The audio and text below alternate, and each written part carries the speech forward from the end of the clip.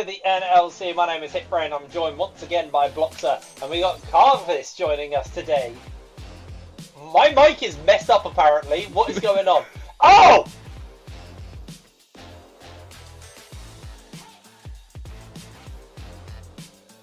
No. There we go. I'm back in the stream. Hello.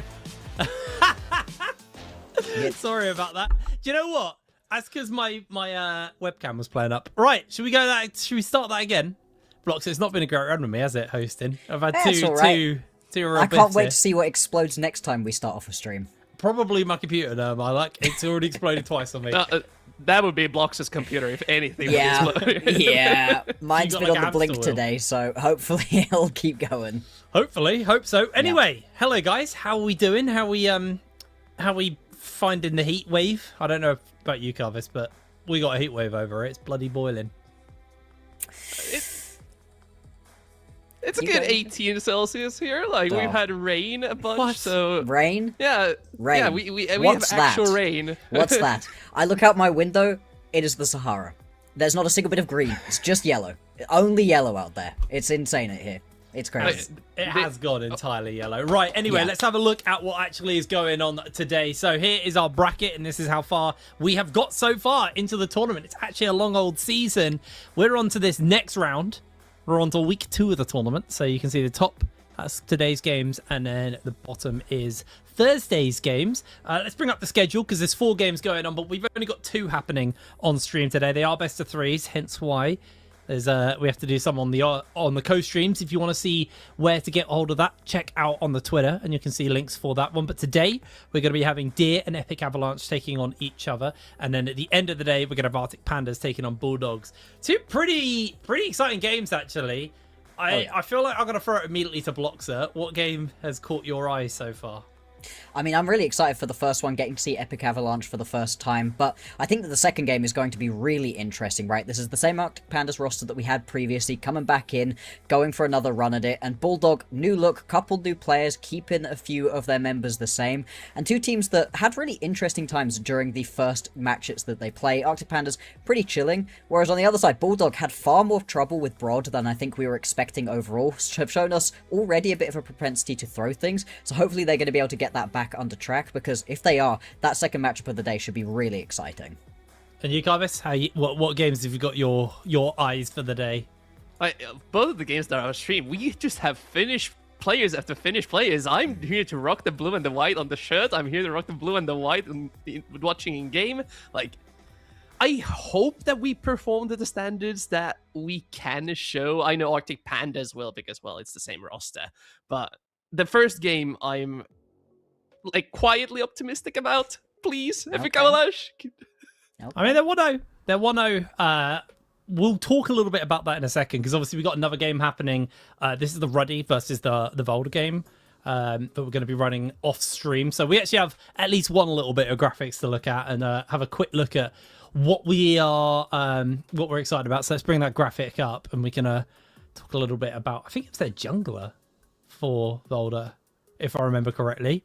Yes, that's it. It is the jungler for Volda. Now, I was really excited for Volda. I got very hyped on these guys last week, actually, when me and you were covering them, Bloxer. Yeah, they look pretty good, right? How you feeling about them versus Ruddy?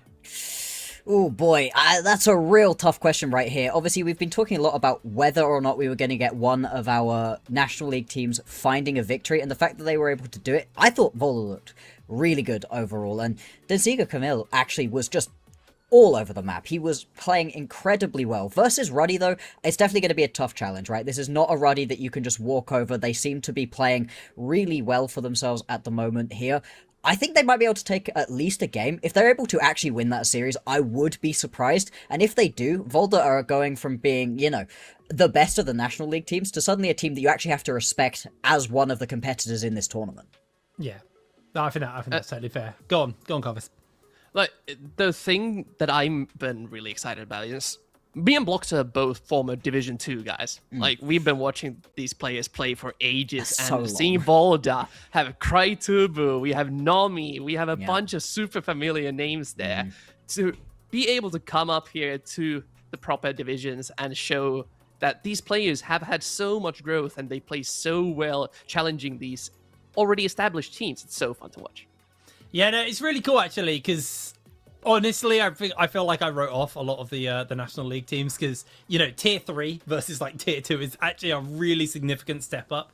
If not just in like solo queue elo, but also like just general understanding of the game. You look at like the teams like Ruddy who have been to EU Masters, you know, they played versus the best of the best in tier 2. They've played versus, you know, the LFL teams, the Polish league teams, you know.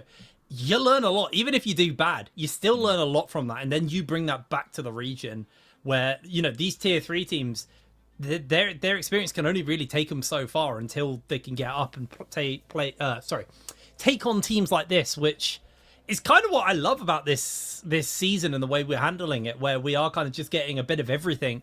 It does mean I think there is a little bit of a bit of a power vacuum in some areas where I feel like a lot of the national teams do sit a little bit lower towards the table, but teams like Volta are genuinely a team who've got me excited. I feel like, you know, to say they're top of the table would be insane copium and like a bit of an overhype, but I do genuinely think they're a team who have like middle of the pack in them pretty confidently, and anything they can push them beyond that would be a really, really good surprise and, you know, a potentially really epic story to follow. Now, we'll talk about the last game at the later on, but I think we will now narrow in a little bit on this Deer versus Epic Avalanche game. So I think I'm going to throw it back over to Carvis immediately to break us down on this one. I assume you're going to want to talk about Epic Avalanche, so give it to me. Let's go. Yeah, Epic Avalanche is the most storied team in the entire Finnish scene. This is the first time that they actually get to compete properly here in Division 1 of the NLC. We've seen them plenty of times in the RPS with different configurations of the roster. They've had even familiar players to you guys like Baltox in the support role, now replaced by Oivalus. They've had Debu right now in Arctic Pandas. He played mid lane, I believe, back then for Epic Avalanche, while Mirza, the former mid laner, was taking a vacation now. Rauke, who was the replacement for VL, is in the mid lane. There's been a lot of roster changes. However, this team still has their own style that they finally get to show off. And we still haven't really seen them. We don't know their exact power level. We saw them this Sunday in the FPL, the Finnish National League, secure their #1 spot in the league against the number 2 team, which has a bunch of really good players in it as well. So on paper, they could be one of these teams that have the upset factor, similar to Boulder, similar to Broad. Yeah, I think the thing obviously is they're a team we haven't seen. They are, if you look at them, you're like, they're 1-0. They played versus DMG, and so by played, DMG had to FF that series, so it was an auto win. So this is the first time we're getting hands-on experience with this team, which is leaving me very excited.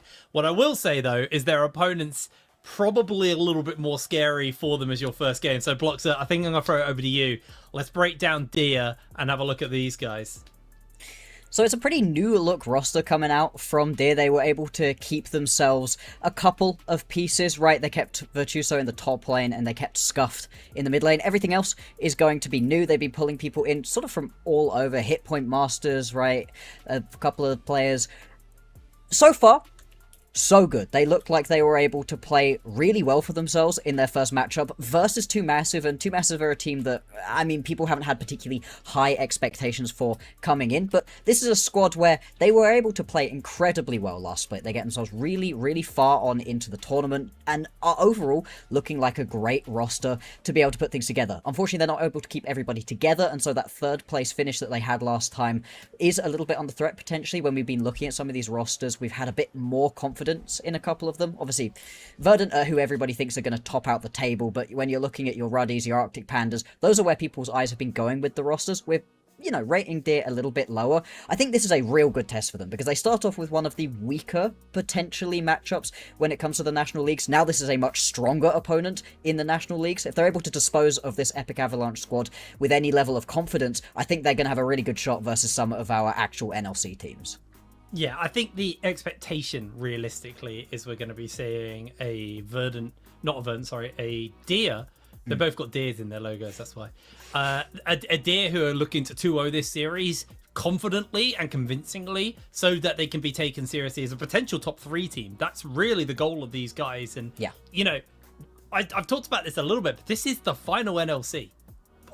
forever. We're then Yeah. breaking back up and going into our national leagues. We're going to have the return of like the UKLC. I don't actually know what we're going to be calling it, but we'll have a return of like, you know, our national leagues in that sense. So for a lot of these teams, this is their last chance to really prove themselves on a scale this big. And, you know, this is a massive tournament. There's a lot of teams. If you can eke out into that top end, get a top 3, that's huge going into whatever league you're going to then splinter off to next year for the tournaments that come up. So I think, you know, they're obviously a team who had I think a deeper run than I expected over this year. I kind of put them in my head as a content team because that's kind of what they were off the bat. They were initially formed as one of those content teams, not quite the platinum jungler angle that we had at the beginning of the year, but still a content team. But they genuinely stuck around as like a staple, a really, really solid team. So I am excited to see what they're going to have in the bag. Carvis, your hands up. Go on. What do you want to say? But I do want to touch, as you said, Deer is looking to 2-0 the series. Yeah. They definitely are. But this is also, for the entire season, a point where we get to see, we've already seen, as previous mentioned, Broad and Balder do quite well as the National League representatives. If Epic Avalanche does well here, and is able to challenge Deer, that could prove interesting for the rest of the bracket. Is this what we can see? Will the hashtag Vöru actually happen and the national leagues go like the Avalanche, challenging the actual NLC representatives? Like, Deer may prove to be in trouble, especially if the game 1 goes haywire. The player matchups we haven't really touched on, like other than the real overview of the rosters. There are some volatile matchups there. The one that I like to bring up is the top lane matchup. Yep. Carlos on the Epic Avalanche top lane is known in the Finnish league as the red side master. Just look at that champion pool. Like, you play Irelia, you play Jax, you play Ambessa, you play all of these really, really annoying counter picks. You can't really blind Gnar into this. You can't really blind some of those standard blind pick top laners that let you get the so important support counter pick in this meta game. There's also things like if you blind pick Sion, we saw a counter pick Cho'Gath into it this Sunday and it got completely destroyed. The Sion just couldn't really play the game. They were lacking the front line, and if you play mage bot lane in this meta, you really need to have the front to back team fighting core, and without a properly geared up Sion, it's going to be hard to team fight. Yeah, it's one of those things where, you know, you look at those top lane matchups. We had this again last week. We have very volatile, I like to call them ego matchups, where you only pick carry top laners. If you can shut them down, though, they feel genuinely useless. So that's obviously an avenue for them to kind of take over this. So I think we haven't got long until we get into the game, like a couple of minutes before we get into Champ Select. So, Bloxer, what is Deer's angle of attack? How are we expecting them to take over this game and, well, this series, really? What is their playstyle? I think when it comes to Deer and how they're going to be able to beat you, their individual lanes are really strong. And I think the top lane is kind of the most back and forth matchup we're looking at. I agree with Carvis that really that is where we're going to be looking at some potential options for Epic Avalanche. So for Deer, I want them to play around the bottom lane. I think the bottom lane has looked really good for them. Whitman and Mood as a duo have looked brilliant so far. They played some very aggressive combinations as well. They even had themselves a Caitlyn and Nivea lane matchup, which went great for them. Whitman was able to play incredibly well, and has also been enjoying things like the Zeri, the Yunara, all of these quite aggressive, I want to play up in your face, you know, use all of my skills to get as close to you as possible, but he can play sort of all of the play styles, likes to play further back as well, we've seen in previous years. So I think if this bot lane is going to be good for Deer, that's a real potential power point for them to play around. And obviously, you've also got to talk about the jungle, right? As much as we do really like the way that this FPL team play, all of the National League teams seem to have just slightly worse macro. It comes from playing on lower divisions overall. And if Epic Avalanche do end up with the slightly worse macro that we've been seeing, Beelit can have a really good time stealing away camps, putting the pressure on in all of these lanes. And if the top lane is as explosive as we think, there could be some potential gank options up there as well. Yeah, and I think you are 100% on point with the bot lane thing. I think the part I'm most worried about as a Finnish person watching our representative play is the AD carry position in particular, because VL, historically, while he is great on the ADCs, especially on the safer ones, things like Ezreal, so clean on it, Sivir, provides the utility. Even caster type champions like Jhin and Varus, he's been so good on. We've only seen him play one mage in I believe the entire history of the FPL. It's a couple of games of Ziggs, and that's all. While you can play things like the Ezreal, while you can play things like the Sivir, does he have the practice in this such volatile bot lane metagame? Yeah. That remains to be seen. The support, I'm more confident about. I think Oivalus this actually fits pretty well, but they have shined in the 2v2, and Dia has a great chance to go for punish and kill on that bot side of the map. Yeah, I think you're totally on the money there. Interesting that Deer actually chose the blue side, because we were just talking about how the top lane fit EA is typically a red side counter pick player, so kind of leaning a little bit into them, but maybe they're coming prepared into champ select. You know, if you have one star player, it's very easy to ban out that player. I mean, we saw that quite a lot versus LR last year, was a lot of people would just ban out Browse the whole time. Not saying Top's quite that much of a top laner, but the point more being is, you know, you could easily ban out the Ambesses, the Aatroxes, and on the other side, looking at Deer's top, you know, Virtuoso, someone who I've casted for a very long time, they can play those big ego picks, but you can also just play the Cassantes, the Scions, the Orns, you know, someone who just kind of sits back and plays for level 6, plays for the big team fights, and plays as that frontliner.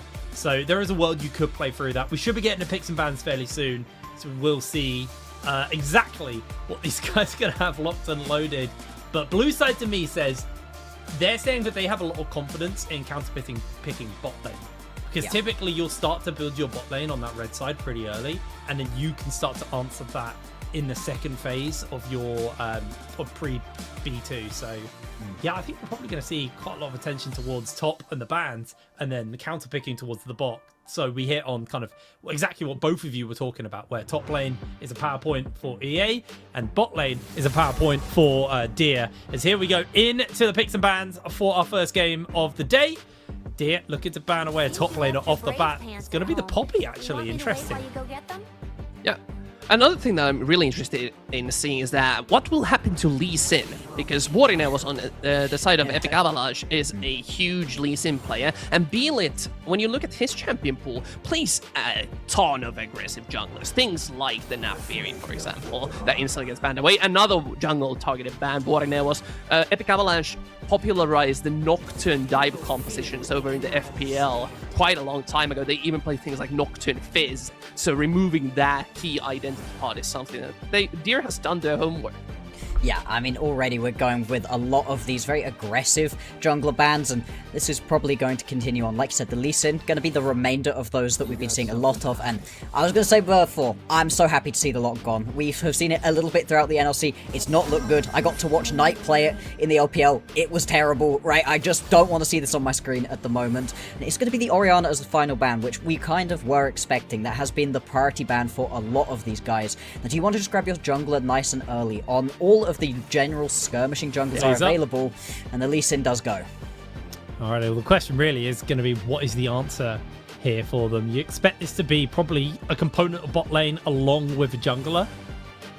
I don't know if you want to play a scaler like that though, like someone a bit tankier. They are going to go for the Skarner, so they're not looking to quite match that early fighting power. Do obviously have the counter ganking through the walls, which can come in, so you kind of be playing behind, trying to just track where Beelit is going. But we'll see what they look to pick up here as a most likely bot lane component, but some weird hovers coming through. We'll see exactly what they're going to pick up though, because we don't talk hovers, and to me, that's flexible. That could just be support. Yeah, most likely. That is the most picked support in the past couple of weeks in global metagames. So this is most likely going into the hands of Oivalus. We already know that he does play it as well. Yeah, I mean, if you've got any ability as VL to be able to play the Ziggs, that's been the kind of premier matchup pairing that we've been seeing between those two. A little bit risky, potentially, into Whitman and Mood. That is a bot lane that you want to play around quite a lot, and as we've highlighted, potentially not going to be the easiest to do. The response right now, just going to be moving on towards the mid lane. A bit of a surprise here, as we were talking about. Deer, we thought they'd more be moving towards picking up their bot lane early on, but seem to be happy to move that one a little bit later on into the back end picks. I would understand wanting to take your support a little bit later on into this draft. So for Deer, do they just want to grab a nice, easy, safe, blind pickable top lane? or be flexible. As we've spoken about with the flexibility, that's most likely a support. We've been seeing that mostly support, but it does not have to be. It can move around. Yeah, it does have a wiggle room of flexibility. I'm surprised by the cast this early. You revealed a little bit of mobility in the Camille, but like, you've gone for a champion who's very anti-melee already, and just banking on that this is going to be a melee-heavy comp here. And it looks like EA are thinking about actually just locking in some range here, some artillery. So they've locked in the Ziggs. I'm 99% sure that's going to be the bot laner. I haven't seen Ziggs mid in an incredibly long time. So probably just going to be the bot laner here. And now the question is are they going to match it mage for mage, or are they going to try and play for an early power in the bot lane for an ADC and try and just push out the Ziggs pre-lost chapter? As bans coming through now, I think we're going to start to ban out some top laners, because that is exactly what I'm expecting to see be the heavy focus in this next phase. Yeah, I think this is a great idea from Epic Avalanche, just due to the fact that, well, the 3 champions that they drafted with this Camille most likely going to support, they are going to lack some tank busting damage, at the current moment at least. Olaf makes sense to get banned out, would run down the Cassiopeia very, like, make the life kind of difficult. There's also the red side top lane counter pick, Gottalos, we've already mentioned it, has a ton of champions that he can pull out of nowhere. More top lane focus for Tuzus, Cassante, taking out more of those, even maybe trying to bait the Scion a little bit, just to see if they would go for it. Oh boy, they are really just focusing out this top lane. Wouldn't be surprised if we see another top lane ban coming out right here. The Jace, yeah, another thing that also could potentially have been flexible. We have been seeing that move around to a couple of different lanes at the moment, and I know people are complaining. I really like the meta as it stands at the moment. I love flexibility. It's great. It's really fun. I mean, it's hard, right, to talk about what you think is going to happen when it can move all over, but I think it's a good time for Epic Avalanche. We expect them really to take their mid laner at the moment as something safe, something that can sit quite far back. I think that the Victor makes a lot of sense. And again, this really works. You have got plenty of lockdown into a single area and so much magic damage to be able to put down over the top. And you leave Carlos open to taking one of his AD picks in the top lane to really round the damage profile of this composition out. He's got tons of options right there. So for Deer, you need something safe that can sit back, or if you're feeling real ballsy about it, you can just try to take the fight to your opponents. I haven't... Oh. Okay, so they go for the Hui. That's going bot lane here. Now, there was a world where I was like, is this just like cast top? Because I hate cast now. This is the problem with picking it so early, is they've now just locked in range as the answer to the fact there's a Cassiopeia. Hui's probably just going in the bot lane, but could actually flex into mid, and then you move the Cassiopeia around a little bit. But we'll see what the final pick here for the side of Deer is. Honestly, I'm struggling with an identity, because they got a lot of kind of like anti-dive, but you obviously got the Hui there, who's kind of like a bit of range. They're going to just lock in the Renekton as their final pick, and counters are up and available over to the side of Epic Avalanche. We'll see what they decide to lock in as their answer. Oh, I'm assuming this is Ziggs Camille bot lane, though. They could just send the Camille top.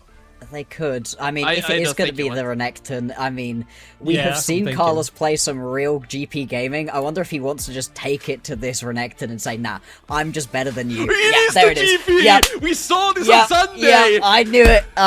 Yeah, like you said, Carvis, we've seen this before.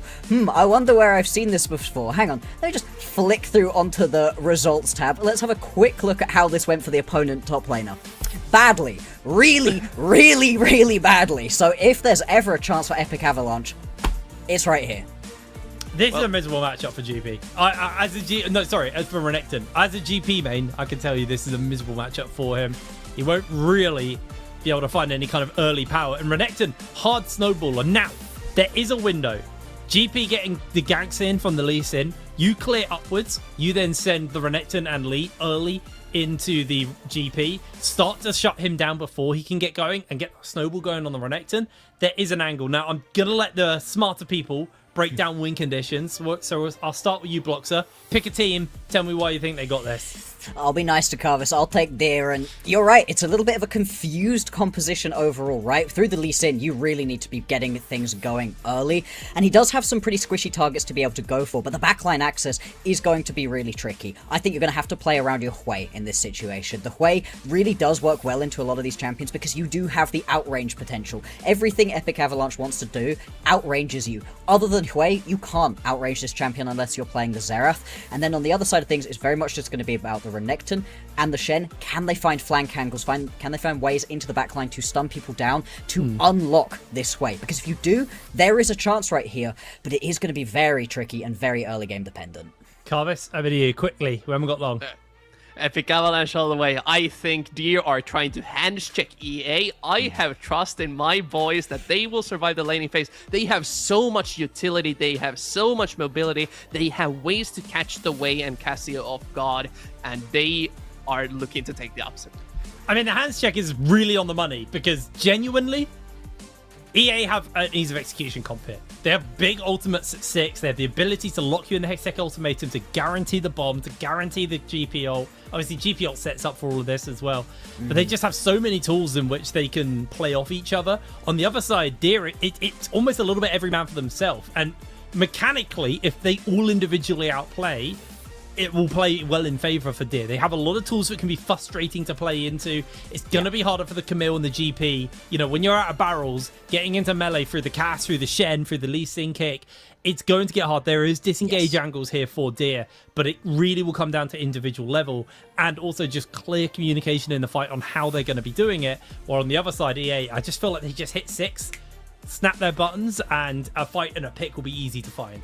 That is my thoughts. Yeah, I mean, the only thing that really hurts the pick potential is this Shen. The Stand United is going to be really big, but it's going to be interesting to see how quickly you can actually hit that level 6. We've been seeing heavy roaming out of almost every single support recently, so if Mood's not able to actually sit in the bot lane and get enough XP to be able to go and make those plays, that's going to be really rough for them as well. Absolutely. Well, Carvis, any closing thoughts? Because we're about to go into game, so quick, 4 words. I hope you have fun watching the Finns do their thing. Hashtag Muir. Alrighty, well, here we go. Getting ready to go into game number 1 of the day. We've got 2 best of 3s coming up. Expectations are on Deer to 2-0 this. They are one of the best teams we've got. They've got a team who have a lot to prove going into this season. But damn, they've made it hard for themselves with their draft. Yes, they have. Really interesting draft. I think the hands check is absolutely the right analysis on this. And to be honest, not necessarily unwarranted. These are some very talented players right here out of Deer who have done a lot of things that, you know, I think warrant them having a little bit of extra confidence coming on into today. At the same time, as we've been talking about, right, Epic Avalanche, not one of the worst teams that we have out of these National League teams. So you've really got to, you know, respect them. And I do wonder if this is a situation where they might just get hit back in the mouth. And the world of like scouting becomes a little bit harder because you haven't actually seen them play in the tournament yet. Yes, they did play on Sunday, so like yesterday, but that doesn't give you a lot of time to work off what they've locked in, right? Like you need a bit more time to kind of figure out from what you learned from the scouting. That's the word I'm looking for. Here we go. Right, into the game once again. Apologies about that. It's not NLC without a pause. There's Of course Whitman. not.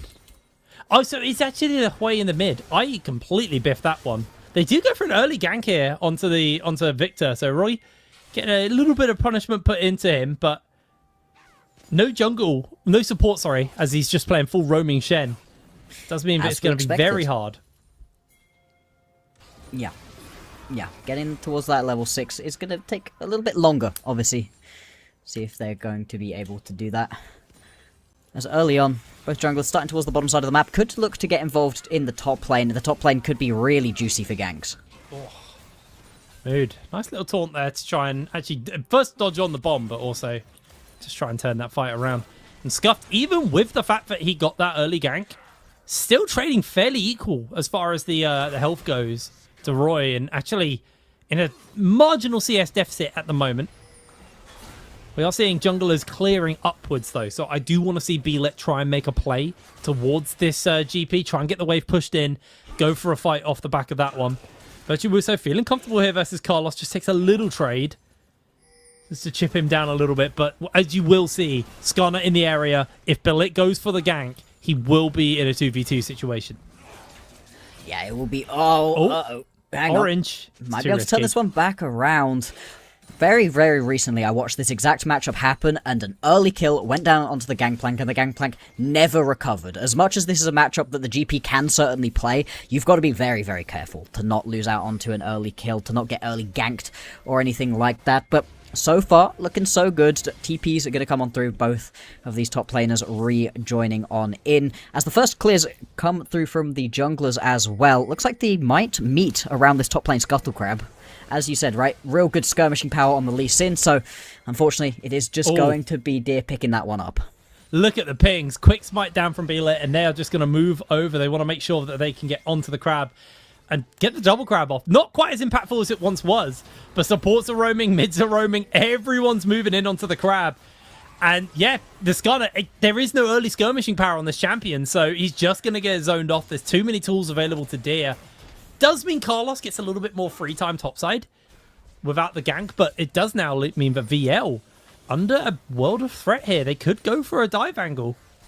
It could potentially. I think it'd be a little bit early on at this point, right? Ziggs, one of those champions that could be really annoying to die of the satchel charge, able to just push you away or pull you in further than you otherwise wanted to be. So instead, they are just going to back this one off. Although, right now, Warrior Nuvus moving down into the bottom lane could also try for a repeat gank here, but he's just going to be spotted out on wards, and this is really unfortunate for the Skarner at this point. He's just going to run around, although, actually, bot lane not going to recognize. Did they look at the minimap? They No. see this coming. Here's the hook shot, Whitman. He's going to get caught into the wall. Does still have that flash available to him. Miasma can go up as well if they need to disengage. But VL's damage was absolutely massive there.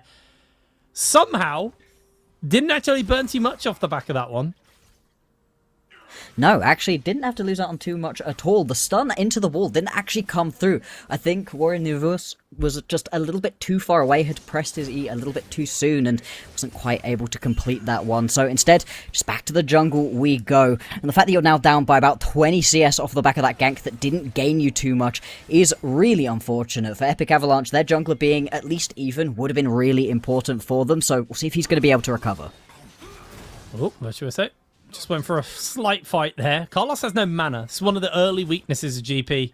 Barrels don't cost any mana, but he has no mana. He's got the Deathfire touch as well, so that passive could borderline kill if he gets the auto attack off. You can see that there's a jungle roams and support, well, actually both just supports yep. roaming over to make sure that this wave will crash safely for Carlos. No dive. It's a very, very volatile top lane right now, and Virtuoso is genuinely playing this lane matchup really, really well. Yeah, this can be a lane matchup that can begin to fall away from you, but so far looking so good as we had expected. Obviously the GP, the Victor, there's a lot of long-term scaling options right here for Epic Avalanche. Their composition isn't going to fully come online for a very long time. That's not to say that there aren't some good scaling options for Deer as well, but their skirmishing power comes in a heck of a lot earlier, and they could well be looking for some sort of dive here. The fact that they run into the Skarner is going to make this a bit tougher. I don't know if they're just turning it onto the Skarner instead. They're going to get a lot of damage out from him. Gets the shield off. Means his top will get the reset off. But they could just potentially hold him prison. They've got now 3 members in the area. Meanwhile, Scuff could be in danger. Good fear comes out, though, to make sure he's not going to be getting caught. Meanwhile, we need to go topside because it still looks like they're setting up for the play. Mood's got that taunt ready to go. Mood they're going to throw the cannon fire. Can they get the safety? Oh, my word. He gets away. That's crazy work. Mood just about escapes the flash into the parlay. One more. Mood, don't get in range of another Q. The movement's beat by the trial by fire, forces the flash out, and now they're going to turn it around to the Camille. There's first blood to Virtuoso. Barrel gets popped. Q gets missed. Mood is low HP. Carlos still has the orange if he needs to. He might be able to turn it onto Mood. They've got 4 people topside. Carlos, if he greets for a kill, he's going down. Gets hit there by the W. And there's the kick from the Lee Sin. Beelit's going to be looking for it, but he's going to land onto the barrel. Just pings away as they get another track from the W. The orange will heal him back up just as much damage as he took. And Carlos, honestly, that's not great for him. He's going to lose a lot of waves for this. Yeah, he is. I mean, Velas going to come back in as well. Getting feared away will at least just stop some resets coming on through, but he's losing out on such a big wave right here. And lose turret plating as well. All of this, in response, though, is going to be traded for a dragon. Early dragon going to go over to Epic Avalanche, so they're at least getting something back on the other side of the map. But, boy, they are getting dragged around in circles at this point. And the matchup we were looking at to be potentially really Carlos-favoured, all of a sudden flipping over. Yeah. I mean, he's good on the GP, but Virtuoso is a player who's played in the NLC for a very long time. He's played versus some seriously good top laners over the years. And that experience giving him a lot of an ability to handle this matchup versus Carlos. Also, it is a Fiesta top lane. Like, isolated, this becomes a lot easier for GP to manage. But when you got Shen support roaming up constantly, when you got the Lee Sin playing early aggression as well, it does get a little bit harder. So the team are also making sure that this top lane doesn't snowball into a horrible position as Beelit is going to get caught hit by the stun. Scuffed is going to have to make his way over. Looks for a potential fear angle. Just puts down the root as Beelit. He's just going to get flushed on. Okay, Nice lovely, play. lovely. Really nice play right there from Ryokia. Just splashing forwards, knowing his damage breakpoints, and that's a really early kill to be going over onto this Victor. Something that they can then use the pressure around to potentially go and try pick up these grubs. Would love to grab the grubs in this situation, right? Take away a little bit of a split push angle from your opponents, make something a little bit better work for you. Although, They no. stole it. Scuff stole that away. Got the fear off as well. They found the lockdown into the ultimate as well. That is a mega slow. And the Scorpion goes popped. No denial of the grubs. That should be just picked up here by Deer. Nice little taunt to follow up. A bit of poke that comes out onto the support. Nothing too major. Shoves in a wave, and yeah, that'll be all. Deer get off the back of that one, along with the grubs. I think you're still going to be happy enough with the way this has worked. As another gank top lane potentially. Level 6. Carlos. Oh, he's dead. Yeah, he is super cooked. Oh. Uh-oh. This fills me with a little bit of worry right here for this series, because Epic Avalanche, I think this was the composition they wanted. This was a lot of the champions that they are best at, a lot of the style that they really like, and the fact that the top lane, sort of the bastion of strength we were looking at for them, really not working out so far. That death in the top lane will open up the grubs right here to Deer, and so far, just 10 minutes into this game, they've been able to get themselves about 1,000 gold lead, some pretty good stats coming through as well, and with the earlier composition to begin coming online, they're going to be very happy with that. It's one of those problems you see quite a lot when you do have like a star player and they're quite easy to focus out. Yeah. That, you know, suddenly your avenue to win becomes harder. I mean, you have a lot of wave clear. There's a lot of stall, and there's always a scaling aspect Yes. to this game. You've got to keep in mind, whenever GP's in the game, late game GP is going to be absolutely disgusting to play into. Obviously, you've got the Ziggs wave clear and the Victor that can get you there. Both champions also will scale up phenomenally over time. And there's no true front line for Deer. Like, Mood is as close as he gets, but he's support Shen. So he's going to be a lot easier to pick. And he's just going to get caught out here by the ultimate. Down he goes. I thought he was going to be able to walk away from that one. I was very wrong. I think Mood did as well. But yeah, no, in that situation, Ryokia just going to go down again. And that's going to be a second kill going on to this Victor. Sorry, Ryokia going to pick up that kill. Mood going to go down on that one. And the fact that he's able to grab a second kill early on this Victor, I mean, pre-first item coming through as well, really setting this mid lane up for success. It is a bit of a tricky game to play out on the Victor, though. You've got a lot of threats that are potentially looking for you, but the Blackfire Torch now going to be completed, and he is massive. Yeah, that's going to be a very, very scary Victor. Scuffed, still not quite finished up his torch. Carlos has to cancel his reset. Does not want to be getting caught here. Giving more plates over to the Crocodile. But a gank is coming in from Mood, so this could get nasty. They do get the pot off. There's the heal out and the ultimate for the Cannon Barrage. And look for the lockdown. Looks like it's not going to be opted to them. Did Virtuoso W a minion? Yes. Yes. Okay, that would be what happened. That's what went wrong there. Mood just about survives that. I think Virtuoso hit the tower as well. Don't tower dive this. Don't tower dive this. I know they got Beelit. Maybe they can tower dive this. They got Camille coming in. There's the follow-up, and Virtuoso gets the kill. Lovely. Yeah, having to bring in another member. Unfortunately, right there for Carlos, just going to get taken out once again. 0-2-0 at this point. Hasn't really been able to get a foothold in this game. 30 seconds now until the next Drake will be spawning. The first obviously picked up by Epic Avalanche. So Deer, unless they want to get a lot of potential scaling options onto Epic Avalanche, need to play around this one. Beelit currently in the top side of the map. Could potentially take a base and come play. But he has already got that first item completed, and with the Eclipse, this Lee Sin is well and truly online. He is ready to go and play. Yeah, he's going to get flash taunted on. There's the miasma into the Petrifying Gaze, and down goes the Ziggs. Whitman gets the kill. And I was just about to talk about this lane. Scuffed, as long as he gets away here, he'll be A-okay. Looks like they're going to happily just force off. And yeah, I just want to give me a moment to make my point. Nope, they're going to go for it. They're going to throw out the ultimate. In comes the Skarner. The massive ult though onto 2 as the Shen jumps in. They both just jump over the wall to safety. And nobody goes down on the side of Deer there. Absolutely huge. And I will now quickly make my point. There's been a lot of attention thrown topside. And Whitman has done a fantastic job of not losing much on bot side. They've lost a single plate. Yeah. Normally, when you're investing 3 members top, you kind of lose out on the bot side of the map. Carlos. Carlos. R.I.P. Wait. He's okay Mood missed now. his taunt. There's a flash on the Renekton. There's no way. Yeah, there it is. Yeah. Carlos did have flash there, clearly. Wasn't expecting it or potentially didn't think it was worthwhile. Still, we'll move down to the bottom side of the map where the Drake will be started up. But, yeah, there's going to be a response right here out of Deer.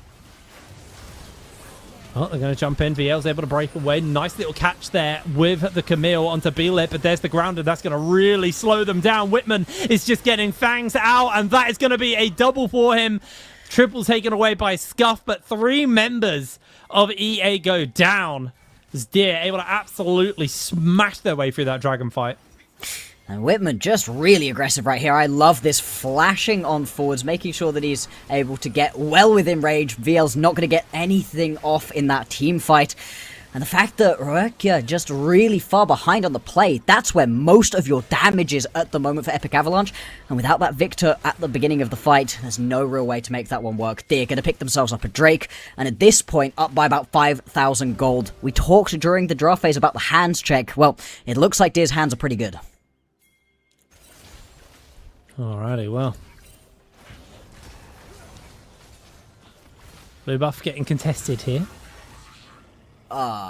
Smite away from Beelit. There's the ultimate out as well, which to me means Beelit's feeling quite happy to take this. He doesn't have the Dragon's Rage though, and Scuffed is very chunked after a fight versus Roekia.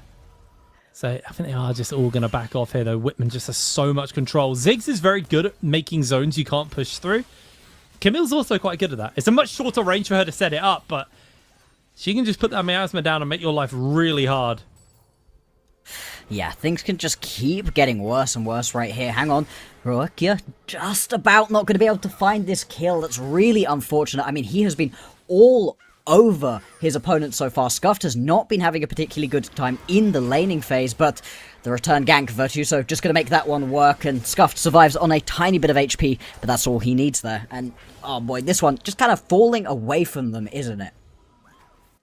It's completely running away from them. And, you know, we said this was a game where it could come down to hands, right? Like, it is just a mechanical check. This is... EA still have, like, I'd say the easier to execute comp. You know, it's very easy to find the Camille ult into the pick.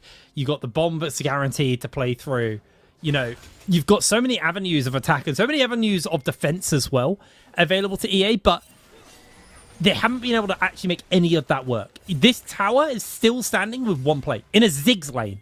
Yeah. Where all of the attention was topside. Like, EA should have punished there, but this is going to be one of those differences between, like, a Tier 3 National League versus a Tier 2 team from, you know, from the NLC. So it does look like they're going to try and use those buttons now, finally onto Whitman, but it's very hard to find it because Mood just jumps in with the Stand United, and down goes the support. You can see Virtuoso thinking about a dive, but does have to be careful for the Impale from that Skarner is just going to pack away. And that's just going to be the Rift Herald being picked up right here as well. As you said, the first tower wasn't even completed down in the bottom lane. That was already taken topside.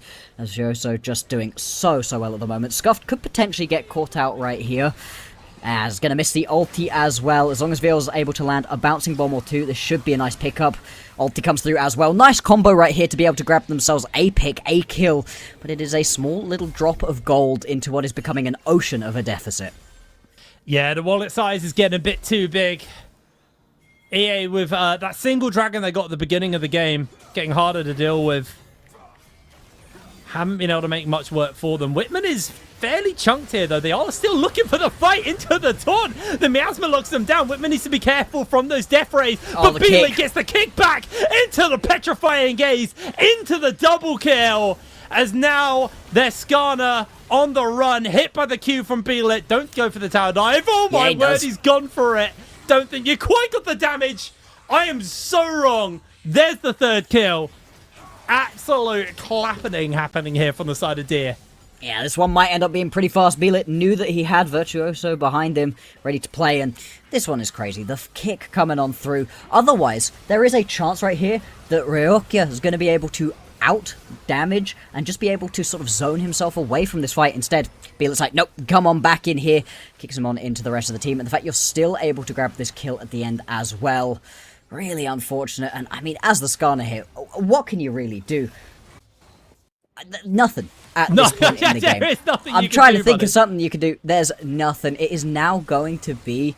I mean, this is nearly a 9,000 gold deficit coming on here. This is a massive wallet diff, and you can really see it reflecting into the items. First items just about being scraped together by the Epic Avalanche members, whereas Deer well on their way to third items in the majority of these lanes.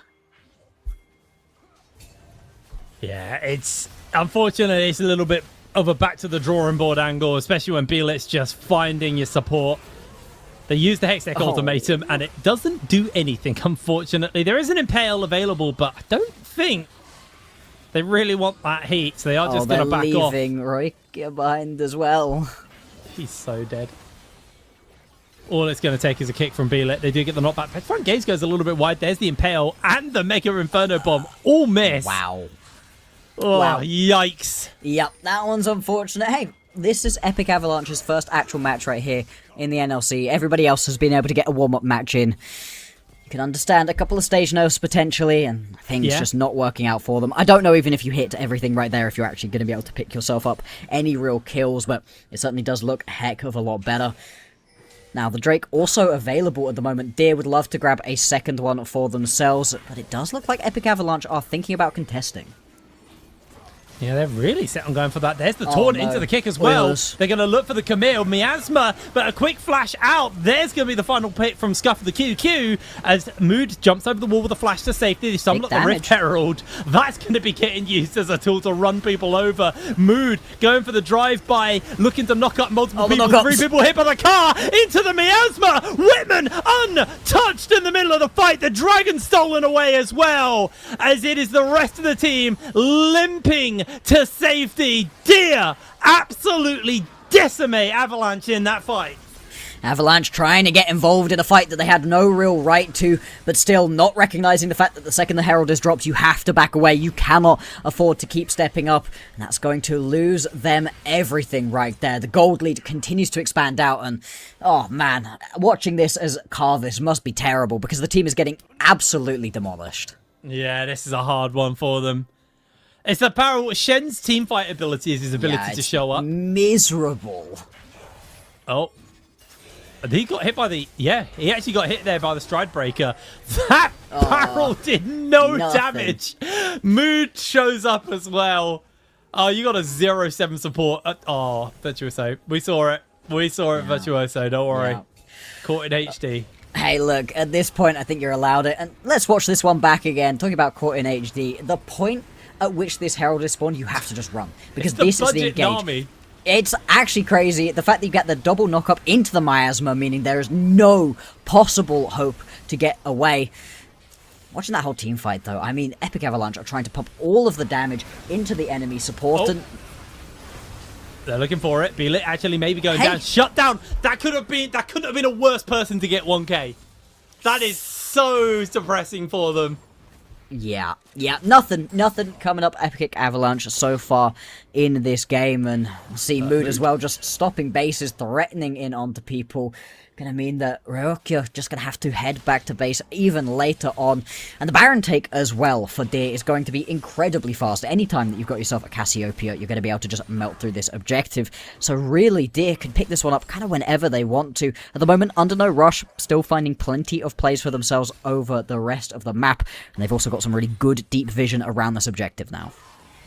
It's hard to watch as well. Poor Carlos only got that Essence Reaver. Has had to slightly detour on his build to get some anti-heal for the team. And GP actually a pretty terrible user of anti-heal. An interesting little fact for you on that one. Because for the AD anti-heal, you have to do physical damage to actually apply it. His ult doesn't apply it because it's AP. So you actually don't apply anti-heal with his ult with an Executioner's Calling. You have to hit the barrels to get the big AoE anti-heal. Or just run up to them, hit them. That surely won't go wrong in this situation yeah, obviously. for Carlos. But when you got a Ziggs and a Victor, you'd be like, hey, can one of you guys get could you guys way apply easier this to one, please? apply it. Yeah, unfortunately, that's not going to come on through. And it is just going to be this Baron started up right now. Epic Avalanche, I don't know if they even know that this one is happening. Even if they did, not sure that there would have been too much of a chance to take this one away. It's just going to be Baron onto Deer. And this is probably one of the final pieces they're going to need to be able to pick up this game. Mood having to jump away still. It will be secured. Recalls can come on through. They've still got all of these tier 2 towers to get right here, Hitbrain. So they do still have a job to try to get through. Yeah, you still have a Ziggs as well, so there is like a cash injection you can get through the towers. This should be the first injection, although they're going to flash onto VL. Catching the Petrifying Gaze does hit. Barrels go a little bit wide, but Virtuoso standing in the middle of everyone, caught back by the knock-up. In comes the taunt, in comes the damage. ultimate. EA are on the board, but they're getting absolutely destroyed by the APCs. Down goes 4, down goes 5, and it is a ace for Deer at the cost of 2. Yeah, that's going to be 2 Baron buffs off, but I don't think you're going to care. We'll have a look back at this fight, and most specifically, Roikia, once again, all of the damage available to the squad is on him, and he just gets immediately jumped by Beelit, pushed away from the fight. He doesn't die for quite a long time, but without that Victor damage, there was no chance they were going to be able to pick up the rest of these kills. You do grab 1 or 2 kills. It's something back for VL, but they are going to lose massively on the back end. Absolutely disgusting fight. The fact they got 2 is great for them, but I mean, look at the Baron cost now. All of the outer towers have finally fallen, crumbled to the power of Deer, and this puts them at a 13,000 gold lead at this point, as Mood is here to save Bullet if he needs. They are just going to come in. They're actually going to teleport, so it looks like the angle is fight. Beelit gets hit by the slow Virtuoso, goes this for the slice here. They get knocked back. Nice. Just gets absolutely chunked out. Taunt goes through. Kick lands onto multiple people. Scuff is also coming in. They have turned it around with 1 kill, but the whale is going to pop and take out everybody. Roy Keir gets hit by the taunt, but he is able to answer with a kill in response. That's a massive ultimate from the Chaos Storm, but honestly, Deer, I think they were feeling themselves a little bit too much there. Absolutely they were. The second that they jump in and get double impaled, things were likely to go wrong. And we finally get to see the actual combo coming through. Impale, and then you're able to put down that Arcane Storm on top and the Mega Inferno Bomb. Have a look back at this one. This is finally a team fight in which Rokia is able to actually play this one out, and Arcane Storm doing some really, really big work. He survives through the rest of it. Oh, every take just really chunks people out. This is good from Epic Avalanche. They're able to punish onto an over-aggressive play from Deer. It looks like they were thinking about jumping onto Scuffed, but Scuffed not going to be giving that one over to them. Just going to back off. Oh my word, the damage from Whitman. Well, goodbye. Here's the delivery. Down goes 2. Little healing as well there from the Crypt Bloom. And Dragon number 3 going over. Indeed, indeed. It is going to be soul point for Deer, as at this point they're just looking for the final ways to crack open the base. Lots and lots of wave clear available to the members of Epic Avalanche, and some pretty decent scaling options as well. The fact that the Victors had to go Rocket Belt second, though, doesn't really fill you with confidence. You would have loved to just have some more damage available to this carry. Still, later and later on into the game we get, as the GP gets more items, things could potentially turn around right here.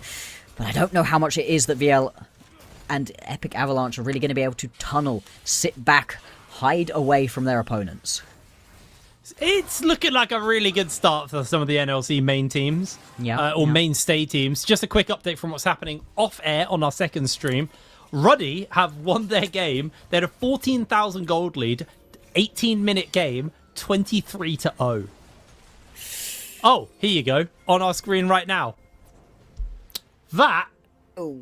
I thought this was disgustingly one-sided. At least these guys have got 10 kills on a dragon. Oh. Yeah, that's a pretty quick win right there coming on through for Ruddy.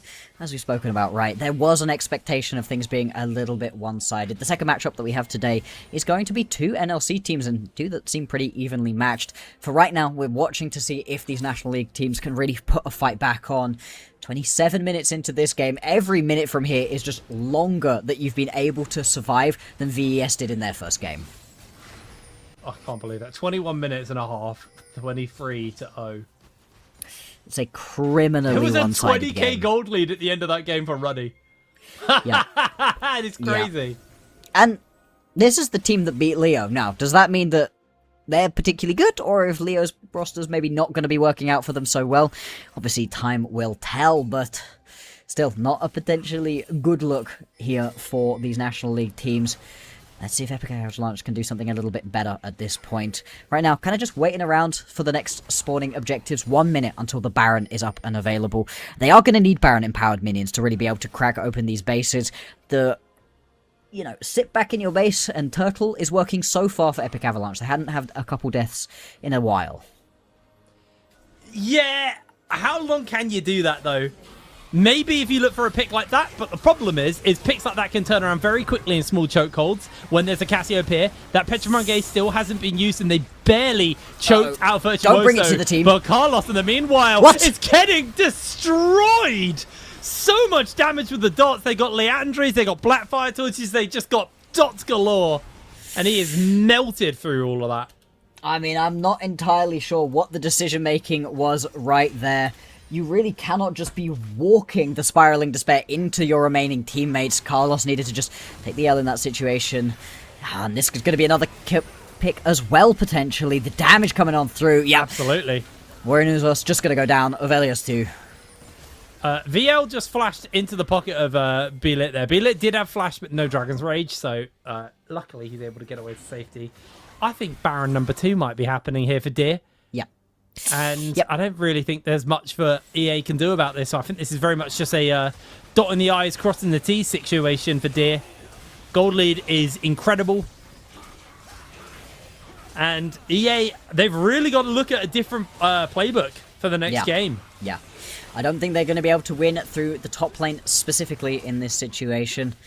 I think instead they're potentially going to have to play through this mid lane a little bit more. Of everybody who's been able to stand up and have some fun moments of their own, Ryokia has looked the best of everybody. Everywhere else sort of just been falling to pieces. And like you said, it's sort of just the ending moments here out of Deer. At least all of these champions are going to be taken away from Fearless, so there's no chance of running this exact composition back. But in terms of hands check compositions, the meta is flush with them at the moment. Yeah, it's a very bizarre meta. I know ADCs have been whinging, but like also screw them, they deserve it. Yeah. This is very much a situation where EA, there's not much they can do other than maybe fish for a punish on a potential misplay.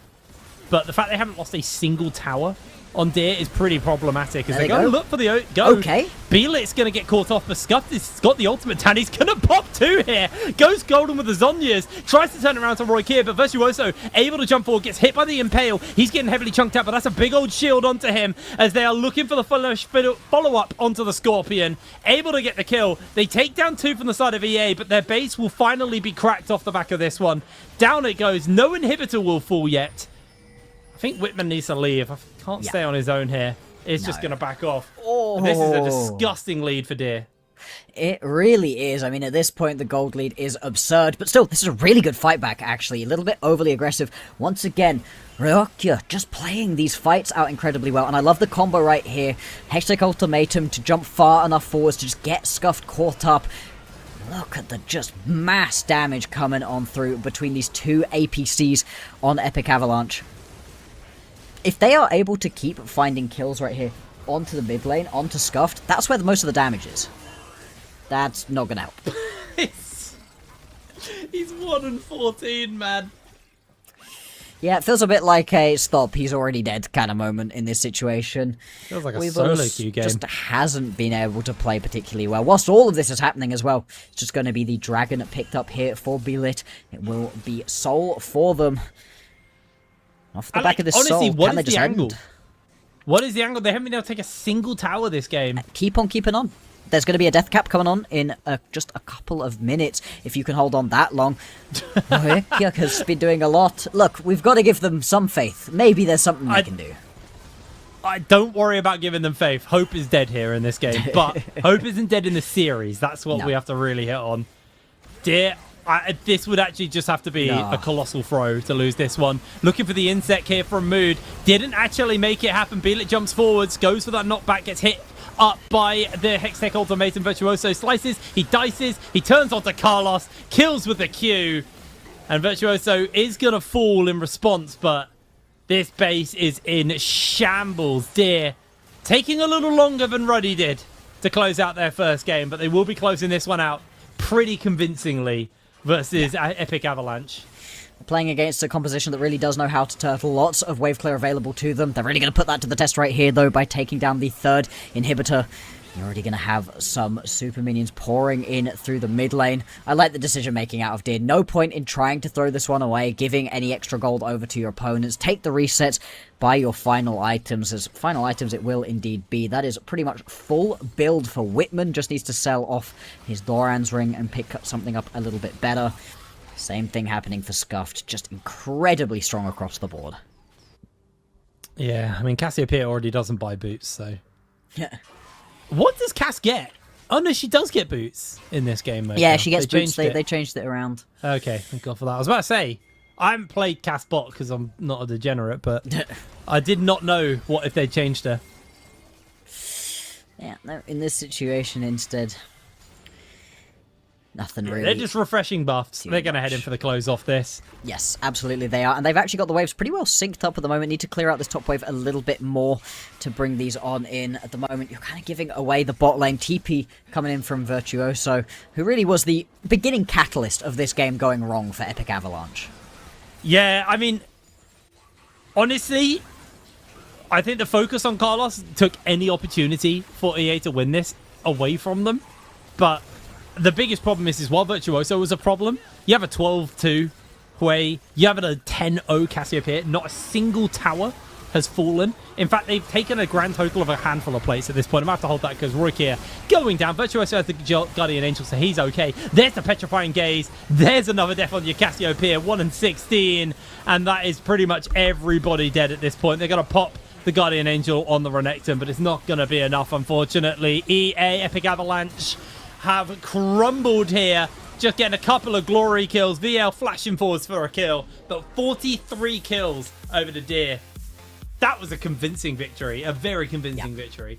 Absolutely it was, and the fact that it took 13 more minutes than Ruddy to win doesn't mean too much when you've got so much wave clear available, and they were sitting very far back from Epic Avalanche. A really good victory coming out, and let's see if they're going to be able to replicate that in the second game, because if they are, if they're able to pick up these two really convincing wins, I'd say this has been a really nice, easy enough ramp up into this split so far from Deer, and at 2-0, they're going to put themselves in potential qualification for moving on into the next rounds. It all moves to best of fives as well, going on forwards, which is going to be really exciting to see, pushing champion pools and everything. But for right now, got to beat the opponent ahead of them, and so far, looking convincing.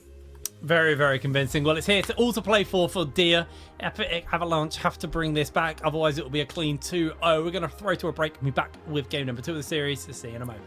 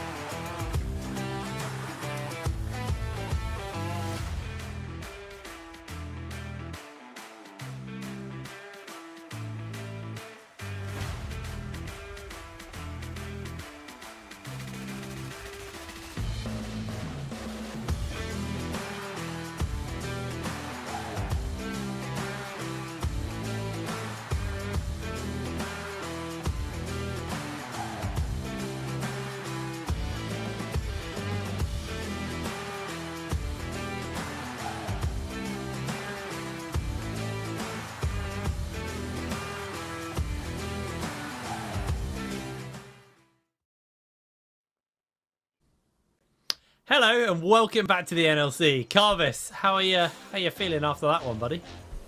So, we are having some issues with the rules of nature here. First of all, deer are supposed to run from the avalanche. Deer are not supposed to be making the avalanche run away. This is not how nature works. Second of all, deer are supposed to have 4 legs. This one's got hands. Yeah. Like, that's what the entire thing came to. Of course, there was like insanely good pathing from the jungler. Yes. They knew exactly what to do. The GP pick got punished at the exact point where in that matchup the GP can get punished before it gets to the Sheen power spike, before it gets the couple items. And yeah, like, this is the thing that I was kind of worried about. If EA decides to go for the full meta route and puts VL on the Ziggs and Oivalus goes on the Camille and they start running around the map, I'm not sure how much practice they have on it. They've always been the team that plays their own style, and when they go to these sorts of possibly stronger, but where they are not as comfortable, this tends to happen. I mean, they were looking less like an avalanche and more like what English people call a snow day, which is a light dusting over like concrete, and that's some it. wet Like, sludge that you have to walk through on the way to work. Yeah. That unfortunately very much was what we got out of Epic Avalanche, and I think you're right, Carvis. We talked about the APCs as something potentially to look at. Well, definitely looking better out of Deer with those APCs down in the bot lane, and I would really like to see just a return to normal ADC play right here. Play what you're actually comfortable with, because as we were talking about Hitbrain, right, it's a weird meta at the moment. it's a very weird meta. And also, historically, we've not had amazing performances from mages in NLC bot lane, even in the current meta. Like, it's always been something that our region struggled with, but like, Whitman, absolutely incredible on this Cassiopeia, considering that his support was not in his lane. He did exactly what he needed to do, and that was just not lose lane. He just sat back, got farm when it was available to him, never overreached, never gave a window for EA to get any power through their bot lane. And this game just snowballed so far away from them, but eventually the double APC was just too much. Now, are we going to see that going into this next pick and bans? We'll have to see. I would like to see Whitman actually piloting a proper ADC. I just want to see what this guy's got in him. Looking so solid off the bat in this game one.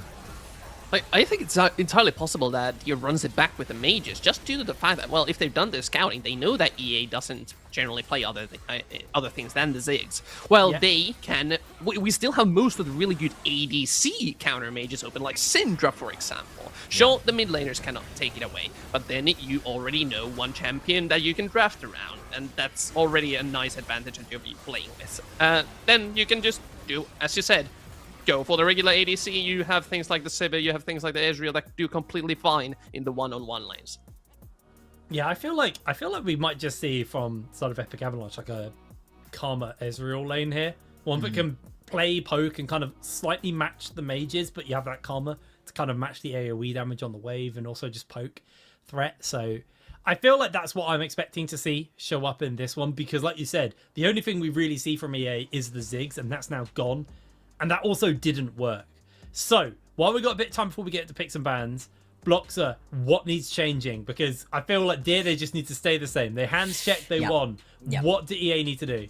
Yeah, like you said, Deer, stay the course. They're in a pretty good spot for themselves. I agree with the Ezreal as I think a really good pickup right here. You need some extra level of safety, and I felt like VL just never really entered the game, wasn't able to pick himself up that first tower down in the bottom lane. I'd like to see them play something particularly aggressive. I think you could grab the Ezreal, something like the Yanara as well, that can just take it to your opponents if you need a bit of safety as well. The Xayah has been really raising in the meta because of all of these APCs as something that can jump back away. And specifically for Epic Avalanche, if it was just one thing I want them to play around, I want them to play around mid lane. Ryokia looked so much better than everybody else did in this matchup. Carlos was getting pushed around, it wasn't going well in the jungle or the bot lane, but mid lane, he was actually so close to solo killing Scuffed multiple times, and I'd like to see them put more resources into this guy. Now, he doesn't actually play particularly high resource picks a lot of the time. A lot of Syndras, Orianas, Aries, that kind of pickup for him, where you can chill out a little bit. You don't actually need your jungle intervention that much. I wouldn't mind him going for something even more aggressive, anything really that he has in his back pocket. We've seen seen the fact that he can play something like the LeBlanc. That could be fun. He's also had a Lock game. Now, as much as I don't want to see Lock on our screens, it could potentially be a fun option for Epic Avalanche to give them a little bit of something to play around. Well, Yeah, considering we just saw that they picked red side. So the Yeah. Lock is pretty much out of the question already because you're just going to blue one You're that. not, yeah, you're not going to get that. It's probably It's not gone. going to happen. However, depending on matchup, we could see things like the Yone. We could see things like, well, there's Roka is a former ADC player, so we could have flex, like we could have a flex all over the place. To be fair, like there's the barriers that can go anywhere. You occasionally still see top lane even after all the changes, but there's still options open that EA hasn't shown yet, and they are the type of team that will cook up stuff that they have not shown. Well, even to the FPL guys. So there's a possibility that we could see some spicy stuff. I mean, they have to cook. They literally have to get in the kitchen now for this game because, you know, you can't win through traditional, like... That was like I wouldn't say a traditional comp because it was obviously a very bizarre comp, but like, they had a more coherent team comp with ease of execution, and they still couldn't win team fights. They still couldn't win the lanes through that either. So they have to find something that is going to work and that can shut down the game plan for Deer. That's actually why, while I'm quickly circling back, why I like the Karma Ezreal, because one of the things that made that lane very hard for Carlos was the fact that both supports were just playing roaming. They both just left bot lane and moving around the map. If you pick something strictly that is going to lock bot lane in place, there's one less person roaming top side, which then gives Carlos another window to try and take over the game through top. So I think play to lock in that bot lane and just, you know, play it chill there and hope that Carlos can get a power pick. There are on the red side, so they do get that counter pick. So things like the Embessa are up and available. Obviously, Renekton and GP are taken away, but there's like the Zarhen. There's quite a few interesting champs in his pool available to him. So going into his picks and ban, I think a traditional ADC support may suit Epic Avalanche a little bit better because it shuts down moods from roaming and then play him to shut down Carlos once again. Entirely possible right here. We'll see what the difference is in the picks and bans right here are going to be. So far, looking like it's going to be a lot of the same. The remaining bans would be the Nocturne, the Lock, the Orianna, and the Syndra are what you have been taking out. I'd be surprised if really any of those picks go through. I don't think they need to change anything up too much at this point. And so, for Deer, what do you want to be first picking at this point? Because at the moment, we've been seeing a lot of junglers taken first. Any of the available very aggressive options seem to be banned away. So instead, you're kind of looking towards those general skirmishes that we keep seeing. I mean, plenty of the Xin Zhaos, the Jarvans, those have been popping up a lot. I think a key point going into this game 2 will be Wukong. I think Wukong is either going to have to be banned or picked by one of the teams, just due to the way that we saw Deer approach just the game. Wukong, one of the champions that can provide the engage potential, but also excellent counter engage, which, well, Deer was just running constantly towards Epic Avalanche. So that having the double Cyclone there could provide some potentially, like they can kite to make the fights longer and try to play the game through. My beef with the Wukong is he's not a champion until level 6, and so, I feel like Bielit would probably pick something like a Xin Zhao, a Vi, something that can actually do something early. So I wouldn't like to see the Wukong just because he's very level dependent. The Bard getting picked gives a mixture of you can stay in lane and fight, but also you're going to be roaming as well. So Mood looked fantastic on the roaming. No surprises to see that, and it looks like the Ezreal part of this puzzle is getting put together. I would like to see it paired with that Karma so you have the lane pressure if they do decide to lock this in. So yeah, Ez on the board. You could go like a more regular engage support, but then the lane is going to be pretty miserable into a Bard. So I think Karma does really round out this bot lane, but they don't have to pick it here. That Bard's picks and they know the Karma's not under threat. So maybe they just go for like a jungle here at this point. Yeah, could potentially move on towards any of those jungle picks that are available. I think the Xin Zhao or the Jarvan would be perfectly good to pick up this early on. If you want to be aggressive, the Viego also sits around the pool. And it is just going to be the Nocturne locked in. Yeah, I mean, you can see it on everybody's faces there. Not exactly what we were looking for. The Nautilus really struggles into the Bard as well, where the roams, you want to roam around a little bit as Nautilus, but you'd rather sit with your ADC, but the Ezreal doesn't care. He doesn't need you to sit alongside him, so you're going to go roam around elsewhere, but the Bard does it quicker. The Bard can often do it better as well, so we'll see how much it is that Nautilus is really going to be able to do in these other lanes, if he's actually going to be able to get involved. Oh! I think the Jhin is interesting here, though. Another champion that doesn't need their support to sit alongside them. A lot of range available, but we were really expecting Whitman to move in with one of these aggressive APCs. Jhin, though, is one of those champions that you can really dive. Like, Jhin is one of those champions that can get punished underneath the tower. It doesn't really have the same safety capabilities than the ADCs that we normally see in the 1v1 lanes.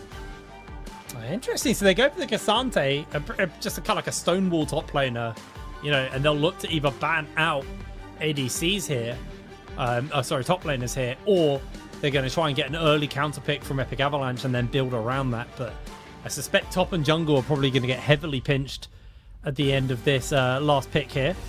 So yeah, I'm just going to go for a Nara in the top lane as an answer to the Cassante.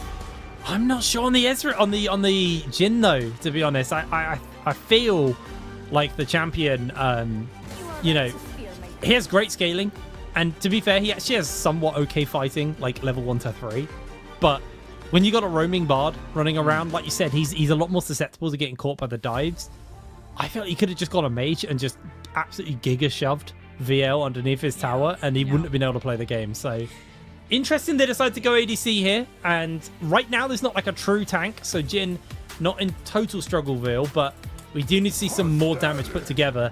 Now moving into the next ban phase, junglers getting pinched out, the Trundle, the Kiana being banned away. Mid and jungle are going to be the pick coming through, so I'm assuming EA are going to be looking for a mid counter pick here. Yeah, I think the mid counter pick would make the most sense for them at this point, although we've seen crazier. We have seen jungle counter picks come on through. I'd be pretty surprised by this one. But in terms of things that are best available in the mid lane, there's really not that much that we have been allowed to keep, right? You're seeing a lot of these roaming mid laners being taken off of the board. I think the Talia could potentially be something interesting either of these teams could look for, can fit in quite well for these sort of teamfight compositions, and you kind of are just looking to play around the range for your carries out of Deer at this point. They actually have two angles, right? You go the Ahri, and you can lock it in with the Xin or the Vi, or you go Talia, and then you lock it in with the Pantheon. Like, those are your two options, really, for Epic Avalanche. Deer have basically the polar opposite side they could go for. They could pull something a little bit weird out. That is a little bit weird. So, yeah, I've really got to start talking about hovers because getting baited up here. I feel like you pick yourself, you know, whatever one you want to pair with your mid. You could blind your mid off this at that point and go for, like, we want the Ahri. But, yeah, still thinking towards the jungler instead and want to make sure they have as good a mid lane matchup. And to be fair, you did say it. There it is. No. There it is. I kind of expected this to happen because this is what Warrior is famous for. But now it does open up the Xin Zhao and the others, as you kind of mentioned already. And the one thing that this does kind of work is that now the front to back is way better for Epic Avalanche. So if they survive the early game, similar to game 1, they can kind of play the game. But Silas could be an issue. Yeah, I'm not sure if I like the blind Silas because there are counters, but they are going to lock it in off the bat. Okay, but have you considered that Deer might just be able to hands check? And even if there is a counter... Yes, absolutely. Can you actually make that one work in this situation? Yeah, I mean, like you said, there are things you could potentially be trying to play on into this one in the mid, but in terms of things that really sit in Rika's back pocket, he doesn't play a lot of the premier counters that we've got for them in the mid lane. You want to be sitting quite far away from the sides, not giving over any of the best available ultis. Oh my They're doing a shout out to Dums for this one. Okay. And it is just potentially the Galio as this final pick. You've already fully leaned into the fact you are just a team fight front to back composition. That's all you want to be doing. If they lock this one in though, they are so deficit in terms of actual magic damage, actual just damage profile in general when it comes to this. I'd much rather just a general fighting mid laner. I mean, obviously the Galio synchronizes very well. Yeah, that's what I expected. Okay. I'm not sure, man. To be honest, I don't like what EA put together here. I think Deer have like a lot of tools to work with, and EA are very ult reliant for a lot of their stuff. which also those ults can now be getting thrown back at you from Scuffed on the Silas. I'm going to stop being a pessimist, though. I'm going to pass it over to our Copium chief, Carvis. What did EA do here? What is the game plan for this team? They went for comfort. This just says comfort to me. Every single one of these champions is something that they are somewhat known for. The only one is Scarlos' Gnar, which we haven't seen too often. But every single one of the members otherwise plays something that they know how to play, they know how to pilot, and it matches up okay-ish in a vacuum in a laning matchup into Deer's team. They're trying to survive the early game and then go for a similar type of game plan compared to game 1, where they are not 10k behind when they start getting their actual power It helps. It helps. It helps not being 10k behind. Sometimes. Yeah, it definitely does. I mean, it helps as long as you're not 9k behind, which I do worry about, right? This is another sort of composition we're seeing out of Deer, where they are hands-checking into their opponents. The Silas into Anivia matchup, there's some options for solo kills here if you're able to play this one out well, but if you get spaced out effectively by this Anivia, can actually be a pretty annoying matchup overall. My eye really is drawn, though, to this Lilia. First Lilia that we're going to be seeing in the NLC this split, and it's going to be a potentially really fun pickup. Now, it's more of just a power farmer, of course. You're not looking to get involved in these lanes so much, and I think that opens up an opportunity for Epic Avalanche to look to get involved. The Wukong pre-level 6 ganks aren't great. He doesn't supply that much to the lanes, but nah, Nautilus, Anivia, they all give you something on the gank, so you can get involved potentially. You really need to.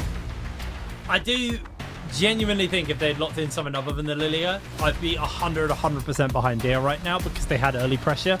But you're kind of on the money. It is going to be a little bit more scaling angle as we're getting ready to go into game number 2 of this series. Deer already opening up with a nice little chunk out of the Nautilus there. With Velius. Having a rough series so far. 16, 17 deaths last game. Not the hottest performance, unfortunately, for them. No, not quite the performance that you would have overall been hoping for from them, but we'll see how this one's going to go. I'm hoping better, right? We're just hoping for something a little bit more competitive, a little bit more back and forth, as already a little bit of chunks coming on through. Jungler starting on opposite sides of the map as well. I like the top lane start right here out of Warriors, because you want to see him gank onto this bot lane at some point. Get involved, try to get this Ezreal some sort of lead before everybody walks away from him and just ignores him in the bottom lane. Yeah, it's going to definitely be a hard one, as all B-Lit actually being caught here. There was a ward placed down to spot him out. Mood did rotate, though, to make sure that there was some will in which they could win this. There's the stun. There's the lockdown, actually. Remember, the chain missed. Kind of not a champion until level 6, but it doesn't matter. He's able to get the kill. They turn it around. EA had the members advantage, and they just take that fight. I mean, you knew that the members advantage was going to be coming on in. I don't know why that full rotation play comes on through. You haven't brought Whitman with you, though they might actually be able to get a trade kill right here. Just going to have to be the flash over the wall from Oivelus. And he is going to be able to get out of that one. If you hit that abscond abduct, there's a chance for Scuffed right there, but he misses it completely. He gets taken out, and that's 2 quick kills going over to 2 key members for Epic Avalanche. Okay, a little question for you, actually, about runes here, because I'm noticing that Whitman's actually taken the Deathfire touch on Jhin. What is the theory behind that? The theory behind that is you're just going to get in your opponent's face as much as possible. You want to be using this to just constantly be moving up during the initial stages of the game and just trying to put as much squeeze as you possibly can onto this Ezreal early. It's quite standard at the moment. I think that's the majority of builds. That's kind of the highest build rate at the moment in terms of runes, so it hasn't really been I think it's come in the last patch or 2, really. It's kind of been what people have been going towards. Interesting. Well, even with all of that, there is still, a push pressure being built up by Deer because Whitman stayed in lane. Means he's going to be able to get a reset off of VL. With that kill and assist, he's going to have to catch the wave before resetting. So then again, he'll be a little bit slower on the tempo. But he is going to be coming with a pretty significant item advantage. I assume. Oh, he doesn't go for the Sheen, actually. He just wants to start that tier build ASAP. They are bringing the monkey over. Everyone's here. Yeah, there's another lockdown. They are looking for the deer. That's going to be a lot of damage Oh onto my God. Beelit. He was really overfeeling that one. Wall goes up as well there from Roy Keir as they do look for the turnaround on. Magical Journey out. Roy Keir follows up as well. They can look for another stun. the They stun. do make a connection. Scuffed is getting caught by the hook. I don't think he's got enough to survive this one. The Kingslayer will not do it. And Dia, they're fumbling this really hard. Yeah, they are. I mean, they are just playing overly aggressive at this point, believing that their champions skirmish better than their opponents, and they just straight up don't. Really nice walls coming through. Ryokia just playing better than his opponent at this point, and once again, every single one of these stuns has been beautiful so far, landing onto multiple members. The kills going exactly where you want them to. Jungle, mid, bot lane, all now up in kills. Let's see what they're going to be able to do with it. That is very rough, actually. I'm surprised, but honestly, I feel like this is also a symptom of the fact that they decided to lock in the Lilia. I feel like if you'd had a Zinzao here, every one of these skirmishes would have been the other way around, and you'd be 4-0. Much easier to play. I mean, there's a bunch of champions that are going to skirmish far better than the Lilia is able to so far, and the fact that they keep opting into them is incredibly surprising. I can't believe neither of us, or even Carvis, has made a joke about the fact that Deer are playing the Deer champion. Feels like that one was probably a layup we should have taken earlier on, but not working out on their namesake at the moment. Well, it's a call out to Dums, isn't it? The maker of the org. Mm-hmm. He is a Lilia main. Yep. But unfortunately, I think Dums is probably turning in his grave that he's not even in. But he's probably moulding watching this performance. Yeah, spinning on his wheelie chair, perhaps, at this point, because things going pretty wrong early on. Still hasn't fallen too far behind in terms of any real CS, but you just want to be power farming. Carlos getting a little bit close in that situation. Already blew the flash a little bit earlier on, so needs to play with a bit more respect. Got a little while until we should see too much more explosivity coming through. We do obviously have that first Drake available, but neither jungler particularly looking towards that one. Beelit just now ticking over to that level 5, so going to be really slow at this point to the level 6. Alrighty, well. Scuff just crashing the wave in. That passive. They do look to be bringing up multiple people, though, as an answer. No level 6, though, on the Wukong. It's definitely harder to do. Looks like they've actually got a flank angle here onto VL. He's going to go for the shift away. Can they find the lockdown? Yes, they can. Only a 4th shot to work with, though, so VL is going to be able to escape that one. Yep. Did have to burn the barrier, though. Ouch, and you can see what happens as well with that Deathfire. Just hurts so much, and it just keeps going. You're going to have to turn tail and run. This extended trades really going to be impacted. Still, doesn't actually turn into the Drake or anything. People just going to head back to base, reset just a little bit, and throughout the early stages of this game, waiting on these level 6s that are going to be critical for both of these teams. The level 6 very close to coming through for Warvin Nuvos coming in, and once he has that, now he can really skirmish, and he's already won the early ones. Yeah, it's a bit criminal that post 6 Wukong is 202. So we are going to see a nice little gnaw back here from Carlos onto Virtuoso, but he's going to be able to pick him back up. Now going mini. No all-out available to Virtuoso, so he's actually happy with that trade. Still came up on the upper end, and now Beelit with level 6. He's got the sleepy time available, goes for the swirl seed, doesn't make the connection. They're bringing over the monkey. There's the flash, there's the sleep. They're going to go all in here, but there's going to be a monkey to spin and Knock get up. the extra bits of damage. The all-out comes out, but another interrupt. Virtuoso falls. Why would you tower dive when he's got the ultimate available? Yeah, I'm really not sure in that situation. Now Beelit might potentially... Oh, no, flash. get taken He's got out. movement Flash. speed from the passive. Moves here. There's no 6 on the monkey. So, well, there's no ultimate on the monkey, so they're going to be able to move away. That's rough right there from Oivulius. Just not quite going to be able to land that one. But still, in the end, it is going to be 5 kills to 1 at this point. About a 1,000 gold lead. I think it's going to be the first gold lead that Epic Avalanche have had so far for this entire series. And the Wukong has just been exploded ahead in this situation. An attempt to gank mid lane, not going to work out. Scuffed is just going to have to turn tail and run. We'll see what the decision is going to be around the Drake and the Grubs now, as both are up. Lilia does grubs very quick, and that gives you a window to try and play through the plates to bring back this gold. But it's slowly starting to build up in favor of Epic Avalanche here. Virtuoso once again fighting onto Carlos. I mean, remember, this is EA's star player. Virtuoso is absolutely decimating him here. Doing so much work. Carlos in the extended trade may be able to fire back. Doesn't actually get the hyper proc off, though. Doesn't get that big chunk out. Yeah. Virtuoso genuinely playing incredibly well here. And it looks like they may just look for Carlos, or they're going to go straight to grubs. Yeah, Lilia does grubs too quick. Yeah, it makes a lot of sense to just head towards this one, trade it over for a Hextech Drake, although Hextech Drake, one of the better individual Drakes to be able to pick up. He's just dead. He's dead. He's dead.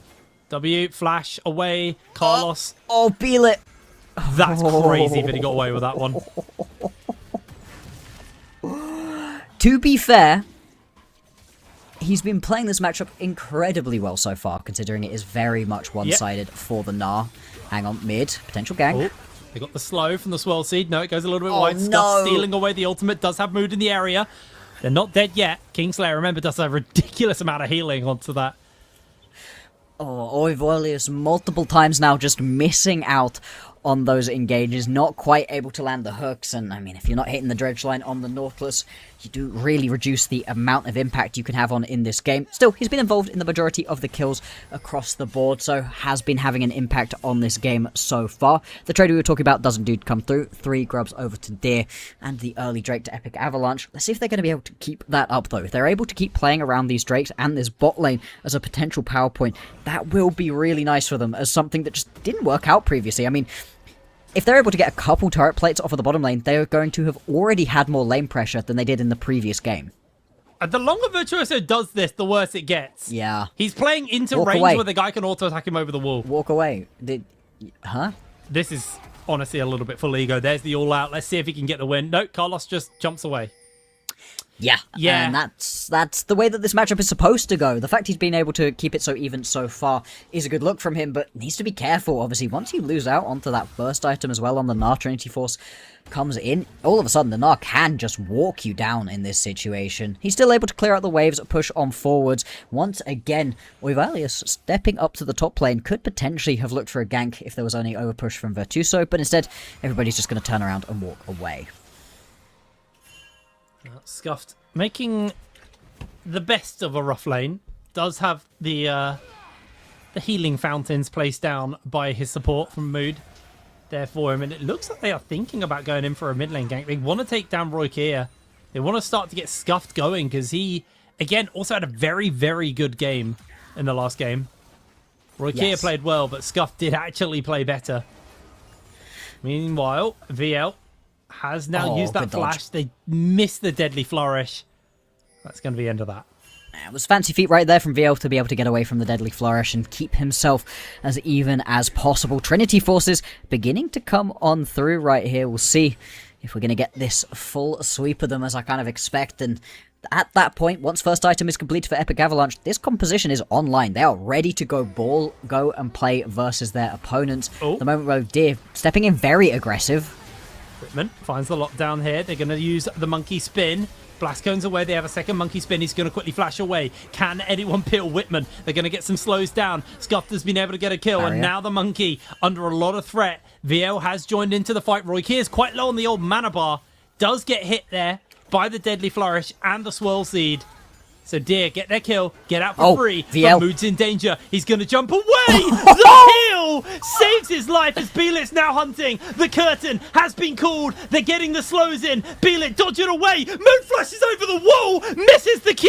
Here's the E forwards. And Whitman, he will die for the hubris of his team. Can he get the Blastcone to safety? Beelit gets him out to safety. This feels so goddamn criminal that Deer got away with that. Scuffed as well, going low, but also able to walk back away. And the fact that everybody lives in that situation, bar one, like you said, criminal. Still, I love to see the confidence coming through from VL. Carvis highlighted it beautifully. This is a comfort set of champions for EL. They're going back to what they like to play. And for VL, you could really see it there, playing with such confidence pre-first item as well. Absolute scenes there in the red side jungle. Ultimately, Dragon's still coming up in a minute, so a lot of control is going to need to get picked up. Virtuoso, this lane is now starting to slip into a position where he does not feel as comfortable, and this is pre-Triforce as well. Really struggling. I think the Iceborne Gauntlet will give him a little bit of room to breathe, but it looks like they are seeing if there was a window to get a gank onto that Nautilus. Not going to find it, just going to back away. Scuffed hasn't got his Proto Belt finished up yet. Whitman has got the Ghost Blade, but is into VL's Triforce as well. As it looks like Beelit actually forgoing the potential of a dragon and instead was thinking about a top lane gank onto Carlos. Doesn't work out for him in that situation. He's now going to be quite far away. Obviously, the deer is very fast, can run down towards the bottom side of the map and see if we want to have a bit of a skirmish coming in around this next Drake. I'd be a little bit reticent to try right here as deer because the skirmishes so far have not worked. The fact that your opponents have now completed 2 Trinity Forces in that time is not going to make these skirmishes any easier going on forwards. They need to be careful and pick their fights very carefully indeed. If they're able to get some sort of big stun off, though, could work. They found a nice little chunk out there from VL, but going to go for the curtain call. He has to dodge all of these. The 4th shot goes wide. Whitman unable to find the kill there. Not quite going to be able to complete that one. Now, potential gank coming on to Scuffed. If he steps a little bit too far forward, he's just going to get taken out. He's got E, he's got Flash. Okay. It's going to be a hard gank onto him. Lots of mobility. And could steal away the monkey spin to make the dive basically impossible. Yeah, I mean, in terms of good ultis available to a Silas, there are plenty that you'd love to pick up. The Cyclone, the Gnar in this situation, even Depth Charge to just be able to get yourself close enough to somebody. Still, it is going to be the Drake started up right here by Epic Avalanche. This will be their 2nd of the game. The fact they're able to grab 2 this early on with a composition that wants to keep the ball rolling is really nice. This is a significantly better look out of Epic Avalanche than the previous game was. And it's a bit of a troubling look from Deer, to be honest, because they won very convincingly in the first game. And it feels like maybe they got a little bit too overconfident, and they were like, they felt like they owed Dums a game on the Lilia. And it is now being hard contested. Swirl Seed does hit. I'm not going to throw out any sleeps here. Scuffed. Very low on mana and getting heavily bullied out. True Shot goes between the goalposts as Virtuoso and Carlos taking a fight. Carlos able to use that hyper movement speed to dodge away. Try and keep the fight going. There's the Swirl Seed hit onto the minions. The splash wasn't quite enough. And they miss the Abscond Abduct from Scuffed. Looking again for another Swirl Seed, but it's very easy dodging from Roy Kia, able to really evade away from this one, and Virtuoso and Carlos going toe-to-toe once again. All out gets thrown out. Carlos is getting quite low here. Virtuoso, he's feeling comfortable. Just solos him in the top side. Yeah, at that point, as soon as you get within the range of this Cassante, things are going to go wrong. And all of a sudden, what was a good lane for Epic Avalanche begins to falter. Doesn't turn into anything. I did wonder if that kill in the top lane was going to begin up the Rift Herald for Deer, but they're going to play this one a little bit slower, wait for their top laner to rejoin onto the rest of the map without blowing that teleport. And Epic Avalanche, they can't afford to be complacent. They can't sit back. As much as they've had a pretty good game so far, they haven't really been able to establish this gold lead out. It's only about 1,000 gold right now, and you would expect it to be more considering the map control that they've had. Well, we are seeing as well, Scuff now finished up that Proto Belt. Obviously, the row has been finished for a while now, and Roy Kia will be able to fully stack that at 20 minutes. But Scuff now with the Proto Belt in hand is going to be feeling a little bit more comfortable. Has an added layer of mobility, and also, you know, that first item, really, really important here for him. Yeah, very, very much so. First item, making things a heck of a lot easier as... I mean, there's just everybody who's been hanging around mid lane the entire game. There's been no real plays going on elsewhere. It looks like there could potentially be a gank in the top lane. Virtuoso stepping quite far up, and in come the cavalry. He's got flash. Plenty of mobility on this champion. Yeah, it's a very ridiculous champion to try and lock down. You can see Bot lane. Whitman. Wow. They're just using all of the pressure they built up as Beelit comes in. There goes the Drowsy. Yeah. They're going to look for the curtain call, and that is going to be one dead Phoenix. Or is it the 4th shot from the ultimate coming through? And there it is. Scuff secures the kill. They steal the true shot and throw it back at VL's face. As Rift Herald will be the cost of that kill. But first Tower Blood Race is on. Being able to clear away the wave. Can they get it? Yes. First tower goes over to Whitman. So they do answer back out. Monkey spin coming out. As they do find the knock-up, but the all-out is coming in response to that monkey. It's in some serious danger. Virtuoso nice. gets clipped by the Gnar. And there he goes. They're able to find the kill. They get the charge off onto the tower as well. So more plates going over as Mood comes in with the defense. Oh, not even close, baby. As easy as you really wanted it to be. Yeah, I mean, Warinavos just solo in that situation. Not sure that he wanted the smoke quite as much as he did. And in comes Carlos, the Gnar into the wall for the savior. Full combo in the stun. Beautifully played in that situation. And the fact they're able to get that full top lane tower as well really does help. Flash coming out of Oivelus as well, just having to jump away. Well, looks like they may just be looking for the jungle. Not going to find it, so instead the attention will turn towards the support as Belit's getting quite a lot of damage off. But Carlos, that is absolutely disgusting damage coming out from him. Teleport used as they're going to make their way over. Scuffed is just going to defend towards this bot side. Make sure they don't lose another tower down there. They are desperately dear trying to put a tower together as now it looks like Roy Keir may get this turnaround onto him. Has his ultimate stolen away and he's now getting blended by that in response. Another stun comes out. Scuff, though, just has the mobility at this point. The wall goes up, but another round of those abscond abducts should just about do it. He's on the run. They've got the flash. There it is. Down goes the bird. Scuff is going to get that one. So close to getting away. If he's able to get away from that last bit of chains, might well have been able to flap his wings fast enough to make it to safety. Oivelus was walking down the lane. Instead, it's going to be another kill going over, and Scuffed playing another very good game of League of Legends for us right here. Still, dear, this is a game far, far closer than they would have wanted to be overall. These top laners fighting back and forth once again, and actually, Carlos might be able to do this. I think he's got it. He's got the stun. He's going to go for the flash out. Virtuous shield. It's not enough. Carlos. Beautiful flash to just evade some of the damage. Needed to hit that flash at the exact right moment. Still, that is going to be this Drake started up right here. Soul point for Epic Avalanche if they're able to get involved. Teleport coming in from Carlos as well. He wants to get here, but the Drake is just burning down. No, but it's too slow. I don't think they're going to be able to get it. They do go in. They get the steal out. The monkey spin's going down, but the cost could be dear. It could be dire. They get the lockdown onto two. The spin from Scuffed tries to disengage, but it's a double for VL. And the Dragon Steel coming in. Epic Avalanche. What a hold. And that was beautiful. Watch the wall right here. The wall to cut everybody off. First of all, Warinavos just finding the steal away. Great to get out of the Tempered Fate. And then this right here from Ryokia. Just a beautiful wall. Locks everybody in. Splits the fight as well as keeping people within his ulti for long enough. Really well played between the two of them. And everything all of a sudden coming up Epic Avalanche again. Very nice by them, but the gold lead still sitting at just 1,000 in favour. It will tick over a little bit here. Large wave getting lost and also a tower going down. Deer trying to rotate over as quick as possible. That tower will crumble. Carlos able to pick that one up. Extends the gold lead just a little bit more. But there is a lot to gold. That top lane tower, not far from falling. I think mid is fairly healthy though, because it's an Anivia lane. Indeed, things at this point looking really good for Epic Avalanche. Soul point up by 1,000 or so gold. Need to find a way to be able to get the gold further out as, yeah, Swellseek no lilting lullaby. Nah, just going to be able to walk away in that situation as, that's not ideal. Just a little pause. Hopefully it won't be too long before we get back into the game. Yeah, I mean, we can see exactly what it is that just happened. Warinavos just going to disconnect from that one. Hopefully we can get his internet back nice and quickly.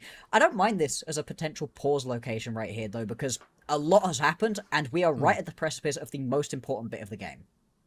Yeah, no, I mean, it's at that point where obviously Soul Point is now on the cards, which makes life a little bit harder to kind of... Every dragon now has to be contested, because Deer...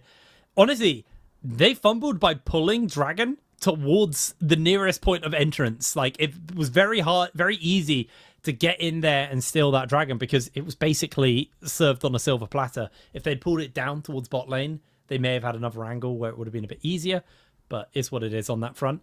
But yeah, I you know, issues aside on that one, I do think Deer, they're playing a little bit kind of bruised ego in this game. Like, they decimated in game one. Over. Yeah, it's over. It's done. 2-0 Ruddy. Oh, Volder. Oh, Volder. Production, could we get a quick check on how long the second game was, just out of interest? As 33 minutes. Okay. Much closer. Volder, as we were talking about earlier, right? potentially could have been a really fun team. They were able to pick up that win versus Leo. Looking like Leo are weaker than Volda are strong, or, potentially could be Ruddy competing for the top spots as they've wanted to. Obviously, this game, way more even. We may well go to a game number 3. Yeah, no, there's very... Honestly, with the way that Deer are playing right now, I feel like a game number 3 is very much on the cards. Yeah. I do still see some life in them. I think that the big difference that separates Deer and Epic Avalanche is Deer, when they're behind and struggling in a game, it still feels like there's life in them. Where Yes. EA, as soon as things didn't go to plan, it crumbled away from them. Yeah. And that's my big concern for this game. If they can remain in control of tempo in the game, then Deer are going to have a hard time. But I feel like if Deer get one big teamfight victory, like a clean ace into a Baron, I feel like that's where EA are going to get in their head and start to struggle to bring this back. So Absolutely. there are concerns for me. I wouldn't say it's like a complete clean sweep here, but they are better set up than the last game. And it's good to see that EA, because their one victory they've got so far was a DNF, basically. Yes. DMG weren't able to play. So I feel like there's still some life here. So I'm happy to see that EA aren't a team just getting completely rolled, because otherwise, what the hell do we bring Carvis here for, man? Absolutely. What was the point? Absolutely. These guys get slammed. Hey, Arctic Panda's roster is almost entirely Finnish as well. They've got True, one Estonian okay. down in support role. So we've got other uses for Carvis. But no, you're right. As an Epic Avalanche fan, right, if I was Finnish, first of all, I'd be way more handsome. But second, I would not be super comfortable with this situation. I would be a bit worried about this lead. And, significantly more worried at this point, as Warrior was going to go down as well off the back of that pause. Not sure what happened to lead this one in. And that's unfortunate. It is indeed. Well, Carlos, finding Virtuoso here. About to gnar out, so not the most wow, I can't speak. Not the best time to take that fight. I literally can't say that word, and I'm in my head about it. Optimal, thank you. Figured it out. Yeah, bad time to take that fight where he gets all those extra ones. No. But oh my word! Roy Keir, he's getting put to sleep as well. Scuff should be able to finish that one up. The Cryo Phoenix is cooked. Down they go. Whitman on the board with their second kill, but Virtuoso is getting absolutely rolled. The Hyper Procs are too damn much. Oh, Nozo. Okay. There's some fight back in Epic Avalanche. They're running back out onto the map as well, and they might want to go.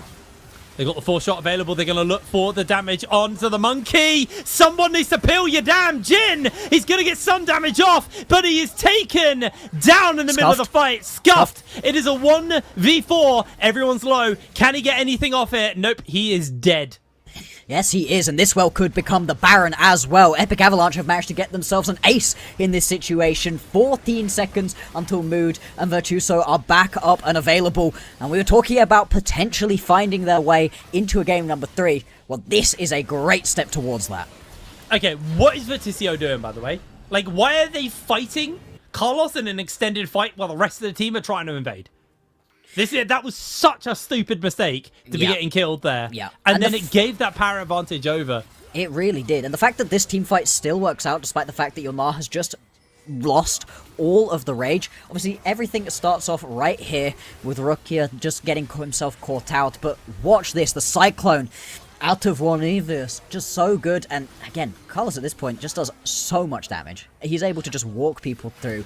He even goes Mega at the exact right moment again. Have a look back at this one as just really well played. Oh, Carlos. They got the sleepy on. I'm going to throw out these shots, though, as Carlos gets a little bit of damage thrown in onto him. Teleport coming in from Virtuoso. He's going for the flank angle. He's going to zone the damage dealers off. There's the Deadly Flourish into the Monkey dead. Carlos tries to get a big gnar. He does, but he loses his life for the cost. Virtuoso this time alling out onto Roy Keir, who will be falling. They are able to get response kill, though. That is a 5-0 Ezreal. Just before the dragon spawns, 3 members of EA fall. That should cost them both 3 of their Baron buffs and this soul. Unless, of course, you just want to back off. 30 seconds until that one is going to be back and available. And we were in a replay when this one started. Carlos just out of position, not recognizing that situation. I get the idea as well, stepping up, wanting to potentially save your Gnar, but really everybody needed to turn tail and run. If Carlos doesn't get this multi-man Gnar off right here just before he dies, this could have been so much worse. Instead, a couple members are at least able to turn tail and run, and they at least get a trade back on the kill. I think the big thing there is you see the difference of Verticio being there in a fight versus him not being there in a fight, right? Like, both of the two only damage dealers on EA was zoned out of that fight, while the tankier frontline was able to get taken down. And this is now getting worse and worse because Jin finished up the Infinity Edge, so a lot more damage has finally been unlocked here for this Jin, hitting those 3 items, matching VL on the item front. Verticio about to get that all out. What we really need to see now from Beelit, who has the flash, is a big flash Q into sleep. They're going to try and get some damage in on 2-1. Beelit's going to have to flash away from the ultimate thrown into them. Carlos has gone in with his ultimate as well, with his transform. As you can see, Verticio is just playing nuisance on the backline. Carlos losing a lot of damage as there's the steal coming in from Beelit. Ultimate comes out from from the Bard, but they are going very low on all fronts, and this fight has gone so wrong for EA. Sorry, for Dia. Whitman trying to see if he can get the turnaround, gets the knockoff. 4th shot comes through, able to get a kill. Roy Keir now slowed down. Can Whitman get a turnaround? I don't think he can. He's got the barrier. Roy Keir lost half his health, but down he goes. Ace for EA. Yeah, Roy, you're just about going to be able to pick up that kill, and everybody else able to keep on walking through. Watching this fight back, I mean, it goes wrong pretty quickly, but the moment in which everything goes wrong is right about now. You're going to see Tempered Fate here. Yeah, it keeps VL alive. He's able to flash away at the end of that. If he isn't stunned up, right, if he isn't put into stasis right there, he probably goes down. Instead, it's going to be a triple kill. This is just, I mean, 4th shot damage is disgusting, and yeah, as we were talking about, right, Ryuk, you're just going to be able to pick that final bit of damage up. An ace for Epic Avalanche. Hitbrain, they are doing it. I think the biggest thing that turned the tides of that fight was the depth charge onto Beelit. Because Beelit wanted to aggressively flash forward and sleep the whole team. He had to flash to safety when the depth charge hit, and that is a massive tide turner there. I will say for Deer, because I've been a bit down on them in this game, because they've been kind of poo here. I will say the one thing they did right in that fight was they finally peeled Whitman. If you actually go all the way back, I don't need a replay of it, but if you go all the way back to the fight at Red Buff earlier, Whitman had 0 people peeling him. Yeah. Like, he just got chased down. Yeah, he got run down entirely. Like, this guy is doing some significant damage at this point. You have a team peeling him off. He will be able to hard carry. Carlos actually is looking for Scuffed here. Scuff tried to turn the F Scum Dug Duck. They do have the Tempered Fate, though. Carlos, no Gnar available. They're going to look for the slowdown here with the auto attack. Scuff's chasing forward. Cosmic Binding goes wide. There's the Tempered Fate flashed out by Carlos. Big burn of a summoner spell. Absolutely it is. That flash Gnar into the backline is what Epic Avalanche are going to be looking towards as we go further on into this game, so having that one down for the next little while is really unfortunate. Still, things looking good for Epic Avalanche at this point. 5,000 gold their advantage, and it's reflecting in the items pretty well. You've got 4 items completed for VL, for Rahokia as well.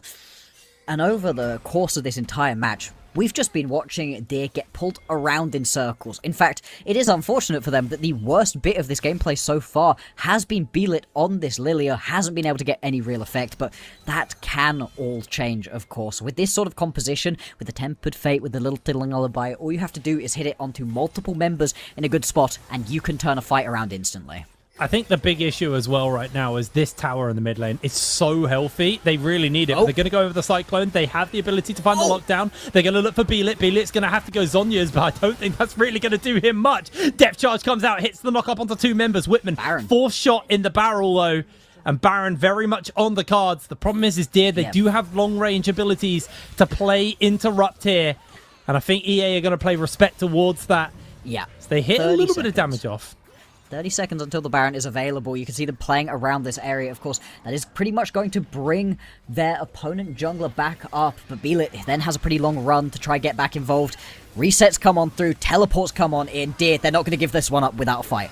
Well, the curtain gets opened, and remember that Baron is going to be shredding through those resistances. VL takes most of those shots, doesn't hit the 4th, though. Look at Whitman's damage! Massive Gnar back from Scuffed, stealing that one away. 2 members have already fallen. A shutdown going in across the board. Whitman not being peeled, has to flash away. They're going to look for the bird. There's the double kill onto Verticio, jumping away from the deadly flourish as the monkey escapes.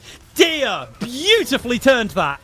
And it was just mistake after mistake in that team fight from Epic Avalanche. Carlos jumps over the wall and uses the Gnar onto a single lonely support. Yes, the Bard does go down in the end, but not the critical member you were looking for. And off the back of all of that, that mid lane tower you were talking about will fall, and the Baron 2 likely on the cards.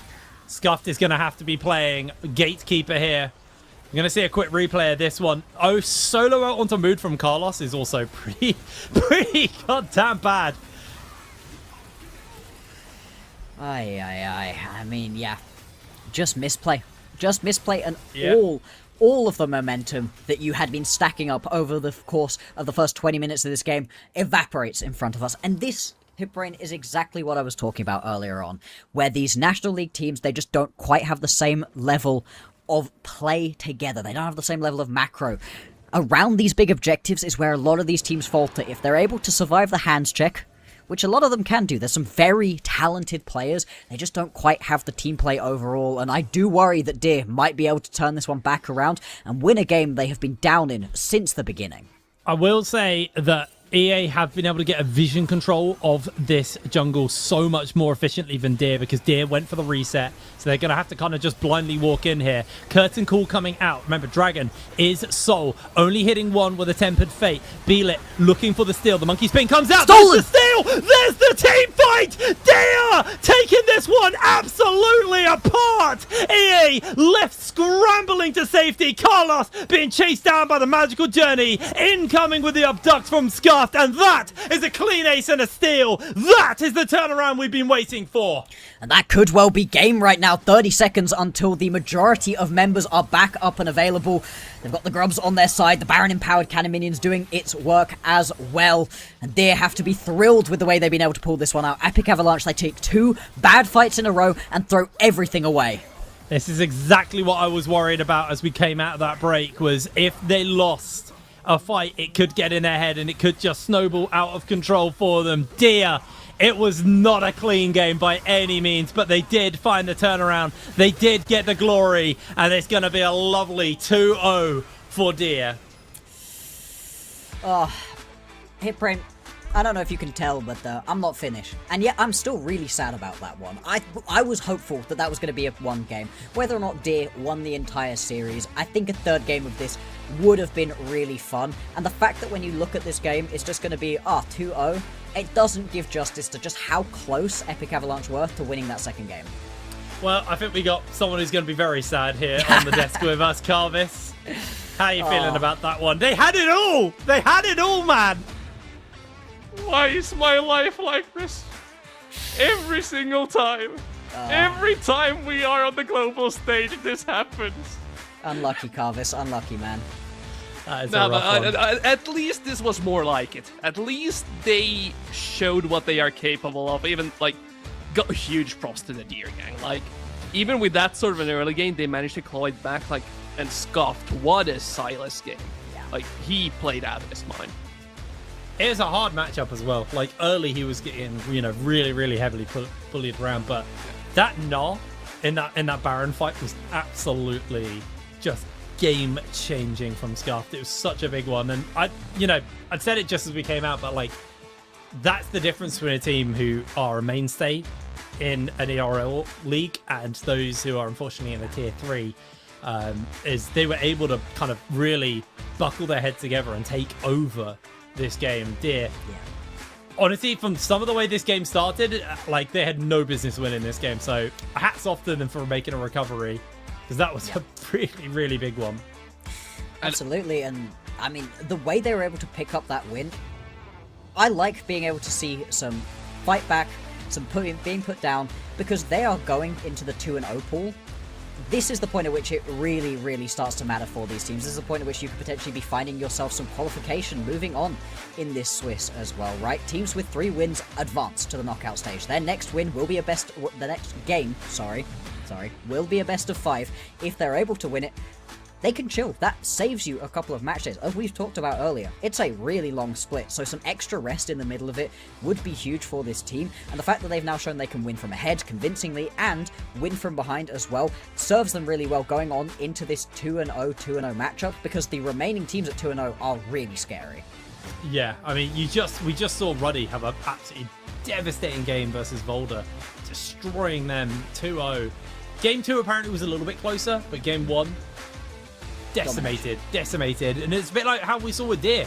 You know, game 2 was definitely closer, but game 1, coming out the gate swinging. And the big thing as well about getting a slightly extended break in between like your next games, if you do continue to play well, is you get a lot of scouting time.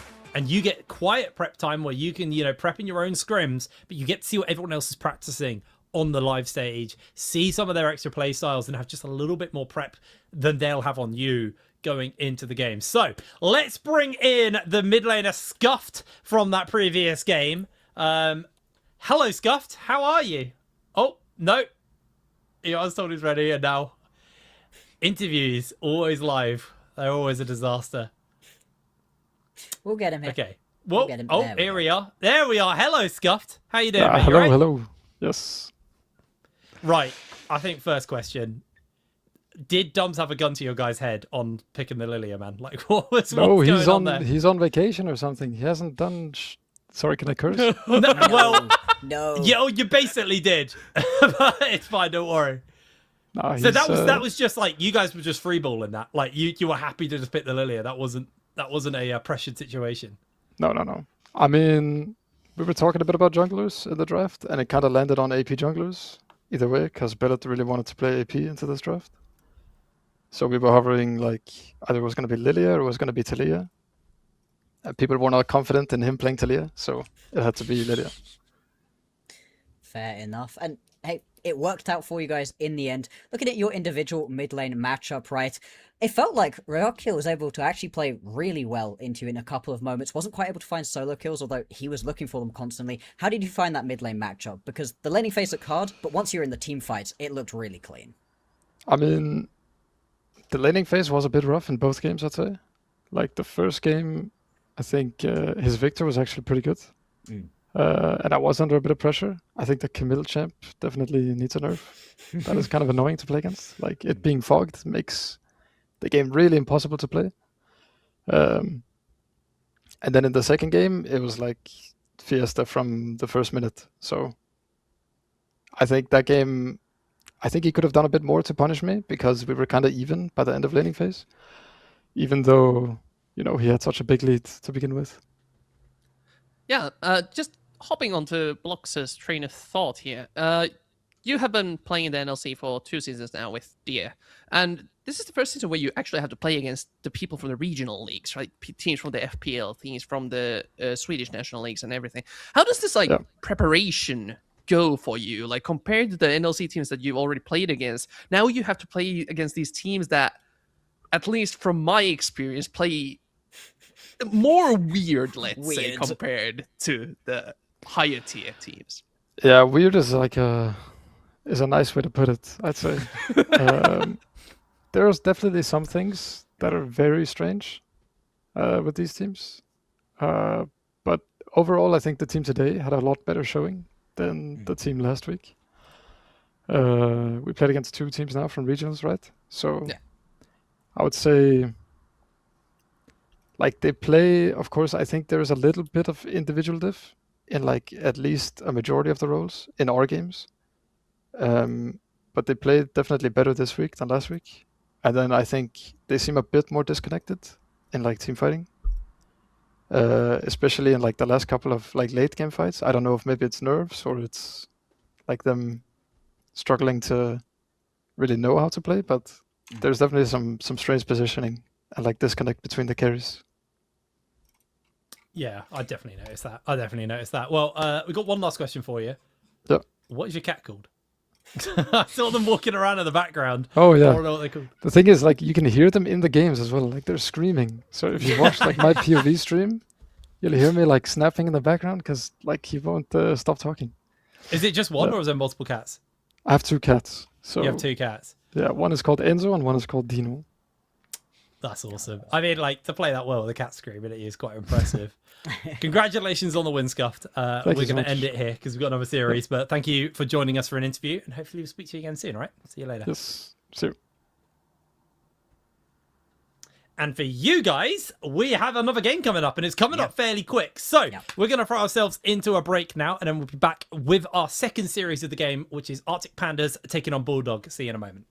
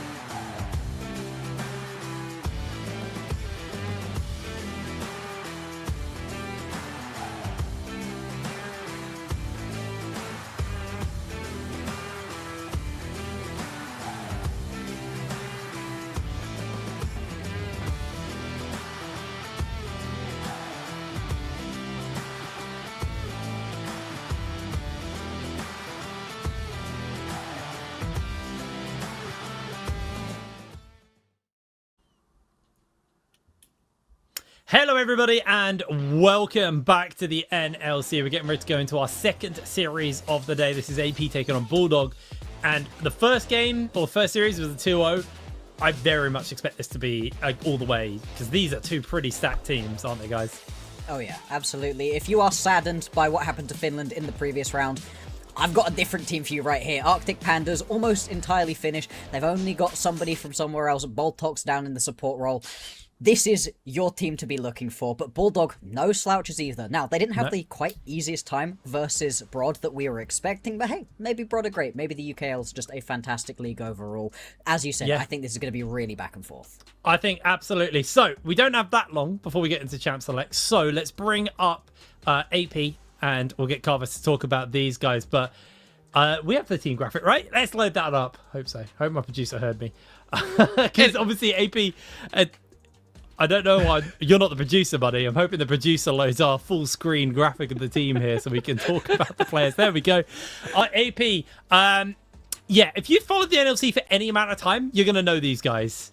Yeah, and I sound like a broken record when I'm doing these guest appearances for Finnish teams on this broadcast, because every time I'm here, this is the most stacked full Finnish roster we have ever seen. Ignore Nurikki. Ignore Blue Whites, ignore everyone else. This is the real deal. And most of these players, like, they didn't really play together before Arctic Pandas. They came from different teams. Nila, of course, being an NLC mainstay. We saw him play on teams like Unicorns of Love. Debo and Bulldogs have been on Epic Avalanche out of all places. And Kehva, of course, another NLC mainstay. And for these Finnish players to come together, it's like a dream come true for us, where we get to see all of the best players who have been generally playing in foreign teams finally under one Finnish roof. Alrighty, well, we'll have a look at the other side and the team they're going to be taking on. This is Bulldog. Pretty stat roster as well, to be honest. It's, again, another group of people who you'll know some of these names if you've been following the season, the NLC for some time, right? Yeah, absolutely. This is a slightly new look roster out of Bulldog. They keep Ronaldo in the mid lane, they keep Kasing from the bot lane, but after their crash out in the first round of the playoffs last split, bringing in a couple of new names, and so far, they have been looking pretty dang good. In their first round, were able to pick themselves up what was, I'd say, an overall pretty convincing victory in their series versus Broad in the second and third games. Now, game one, they threw it. They were in the lead, they had control of the game, and they just tossed it out the window. Broad did a good job of being able to get themselves back into this game. I want to give Broad a lot of credit. I really like those guys. I really like that roster. But still, it did feel like Bulldog should have 2-0'd that one, and they're going to have a real test versus the Arctic Pandas. As Carvis was saying, this is a great roster of incredible players that's been playing together for a long time, whereas Bulldog, pulling in these disparate pieces, they've got a lot more to be putting together at this point, and I wasn't fully convinced with them off of their first series. Absolutely. Well, I think it's really time to have a look towards where we think is going to be the most exciting lane, and I'm going to tell you both, it's mid lane. Simply taking on Ronaldo. I mean, simply absolutely insane stats to break off. 8 KDA. I actually think KDA is a bit of a lopsided stat. I actually don't like using it, but like kill participation, damage per minute, these are really, really big stats. You can really tell a story with that. Like, simply is everywhere and involved in everything. It's a really, really fun matchup to look at as well. Ronaldo, who's been kicking around in, well, originally actually the UK scene. He's not British, he's actually from Romania, but been kicking around the UK scene for a very long time. Formerly on Fnatic Rising, which I believe actually he was playing with Kasing back then, if I remember right. Was Kasing on Fnatic Rising back then? I know he played for them briefly. So I'm probably the person. I should be asking you guys. Bloxy, you were still having your nappies changed at that point. To be fair. That's true. It's a very inconfident. I'm pretty sure that was around the same time. So like it was the same kind of time, definitely. Yeah. 2019, because he was MVP. He was like that was when he got like the title for the league. Like he was the best player in the league back then in 2019. Like dude has got like he's just got a premium on like his teams of who he's played for. He played for Misfits over in LFL, played for Vodafone Giants over in Superliga, which is now not Superliga. I don't know what it's called anymore. He's played for Gamers Origin over in the LFL.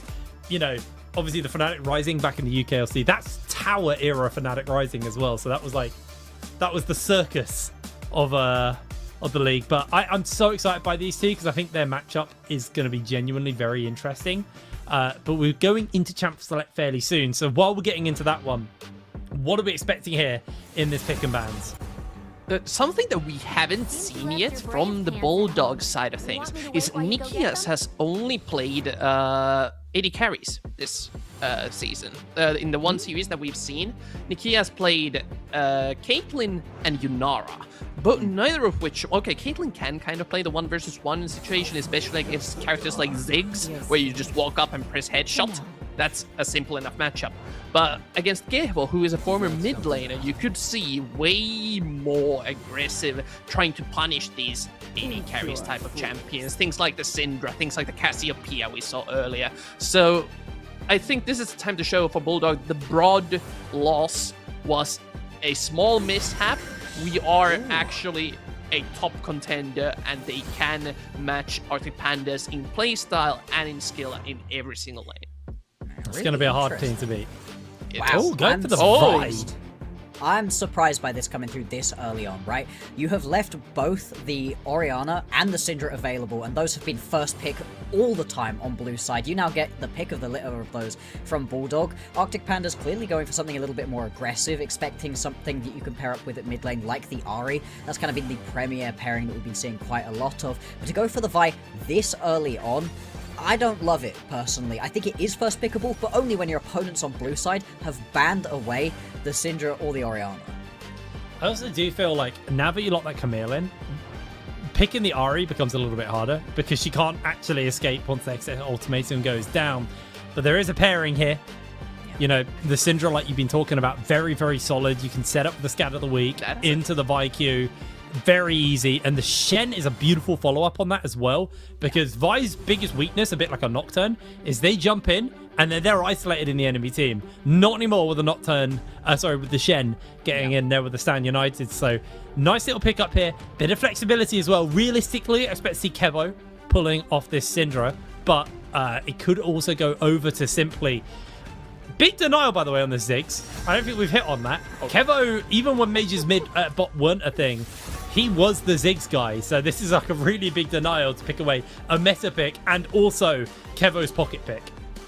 And this is a weird situation that Bulldog kind of finds themselves in. They, of course, they get the Naafiri. This is the core that every single team around the world has been building around. Ziggs, Camille, bot, Naafiri, jungle, and then you pick the rest of the front line. However, in Arctic Panda's team composition, as long as they have a heavy AD top laner, which are now being banned away, I expect to see something like a Jayce ban as well come out. Something that can do a bunch of damage. They can still go for the Orianna. They can go for Syndra, Orianna, double AP core, put the Syndra into the bot lane, then you have Orianna Vi coming at you through the mid-jungle duo. So there's... Or they ban it themselves, never mind, ignore everything that I just said. But there's still a ton of options that Arctic Pandas can play around. There's also a world where like you could just see Ronaldo go for the Galio here. There's so much forward diving from Bulldog, but you follow up with the Galio. You know, you can neutralize mid lane no matter what gets picked up, and then you also have great team fighting. Does obviously somewhat handicap your damage going a little bit later into the game, but it gives you so much team fighting power. We'll see what they decide to go for. The Orianna getting banned away. Final ban coming in from the side of AP. Obviously, the Syndra gone. Can't be looking to ban that one away. Lock is also taken away in the first phase. There's quite a few things, actually. I'm trying to think what they're going to go for. Not what I was expecting. Galio. The Yorick. Yeah, the wombo combo potential, if you can just pull a Galio into the mid lane right here, I think that could be really nice to potentially play around. And you do really need some proper tankiness on this Bulldog composition. We've seen it occasionally. Teams have just been going full all-in potential, right? I've seen Zahens picked alongside these champions as just, no, we're going to fight you. It doesn't matter if we've got a true tank, if we've got so much survivability available to us as well, that can still work out. Right now, you've got to be very careful not to pick anything that can't afford to have something get within their guard, right? No more particularly long-range champs coming in. There's a Silas locked in early on. I mean, if you were going to take the Silas, surely you take it as the counter here. No, so what it actually does is it preempts the Silas counter to the Galio. Because if they lock Galio, I guarantee you AP pick up the Silas in response. This way, now Arctic Panda can't actually look towards that Galio, because the only reason you really want the Galio is for the ult. So it forces them off the potential of a Galio on the side of AP, and they are going to look towards this Jace. Now, the Jace is flexible, could go in the mid, could go in bot, could go top. Like, there's a lot you could do with that. We're going to see where it's going pretty soon. Yeah, the Rise is what I was worried about when they locked in the Silas, because Rise into a composition like this that dives towards you, if you get to the 3-item point, that Rise turns into a lawnmower. It does not care what is running at it, it will destroy every single one of them if it does not get CC locked down. And currently, I mean, Camille is sort of CC, but they're really missing some targeted, like, hard crowd control, Hard which engage, yeah, they have two options. Either they go like hard Scion or something that is super tanky, or they go full ego, say we are going to hand check you once again, and go hard counter on every single lane that they can and outplay the enemy. That Rise was so big brain, actually. Like, this is such a melee focused comp we're going to cluster. You fight in a team fight. Nikias is the only person who's not going to be getting smashed by the overloads. That's a really, really solid pickup here. The weakness of AP is they are so squishy. There is no front line. There is no tankiness. I mean, borderline same for Bulldog. I think we're in for a bloodbath. I'm going to throw it over to you, Boxer, though. Pick a team. Tell me what their win condition is. I mean, Bloodbath is 100% correct in this situation. This is egregious levels of just going for it from both of these squads. But I'll take AP on. As we said, right, you jumping into their composition, the Rise is going to eat, but they don't really have any non-committal engage. The only non-committal engage that they've got to potentially play around is Rise stuns, which that's not going to happen to start a team fight off unless your opponents are just walking at you, or you're looking for Scatter the Weaks. Now, that's going to make these team fights for them very tricky, potentially. So, with this Shen, with this Vi, we've seen it before, I want them to play early. I want to see what they can do early on to get involved in any of these lanes, because this is a nightmare ganking duo. They can really play either into the lanes or try to steal away camps from the Nefiri. Both of those are good potential options, and putting a Nefiri behind is a great plan. Go on, Carvis. What's Bulldog's win condition? How do they play? How do they take this? Bulldog, again, I think this Aurelia has to pop off. Like, the Jace Aurelia matchup is so difficult for Jace to play properly. You can kind of outplay it if you can survive. There's this weird window at like level 9ish where you hit the first item power spikes, especially if you go Eclipse type of beat. You can kind of match the Aurelia if you don't eat the full combo, but early game, dangerous. Nefiri, best tower diver in the game. They can put heavy pressure on the top side of the map and start splitting up Arctic Pandas. If they get to group, they have way too many resources to take over team fights. You need to split the map, you need to use the Ziggs, get the gold advantage, and smack them with your wallet. That's pretty on the money, isn't it? Bulldog, skirmish heavy, small melee dive, just take fights, take kills, get objectives off that. AP won a group. There is so much anti-dive in there. You got the Jace for a little bit of pre-fight poke as well. I think it's a really solid comp from both teams, to be honest with you, and I think it's really coming down to hands in this game. I will say, if I'd seen, you know, maybe one of our like National League teams pulling off one of these comps, I'd be very critical right now. But these are two teams that I do have faith in. And I think you guys hit the money on the head. Bulldog did look a little bit shaky in their game versus Prod, so that they have a lot of making up to do. They've picked a comp which is quite hard to pull off. There's, you know, there is team fighting capability there, but you have to navigate team fights so much more careful than AP do, where, you know, if they're given that opportunity, this game is going to be moving away from them. So we're getting ourselves locked and loaded for this game one of the series. AP versus Bulldog. Both of these teams 1-0 in the standing right now. Both of these teams got a lot of expectations on them for this game. Alrighty. Jumping on into this one, and this here is going to be one of the first matchups that we actually get to see of a proper NLC team versus another NLC team. Not that I don't love our National League teams, but this is a real battle of some titans right here. Everybody deciding to get involved in the top lane already, and Kasing going in. Yeah, Kasing goes immediately and gets caught by the taunt, but they are going to look for Ronaldo to get the first blood onto Boltox. Nope, giving it over to New Q. And we literally just talked about how that Aurelia, we do not want to get in ahead early. First blood onto New Q. And not having to lose any health for that as well means they're going to get a nice and early reset. This is going to be a scary lane for Nilly. Yeah, I mean, the fact that this already comes on through is not going to be ideal. Like you said, it's kind of Shadow Gold at the moment, right? You aren't able to head back to base. Look at the spend map. this one up, but oh boy. It's a rotating... It goes again. I think this top lane might well be explosive, kind of as we expected, right? This is one of the joys of the APCs down in the bot lane. You can just ignore them, allow them to do their own thing, and have your supports roaming on around. And you can also see a potential gank onto the mid lane from Kasing. Looks like Boltox has to pull it off. The exhaust comes down from Nuke. Doesn't have that Q available. Boltox. Flash available. Nuke has got the flash as well. Is going to have to use it, but they're way too slow. They should have known for the bot lane hadn't had their support show up, but there was a world they were going to get ganked. And Kasing is just dancing on a ward right now. He is so spotted out. Yeah, just and simply paying respect to that, which is exactly what Nuke needed to do. Yeah, very much so. Now, of course, that does mean that you get to get that reset off right here from Nuke heading back out onto the Rift, and the only thing he gets out of that first blood is going to be an extra refillable potion. That will help in this lane match. I mean, it will give you something to play around, but not as much as you would have wanted. Oh, big taunt coming out. Kasing needs to find an angle, but there's no wall for him to hook shot off, so Ronaldo just gets heavily chunked out, and Kasing also going to be losing a lot of HP. Level 3 Rise is going to really hurt a level 1 Camille, funnily enough. So he's just going to back away.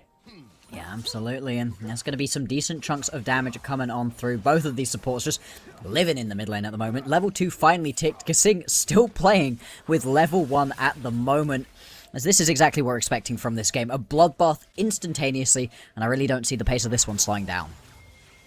No, I think we're going to be keeping that going for a while. Nuke puts a ward down. This time we'll see the gank coming. Although it was a lane gank last time, actually, so a little bit harder. I think the problem is his Nuke was only level 1, and he leveled E for the start of the game. So he didn't have the ability to build his passive up, so there was zero chance he was going to win that fight versus Nilly early. So he probably needs a little bit of love coming his way, and Kasing is looking to do that with the early gank. He's still only level 1. Though. Yeah, Boltok's also trying to get involved. Like you said, Kasing's level 1 at this point. Still, after using his Ignite during the initial play, very nearly going to have that one back up and available. However, on the other side of things, you do also have Dibu around, so you might end up just bringing more members into this play. Yuki right now trying to just bait this play in. They both know that something's amiss. Boltox has been seen on the ward. So Bulldog had the information advantage. They don't know where Kasing is. Missing the empowered Q onto Nuke. He's now used all of his spells. They're all on cooldown, but Kasing, level 1, very pushed up, deciding he doesn't want to take this. Oh. Was that a steal? Okay, yeah, I think he took away that big raptor right there. Pretty nice out of Joki to be able to grab that one, as we haven't really been thinking about our junglers too much. They've not really been involved in any of the plays that have been happening all across the rest of the map. Them and the ADCs, APCs, not really playing on the early game, just looking to scale up, but obviously, both of these junglers want to get things going early. The Vi, very much more about setting up for the rest of the team, whereas the Nefiri, such a frustrating champion to try watch play. So much survivability built in, so much damage available, but from behind, doesn't really feel like it adds too much. Oh my god. Nikias able to get the kill. Dibu comes over, and Nikias is actually going for an execute. Forces the flash out from Dibu. Honestly, really heads up from Nikias to able to get that summoner spell. He basically burnt 2 flashes for that. Boltox is thinking about trying to play defense here. He knows that the dive is there when you've got that Nefiri, so he's just having to play for Nilly. And it's Kyovo. I mean, if that wasn't going to be an execute, you've got to be pretty mad that your jungler... Sorry, that your... hang on. Simply forced to flash. They get the abscond, they get the abduct, and down he goes. Almost finishing off Kasing. That tower's ramped up in damage, and he's going to lose his cannon wave to the tower. Yeah, I mean, Boltox is going to absorb this one at least. Not exactly someone you don't want getting XP, to be fair. Trying to get towards that Stand United as quickly as possible is a potentially a pretty important thing. Both these compositions have places where you really spike on that first item, other places where you're looking to get a lot further on into this game. And with this first dragon up and available, be interesting to see if both want to get involved. Right now, Joki is pathing down there, but isn't really looking like he's going to be moving towards that one. With all of the pressure that we've seen in the mid lane, this one should be pretty easy to pick up for Bulldog. Okay. Yeah, it's sneaky going down here. Nothing he can do. Try to survive it. He denies a minion with the stun onto Nilly. But yeah, big misposition there from Niku, who's unfortunately on this Aurelia not really had that early impact we would have liked to have seen out of him. He got handed first blood as well, and already we're Wait, just they're going to see... Yep. Oh, Nilly. That was Stand Ronaldo United gets the kill. as well. Stand United right there. And as we were talking about, right, with the Silas, there were plenty of counter options potentially able to come on through, but there were lots of cool ultis available to him already at the point at which it was picked up, and the Stand United definitely going to feel like the best of all of them for just being able to go join up with the rest of the squad and get involved. You also got that way sooner than Boltox even has his own ultimate here. Well, it looks like AP aren't completely done with playing the contest here. They've got their top laner. Teleport not available on Ronaldo, though, so it's a little bit harder. Jokey just get a little bit of poke over the wall, and they're just going to have to piece out. They don't really have enough information on the side of Arctic Panda to contest this. They don't know where Ronaldo was. They knew that the Aurelio was mid lane, so they thought they could get collapsed by 5. And Bulldog, honestly, they just poker face them there. Yeah, bullying them out in that situation. Pretty nice to grab a Chemtech Drake early for them as well. Still, need to see a little bit more from this Neferi. Needs to get involved in the game as quickly as possible. Level 6 completed. Level 6 is pretty much coming through across the board, except for our supports. They are super far behind, of course, at this point in the game from all of this roaming. No real expectation of them stopping it either. Brief trips into the bottom lane to see what's up, and then you can see already Boltox heading back towards the top lane. He wants to see if he can potentially get another kill onto Nuku. It's one of those things, so it's like, Chemtech, typically not always the most exciting Drake, but when you're a very melee-heavy comp, getting that 5% tenacity from the Drake is huge. Nuku no. biffed it. If Nilly gets Empowered Shot Blast, he's dead. Simply's got Teleport as well. He might just roam warp up. I've got all of the members right here from Arctic Pandas looking to potentially play this one out. Jokey will be spotted out here, and I think he could just go for this play. Oh, well, Xing's going to jump forward there with a hook shot. They're going to throw everything in, but remember, he can just go up into the sky. He missed. He just CC'd for too long. No use of the dogs. No, just going to get taken out right here, and as we were expecting, bloody back and forth game. Now, Grub started up, but I don't think Bulldog are that interested in fighting for the objective. Big bomb coming down. Dibu's heavily chunked out, but Simply's got them exactly where he wants them. Jumps in into Boltox, who flashes away, slowed by the red buff. They're going to jump forward, abscond, abduct, a double kill over to Ronaldo. And Simply starting to really feel the pain. There's the exhaust. There's the kill. The flash is out. Nuku will go down to the tower shot, though, as it was ramped up. And that could just be Grubs going over. It should well be. I mean, right, you've got Jokey still full health. He's just going to take his chickens and head back on over towards that one. But Dibu has now respawned, so could potentially try to take one of these away, but this one should just go on down. And it feels like Bulldog are just out-rotating on the map. They are playing around this composition so much better.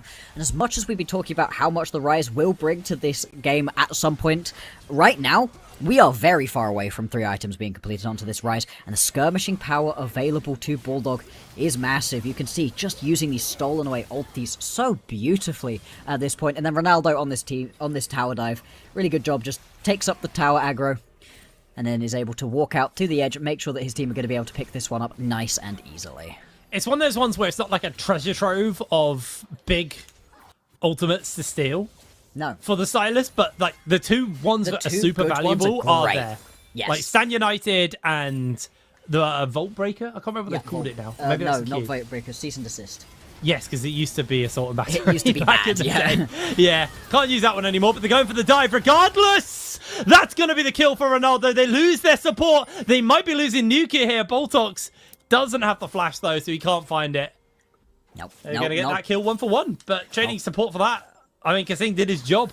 Yes, absolutely. You really don't mind the Camille dying in this situation. Already a significantly better Camille than we were able to see out of the Arctic Pandas. Realm Warp coming on in. Uh-oh! He's stacked up, gets the W off. He needs to find the Q. Oh, he does! Finds the kill. The ball healing is quite big there for Nuku. He's going for the dive. He absolutely biffs it. Why would you go on the tower, man? He'd probably survived in that situation, clearly felt that if he tried to run away, Simply was going to turn around and try to kill him. I've got some big aggression coming on in the mid lane. Oh, Simply's overstepped as well. Kasing not going to be able to find the fight. Unfortunately for him, doesn't quite have the final sweep to be able to come on through. And we'll have a look back at this one, because Nuku, this is sexy as hell. This is beautiful play right here. That duet gonna land. I get it, though. If you turn around, you probably do die, but he autos the tower. If he doesn't auto the tower, he might just about get in range for that final auto attack. As it stands, 4-4-3. I mean, this is kind of peak Irelia gameplay. Yeah, it really is. Ordinarily, he's going to get hook-shotted onto, gets the bot back. No one's in range, actually, so it just burns a little bit of nothing. Ronaldo looking for Boltox. Boltox still not level 6 yet. Yeah. Did you want Stand United on your Shen? Because you're not going to get Stand United on your Shen. Oh, well, hang you're on. going to get a dead top lane. That's what you're going to be getting. There it is. Shaky gets the kill, resets the tower, and that's probably more plates over to them. Absolutely, that's the joys of the Neferi, who can reset, can just survive for so long. Honestly, one of the most frustrating champions to play against when it gets going. With Cyclo Sword now completed, going to be online. Really, it's been very quiet for the bot laners. I'm glad we're looking at them briefly. Nikias just going to be farming up, looking to pull together a bit of gold and then get involved. Everyone else, though, has been in an absolute brawl so far. The real winners of this situation, Ronaldo is in a great spot, and over on the other side of things, Nilesh just has had a terrible time. Yeah, I'll lane to watch here as they're going to throw everything down onto Ronaldo. Oh, Kasing makes Kasing his missed. way over. He has got the backup available to him. There's going to be the Hextech ultimatum onto Dibu. Dibu's got the Stand United, but it's not going to cut through in time. Ronaldo stealing it away for himself. Means a global play is available to them. Here comes the Stand United onto Nikki. Yes, Kevo may need that backup. Where's the Stand United from Ronaldo? Oh no, sorry. Ronaldo's the one using it. I got my teams muddled up. Okay, Bulldog crushing it. Yeah, there we go. The fact that Boltox's immediate attempt to use his ulti just kind of doesn't work out for them overall. Bulldog really pulling out to a lead, and this is a bit surprising, right? A team that struggled a little bit with Broad weren't able to find really convincing victories overall. Now, it's not to say that, you know, you were playing the exactly hardest team overall as Arctic Pandas in their first matchup, right? They were able to kind of just dismantle Sorby Esport as we were expecting, but this is the same Pandas roster that we had in the previous split. This is the same Pandas roster that was able to get themselves all the way into round 2 of the playoffs, finally get knocked out by Ruddy. And the fact they're struggling like this versus Bulldog doesn't bode great for them. Yeah, what I will say is it bodes great for Bulldog because we highlighted their win condition. They are not a team fighting comp. These are a group who want to be doing these skirmishes.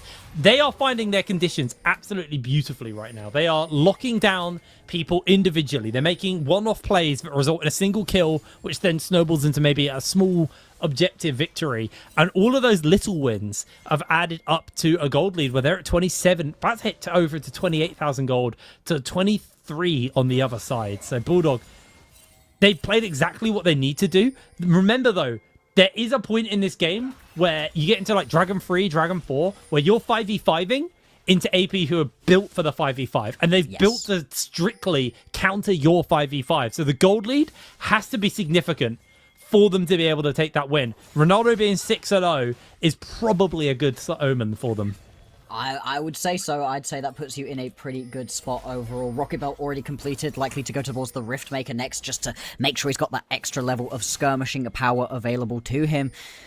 And right now you can see a bit of a setup coming through from Arctic Pandas looking to see if they can catch somebody out on a rotation, but they need to be careful not to get pincered right here. You can see Nikias moving down towards the mid lane. Instead, it looks like actually the decision is going to be heading towards this bot lane tower, and there's no response. Nobody has walked towards this bot lane tower right now. I mean, there's a teleport on Nile, but you're not going to use it for this. They're just going to lose out onto this tier 1 bot lane. For what? For nothing. But it's what are they hard because doing? every time they send someone to go answer something, a multiple of people show Okay. up. Now, it looks like Nuku is going to be getting jumped onto, commits the ultimate here, throws out the W, doesn't have any backup available, but Oh my Nilly God. is going low. They're able to take him down, but that took 3 people, and they almost lost 1. Yeah, indeed, and they're losing a huge amount of plating onto the mid lane. In fact, they might lose this mid lane tower unless they can rotate some people over quickly enough. They got will W. lose this bot lane tower as well. Now a potential collapse onto the mid lane coming through. Arctic Pandas desperately trying to make this play gold efficient for them. Yeah, it's getting rough, but Kevo, I think, might be in trouble. They used the scatter of the week, but they find the opening onto Nikias. Nikias, no flash available as they find the lockdown onto Jokey. Jokey has to use the W. They're going to look for the taunt immediately to follow up as simply as able to get the kill. In comes Ronaldo, though. The Fed member, he has to 1v5. Opens up immediately. There's a scatter of the week. There's a lockdown, and Ronaldo is shut down. AP finally find a fight that goes in their favor. They just out-rotate their opponents. I mean, as Bulldog, we were questioning what are they going to get on the other side of things. The answer is everything from AP. Watch this set of plays. I wish we'd jump back a little bit further before for this replay, because the actual team fighting is not that impressive. It's the map rotation. When you get to push a full free tower down in the bottom lane as Bulldog, you have to recognize, okay, they must all be on the other side of the map. Now, there was a Rift Herald available, but there wasn't much really up there to be playing around. What might they be doing? And the answer should have been trying to collapse onto top lane, trying to collapse onto mid lane. That's what they did, but Bulldog should have been able to read that. Nicky Ass just stopping the reset there from Kevo. Means he might actually get a bit more ability to take this tower now. As Nile quite happy just holding the wave here as much as possible. Boltox can sing. Let's see each other. But yeah, Nicky Ass needs to get a couple more autos off before he can even think about taking that tower, the satchel. Once that mid tower falls though, yeah, Bulldog have a massive opening on the map. It means they can play way deeper into the jungle. As you can see right now, they already are getting a lot of preemptive wards a minute ahead of the Dragon. They're getting bot lane heavily pushed for them. And it's going to be hard for AP to actually move into the jungle to contest this. It really is. You saw in the previous fight how much having flanks coming at their opponents from all sides really did help out AP. It covers a lot of the weaknesses that this composition can potentially have. The response out of AP, though, ceding all of the control on the bottom side, is to dive onto Nuke. Now, I wouldn't feel confident in this. Well, let's see if he can do it. He's been taunted. He's just absolutely giga CC'd during that fight, unfortunately. Okay. They traded mid tower out for that. They're going to lose Dragon very likely for this. It's a gold up play for AP, but objective-wise, it puts them in a much scarier position because Soul is a real threat going forwards. And they don't have a full wave pushing in on the top side of the map, so they're not able to grab this full tower either. It could have been even better for them in that situation, potentially. Oh, no, they do get the full tower. I was going to say, if they don't get the full tower, that puts them in a bad spot. Instead, it is now just going to be even on gold. The 5k gold lead the Bulldog have been able to get for themselves is now erased. And so, TP's coming on in. This is going to be the first proper 5v5 that we see. And as we talked about, AP, this is where they should shine. All right, Niku has joined. They're going to throw out the Herald in the mid, so that's going to charge through. Probably destroy this tower, to be honest. And AP, they're going to trade mid tower for Dragon. Soul Point is actually a little bit catastrophic. Stealing away Boltox's ultimate there. As it looks like there is a world where they're thinking about going for the fight. They're going to throw the Stand United down into the Hextech Ultimatum. Nilly's going to be the target. There's a massive Vanguard's Edge coming out from Nuke. In they come with the chase, though. Getting the flash forwards. Bulldogs Ronaldo going low, but the healing from the Kingslayer is too damn much. 4 people fall on the side of Arctic Panda. At the point at which you've got the Riftmaker in inventory, this Silas is going to be incredibly hard to kill. And like you said, that Vanguard's Edge going across multiple members in that fight. Kasing playing with no fear whatsoever. He has to cover so much ground. With the Stand United available, knows that it's going to work out for his team. And it's just beautifully played right here. It's close though, right? You end up with big chunks of damage coming off of a couple of key members. The Arctic Pandas, they know how to play these team fights well, but they just get a little bit diffed in that fight. With the item difference as well at this point, it is going to be tough moving on forwards. It's one of those things where you saw the life in AP and like exactly what this comp is designed to do. The problem is the wallet diff was just there. It's a 3,000 gold lead, which kind of just results in that little bit of extra power that Bulldog needed to take that fight, and they very effectively did so. I don't think AP were prepared for the play that was coming their way with that Stand United and the Kasing. They should have been, though. That's absolutely. The moment that happened, you should know. Yeah, absolutely. Kasing might well be a little bit caught out. Yeah, just going to get hit. Although Ronaldo is now here, and he's alongside his top laner. Simply low. Ronaldo has been able to use the absconds to break away. Joki's jump forwards there. Nice scattle weak onto multiple members. Bomb goes a little bit wide, so they're going to take down Joki. Stun onto multiple people. Nuke gets caught up, throws up the W, throws down the Vanguard's Edge, and oh no, Kevo getting destroyed there. A triple kill for Nuke on the Aurelia. That champion is bonkers. Absolutely, and he all kicks it off for himself by hitting a beautiful, flawless duet. If he misses that even slightly, that fight was going to go completely wrong for Bulldog, but instead, Nuke is here. He was set up for success in this game, right? Got that first blood, had a couple of interesting moments though, and has turned it back around, and now, just the lockdown ability of this Camille is miserable. Nile just going to get taken out. Yeah, Nile, I thought Kasing was being greedy there, but that was beautiful. It's the skirmishes. It's just paying off for Bulldog here. Oh, it is, and it is lovely to see. Watch this flawless duet as it comes in. It comes in just a couple of seconds' time, and it lands onto both Simply and onto Dibu, I think. Yeah, both of them. Boom. If Simply's able to keep pumping damage there, this team fight can be changed. You can see how low Ronaldo and Nuku are, but instead gets stunned up, gives enough time to be able to pick up that first kill and triple kill in the end. Also, his W ate up an entire Rise combo, which Yeah. was also huge for him. Wit's End now finished, so a bit more magic resist and that tenacity to work with versus the double APC on the side of AP. And this is going to be Baron going over nice and early. This should just result in these outer towers going down. I mean, there's only one outer tower left, to be fair, so it could actually be a crack on the base here. You got Dragon in 1 minute 40. It is getting incredibly hard for AP to find their opening as Nile misses the abduct. Massive bomb from Nikias, though, means this final tower will be crumbling. And Bulldog have full reign of the jungle now at this point in the game. Quick recalls as well because of the Baron buff. And a minute and 20 seconds until the soul is available for them. Of course, as Bulldog, you can sack this soul off. You don't necessarily need to play around this one if you want to just keep this Baron buff pressure up and then pull back onto it when it begins to go away. At the same time, though, if you just want to grab yourself a Mountain Soul, these team fights that have been close will be a heck of a lot easier to play with that extra bit of shielding available to them. Right now, pushing in, getting a good amount of vision set up. There's a couple of deep pieces for the Arctic Pandas, and it looks like they might be going for a bit of a flank play. Not going to work out. Nikias recognizes this, steps back. I just saw the top lane diff. I've not been paying horrifying. attention. He has a Ghost Blade, and that's it. He's got His a next Ghost item Blade is a and cheap scraps. item as well. Like, the fact item number 2 hasn't come through. Jace is an item who doesn't spike until 3 as well. So he is so far behind any world in which he could do it. Simply could be a threat, but they're throwing everything in. There's going to be the ultimate to lock him in place. Kasing flashes away. Dibu is able to get a kill in response, but in comes Nuku. Finds the stun onto one. Boltox flashes over the wall. They're going to look for the potential chase onto him. Dibu is able to walk away from that one. So the Mega Inferno Bomb does go a little bit wide. AP lose 1.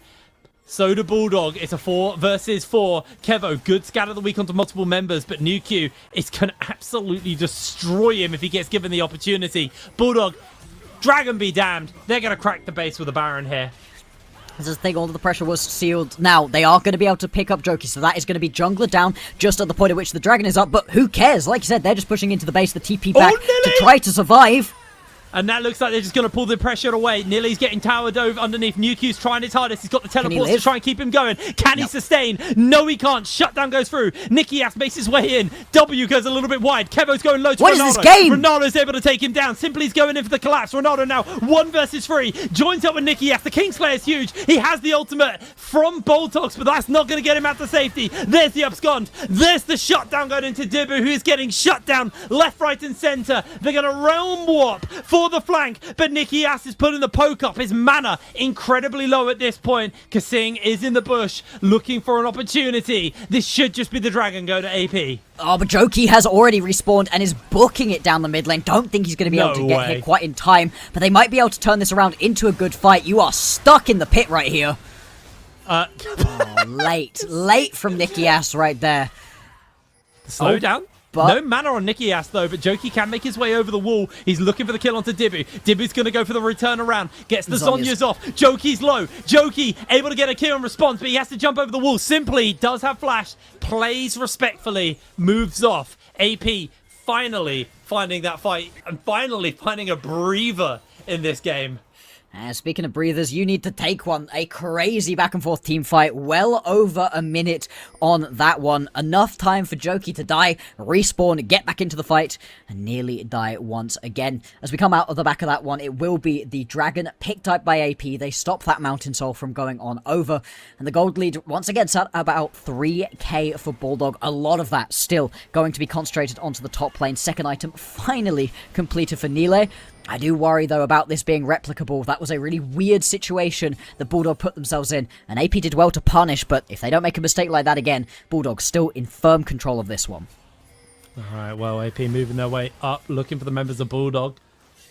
Baron up in 2 minutes' time, so they've got a bit of time to go for that as they're just going to throw everything down in onto Nuku. Nuku's eating a lot of hurt here, and he is going down. That's the power. AP, they have a death ball. If they group as 5, it's very easy to kill people. Indeed it is, and let's see if they're going to be able to just keep this one rolling at this point. A little while until any of the next big objectives come up, so potentially a little bit of a chill time, but is it?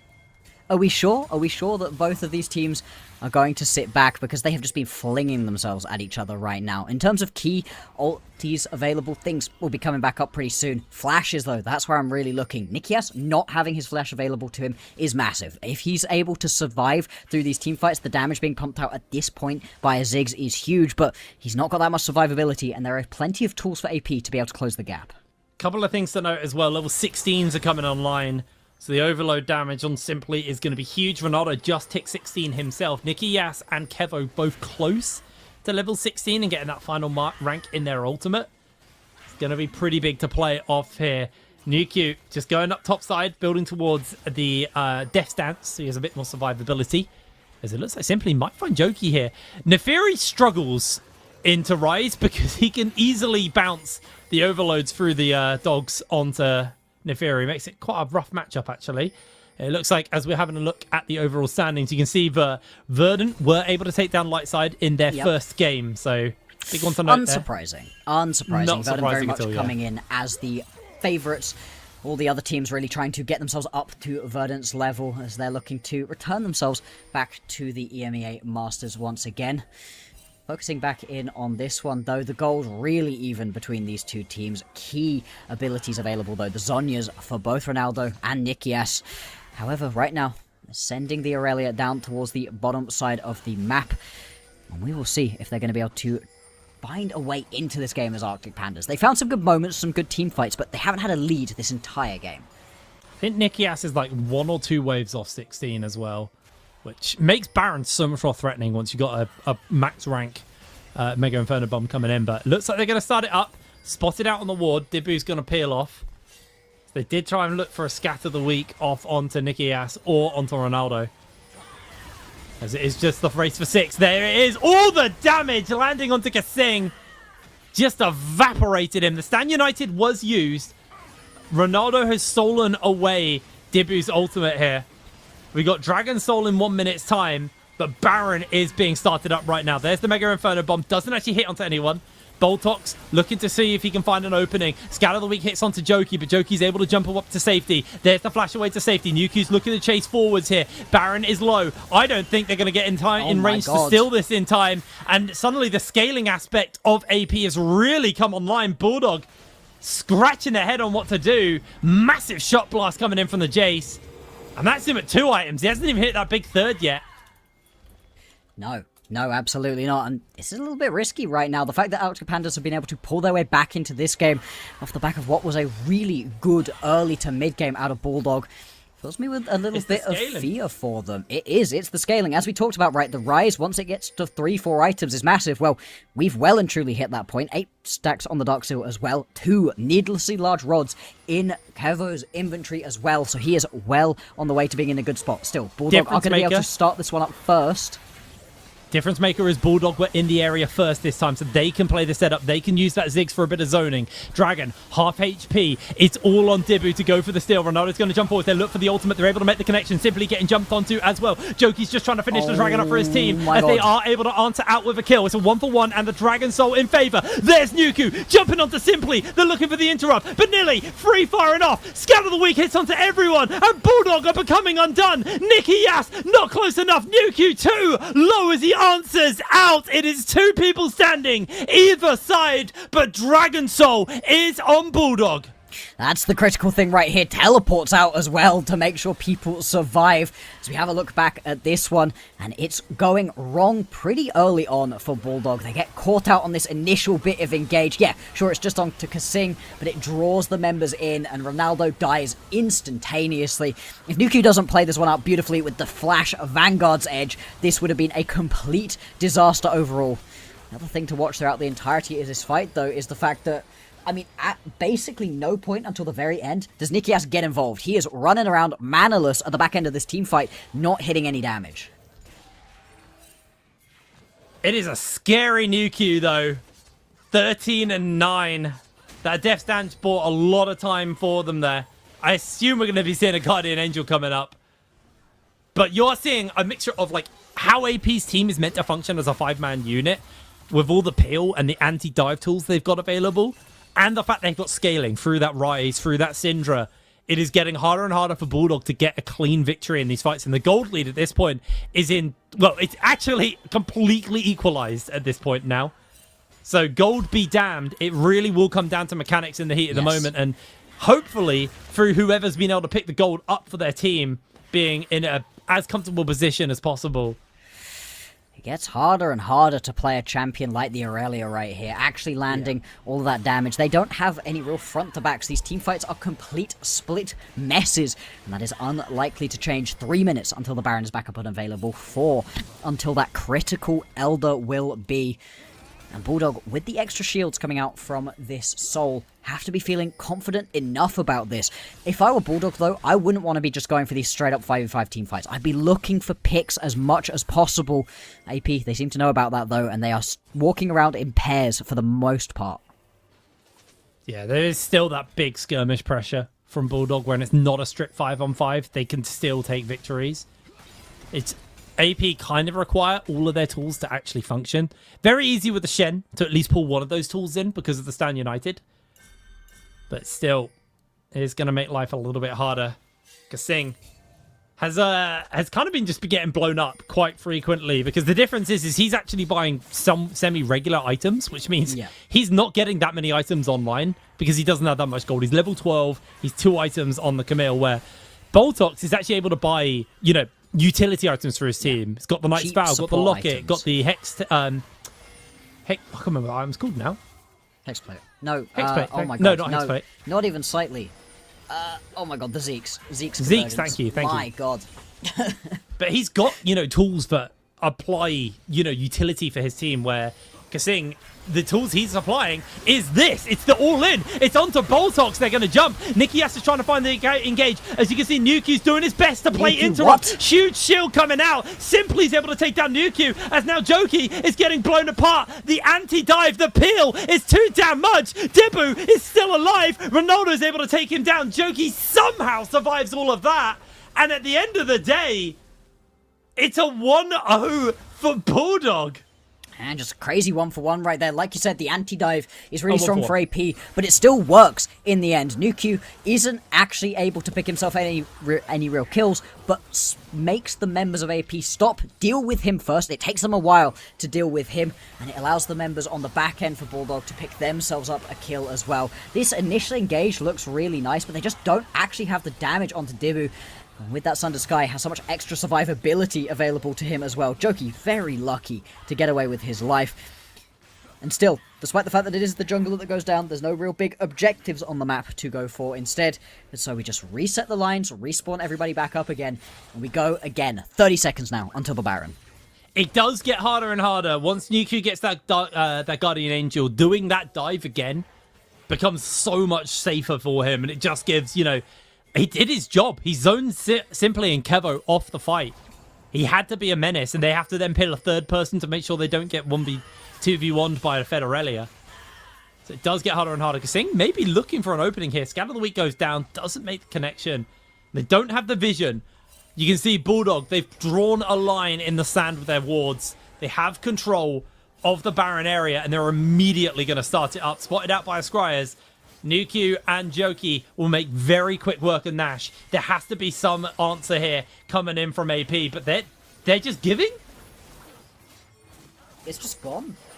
Okay. They're going to just go for the Elder, but 40 seconds until the Elder's available. I mean, with Baron Empowered Recalls, you could even take a reset and head back out onto the map, which indeed Bulldog are going to do, so they're going to get the most recent resets. Couple extra bits of itemization coming on through, some anti-heal into the back pocket of Joki, just trying desperately to be able to cut through what it is that this Vi is able to do.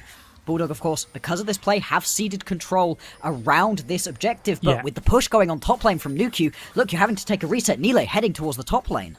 Yeah, he has to go deal with it. Both of them have teleport, and it looks like they're itching for that fight. Remember, last time AP was set up on the objective first, they absolutely decimated the fight. So it is scary for Bulldog to step up, but they're going to look to try and get some poke out to Simply. He's able to break away. They catch out onto Boltox. They stop him from finding the kill. He went to try and stand United onto Nilly. Huge defense coming in. Kassin goes down, but he did his job, and the base has been left open. It looks like they're going to try and stop the resets coming through. Ronaldo is there with Nuku. Simply's going to try and find the damage to get the upscon, the abduct. He flashes away, and that might just be enough as Ronaldo is going to go golden. I don't think he's going to survive this one. Quick upscon, quick abduct. Nicky Ass jumps over. Dibu goes in for the dive. Can he find the damage off onto them? The dogs are chasing forwards, and the Elder is still standing. This is looking dicey now for Bulldogs. 4 members of AP alive. Elder will be going over. Well, I mean, it might do, but Jokey is still available, so could potentially get himself involved. And yeah, he can re-heal up a little bit at this point. He's going to get himself up basically to full. The Fury, pretty good stealing champion as well. And the respawns will be coming in soon enough. Nikias, he is around here too. The Elder not doing an insignificant amount of damage to Boltox. Jokey needs to get back over this wall. Can he re-engage now? Good job. Question is he willing it? He does have that ultimate coming up in just a second, and I think that's the tool he's waiting for to jump over. That's going to be the... He stole it! He steals it away! What a smite from Jokey! Now it's on Bulldog to survive this. Nicky Ass putting as much damage down as possible as Kasing goes golden, but he is going to fall. He is going to falter. Elder, he's dead! To one member as the burn will cook Boltox!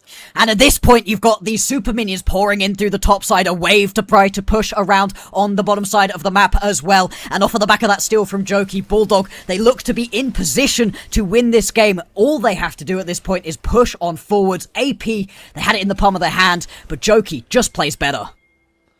Oh my word, what a steal by Jokey. I'm sure Bulldog are going absolutely mad after that one. No business getting away with that. Yes, he sacrificed his life, but ultimately the shutdown is enough. And that's going to be the gift of the Elder onto Nicky Ass, securing a kill onto Dibu. And he is on death timers for 40 seconds. New Q, he goes down, but he's got the Guardian Angel. So he is back up in this game, and Nuku now level 20 with that Bork just healing up. They're waiting for the waves to crash elsewhere, slowly staggering this, but that tower is in satchel range for Nicky Ass. He's going to take that one down, and it's it's all inhibitors open. 2 to take, though, here for Bulldog, and game 1 is going to be theirs. This is just a walk-in at this point. The death timers are so damn long at this point in the game. It was back and forth. Arctic Pandas, they had a bad early game, but it looked like they might have been able to fight back. Jokey stealing that one away was everything to his team. Here's the final stand. There he goes. That's going to be the tower taken down by the satchel. Remember, Gift of the Elder still onto Nicky Ass, who's just focusing down the Nexus. Boom is going to go pop. Jokey secures it. And that is a 38-minute madness there for Bulldog. And I even forgot to turn my lights on because it got so hyped. One light came on. There we go. There we go. Whew, what a game. Holy. Now, as a UK team, fills me with a lot of joy to be able to watch such an impressive performance out of Bulldog, but boy, they did not make it easy for themselves, Hitbrain. They found really good ways to get back into that game, did Arctic Pandas, and the resilience of Bulldog to say, yeah, you know, we like a fiesta, we potentially like a throw, but not too much of a throw, closing that game out in the end. I don't even know where to look with MVPs because there were so many awesome performances. Nuku obviously deserves a lot of hype from what he was able to do, but Ronaldo was on one, Jokey for that steal, all across the board, brilliant plays. I think Ronaldo had a fantastic game there on the Silas. We highlighted his Simply matchup as the one to watch going into this one, and it delivered. That was an absolute clown fiesta. We're going to throw to a break, and when we're back, we're going to see if Bulldog can make Carvis cry over 2-0. See you in a moment.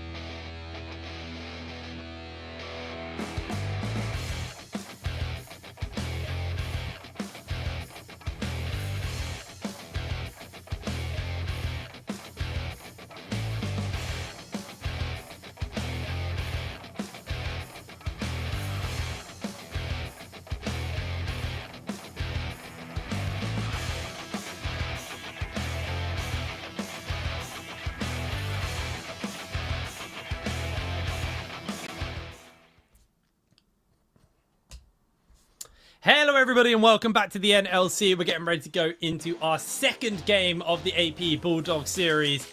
And I mean, it's delivering already. Carvis, how are we feeling after that game one?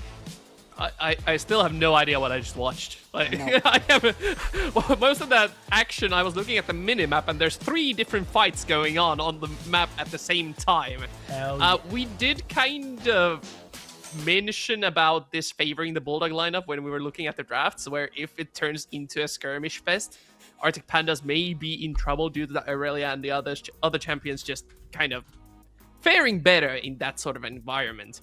But the team fighting from Bulldog was honestly impressive. Even with the tools that they had, especially the coordination with the Shen altered Silas combining with a Camille to hop onto the key targets like Simply in the later team fights was the key which brought Bulldog the victory. I think also one of the big things is just like, we saw AP get to a point where I was like, they're turning this around. Like, these guys had such a good answer with like their anti-dive comp. And they equalized out the goal score, and it eventually literally just came down to the macro of the fights and who was able to position better. This was a big turner here. This is when I felt like the game was starting to slip away, and then Bulldog just found the angle and really pulled an explosive victory out here. It's an impressive win in the end because of how back and forth it is, and because of the way that this works, because of this seeded Swiss that we have had so far. We've had a lot of matchups between teams up until this point that have put the National League representatives in the meat grinder, let's call it, of these NLC teams. As you've been talking about, right, the gap between Tier 3 and Tier 2 is pretty big. It's not insurmountable. We've seen wins come through. In fact, Bulldog, one of the teams that have lost an individual game over to Brod in the first round. But for the most part, it's been pretty one-sided, and that means in this round 2, and especially in this round 3, the winners of this round 2, we're going to get to see some really exciting matchups. This well could be a matchup we see repeated once we go on into the playoffs, and just this first taste of it is electric. I mean, I don't think they stopped fighting from literally minute 0. They were fighting before the first minion wave. I mean, we expected a bloodbath, and Yes. that's exactly what was delivered going into this one. And it's actually quite a hard task to say what do AP need to do better, because I feel like a lot of that was AP actually did play towards their conditions of their comp.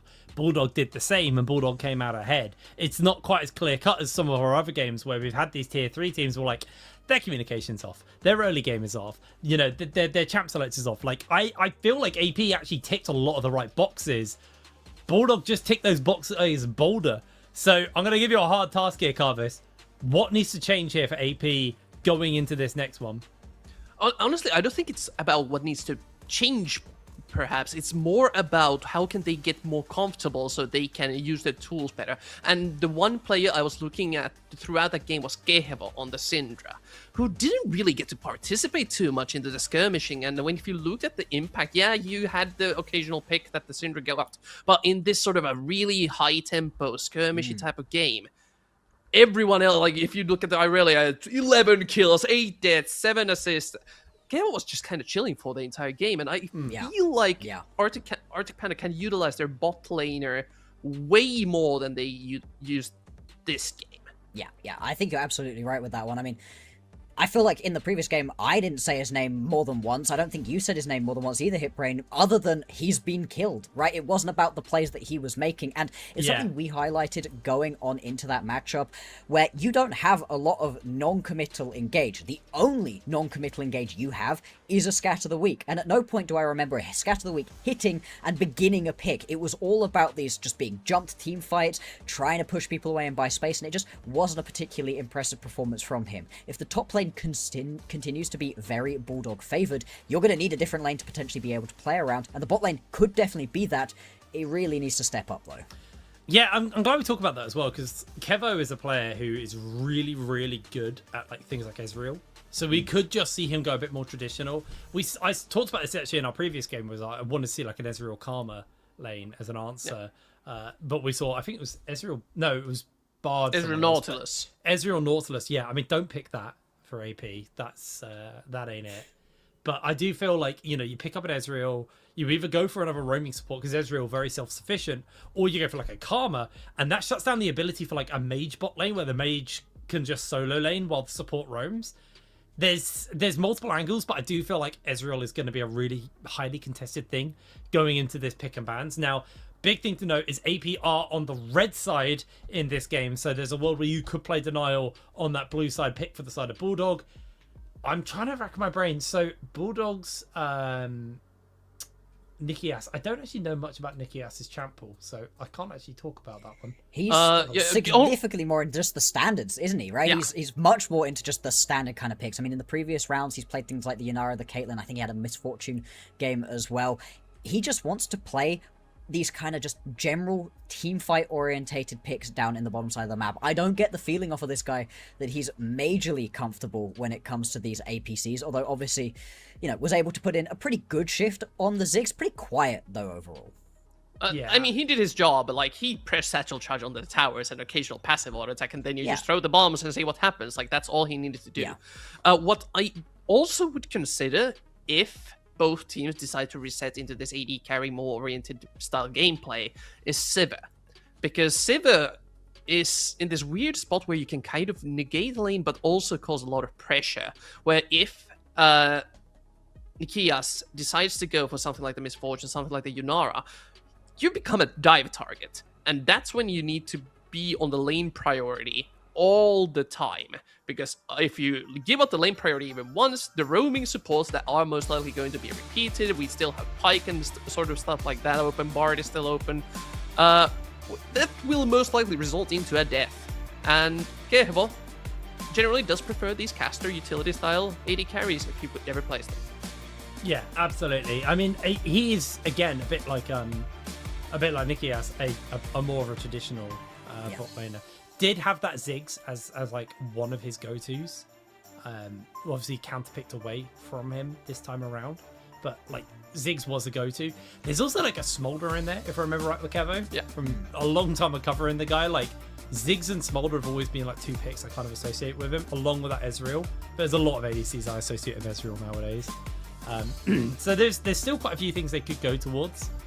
And we saw AP go for the scaling option. Maybe we see something a little bit more skirmishy early game, a bit like what Bulldog just pulled on them, to see if maybe they can challenge Bulldog on their own terms.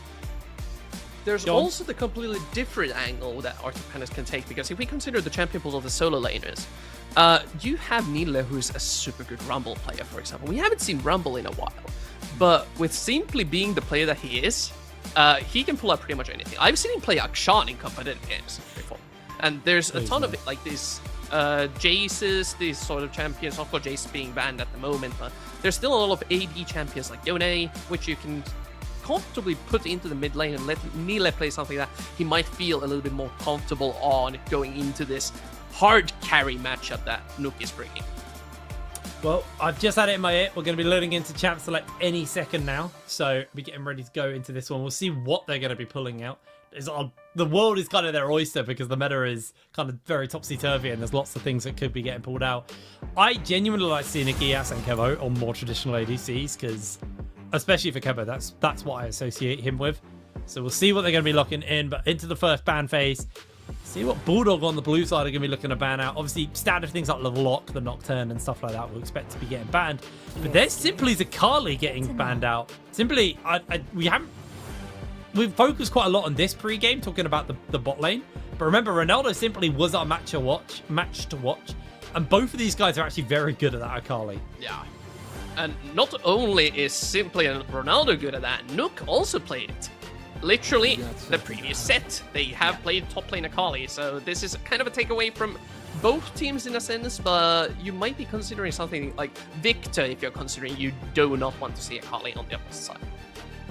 Yeah, I mean, I also really like to see this lock ban once again. Looks like we are really focusing out onto the mid lanes. The Victor going off of the board really early on is pretty surprising. I mean, are we going to get another situation where the Orianna's able to sneak on through? If the Arctic Pandas don't ban that one out, you just have to take it as Ronaldo. There's a ton of good pairings alongside it. The Nocturne, which is going to be banned right here, is one of them, certainly, but the Jarvan loves it, the Xin Zhao. There's so many different great ball delivery systems that you can potentially play around. And if you're talking about standard potential compositions to play around, we have seen the Misfortune beginning to creep up in priority. I'm not loving it at the moment, but it does work out for these straight up wombo combo compositions, and that could be a way for them to play.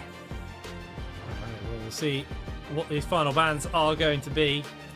Just trying to also wrap my brains on like these bans. Obviously, I do think of Simply as a more traditional mid laner in their like champ pool and in their mages. So things like the Orianna obviously are going to be pretty big things to go on. If I remember right, Ronaldo, he does play like regular mid laners, but also does have a champ pool where, you know, there are some fun picks in there. I remember like Yone and stuff like that also kicking about in his champ pool. So there's also things like Twisted Fate that could be considered. Yeah. There's also LeBlanc that he has pulled out. There's Annie. Annie we haven't seen too much lately, but it has a decent win rate whenever it's been brought out as like this bursty utility style mage, since everyone is playing. Well, nobody's really playing tanks. Jhin, however, interesting first pick. Yeah. First pick is kind of wild in this situation. Not exactly what you're expecting, and leaves Arctic Pandas sort of just wide open at this point to play into it whatever they really want to. I wonder if they could move something towards like the Bards, just have something that could really just roam around. As we said, right, there's a good dive potential onto the Jhin if you want it, but also you can just ignore them in this situation. You don't necessarily need to be playing around that champion constantly. yeah, I like the Bard here, and I mean, there's a ton of great pairings for it. Bard Ezreal, though, just totally competent, good into the Jhin. You know what Gehe was really good at that pairs well with Bard? Kai'Sa. We haven't seen Kai'Sa a ton lately. You but don't pick that this early. If Not they're yet, gonna do but it, it is later. a possibility. Yeah. So the thing is I was actually thinking about like what the two matchups, what you could see. So you could see someone like an Ezreal, just because Bard can then go roaming, or they could have lent into like a Nautilus Kai'Sa lane, like full dive, and just jump on the Jhin. The Bard to me feels like we probably won't see the Kai'Sa, just because, especially if that's getting picked, which it did. They've gone for the Zyra. All right, you are not picking Kai'Sa into that. It's probably an Ezreal angle now over to Kevo. Kind of suits him as well. Again, a Cassiopeia early. We saw this in our series earlier today. I'm not sure how I feel about Cassiopeia, especially when you know it's a Jhin lane getting picked up. So it's not like a super short range comp, and now that Zyra's cementing, but this is maybe a little bit of a further range comp getting picked up here. So it's Zyra jungle, Nautilus going in the support role. I feel like this has to be Ezreal. Like, I know the Naut ult follows Ezreal, but he can at least put distance away. I feel like Ezreal's the play here. We're going to have to see later. At this point, you want to secure the jungler that does well in the Zyra, Jarvan being one of them. You need something that can reach her and does not care too much about the plant slopes. This is actually funny for me, because I used to play in the regional leagues as well, and my jungler was a Zyra main. We used to play the Zyra Jhin core a ton. This is a great utility core. And the real way that you lose with this style of composition is that if the Zyra just kind of... He wants to play the long game, and you do not let it. The Jarvan does provide that. So I assume the AD carry pool will get heavily targeted, but we need to remember this Cassiopeia can go into the bot lane as well. So trying to dodge the range matchups. Or forget. Alrighty, well, the Investigator banned away. Expect this to be a full-on top lane focus fest here, taking away some of these bigger kind of power picks. Actually, smart from Bulldog, considering that the ADC pool has been left open. Looking to ban away something like this Kevo on Ezreal, and it removes that safety belt that you can rely on, which is, you know, going to break you out. Really thinking about the Ezreal ban though before locking it in. There it goes. Now, talking about other things that could get banned away, we know that things like the Misfortune have reared their head, and with this comp of Misfortune, maybe has a little bit of a harder time trying to evade the Nautilus in lane, but what you do get in response is the wombo combo. You put the bowl down, you got the miasma so they can't escape out of the bowl into the bullet time. It's a clean kill that can go through there. Cassante getting banned away from AP. They're really focusing on this top lane and looking for a solid counter pick up here. And as we talked about a little bit earlier, the Rumble could actually be a potential option. It was, you know, that classic combo where you get to just put people inside the bowl, like you said, burn them on down. There's lots of available options. I mean, like you say, with the real utility combo coming out of Bulldog so far, you are sort of just opening yourself up right here for Ronaldo and Nuke to be able to carry you through, and they've got a ton of aggressive picks available to them right now. Surely it's Xayah, right? Xayah could be... I feel like the survivability. Another thing that came to my mind, considering what the enemy team has drafted, is Zeri. But... I feel like Zeri Nautilus, though, it's very easy to kind of guarantee her out of the fight, or, you know, an easy pick. where Xayah gets the ability to call that off. You know, there's lots of setup for you to get feathers down and follow up. Obviously, the 1 to 6, you don't have that safety net. Instead, they're actually going in a completely different direction, going full range with the Caitlyn. I mean, I think I would have preferred the Xayah because you get really solid lane shove. But this way, you at least have a safer laning phase because you've got that extra range to work with. So I kind of see why Kevo goes for it. And it is an old pocket pick of Kevo. I talked about Ronaldo having that Yone in his pocket. I mean, into the Cassiopeia, I'm not sure I love it, but he's going for it. He's going to check it. It could go top. It could very much go top, but so technically could the Cassiopeia. It may well just follow you into the lane. Depending on who is playing it, you can move that around as well, potentially, in this situation. Final pick now, needing to round things out. If it's a solid, definite top laner, then you know what the combo would be. Right now, I mean, I just don't know where this Yone is going to be going. I feel like trying to play it into the Cassiopeia is particularly miserable. There goes the flex. Wow, yeah, that's just going to be the on top lane. And you talk about setup and support.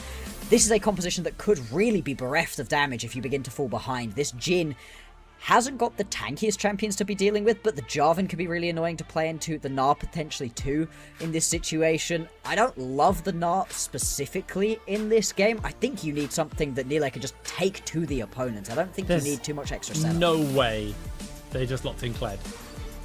That's... Oh my word. Right. Get off my lawn. So, what's going on here? You have Arctic Pandas who have got two people who are going to want to be jumping forwards. The problem with the Caitlyn is she is definitely playing on the back line. And, you know, Yone, a champion who has fairly easy time getting access to that back line, can look for Kevo off that.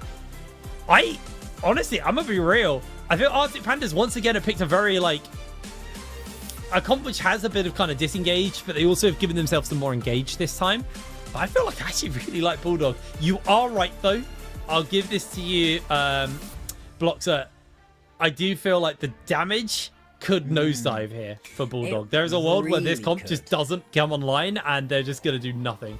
Yeah, I mean, I've seen multiple games in a row at this point where a Yone doesn't get anything going. Yeah, the scaling's really good, but you're waiting a really long time for that to come on. He needs a couple of kills early on. Now, the Zyra is a shockingly good early ganker and skirmisher. Tons of damage available to you, and if you have the Nautilus roaming around, there's a real chance to be able to play around it. But for Bulldog, if they begin to fall behind early, I think they are just down and out.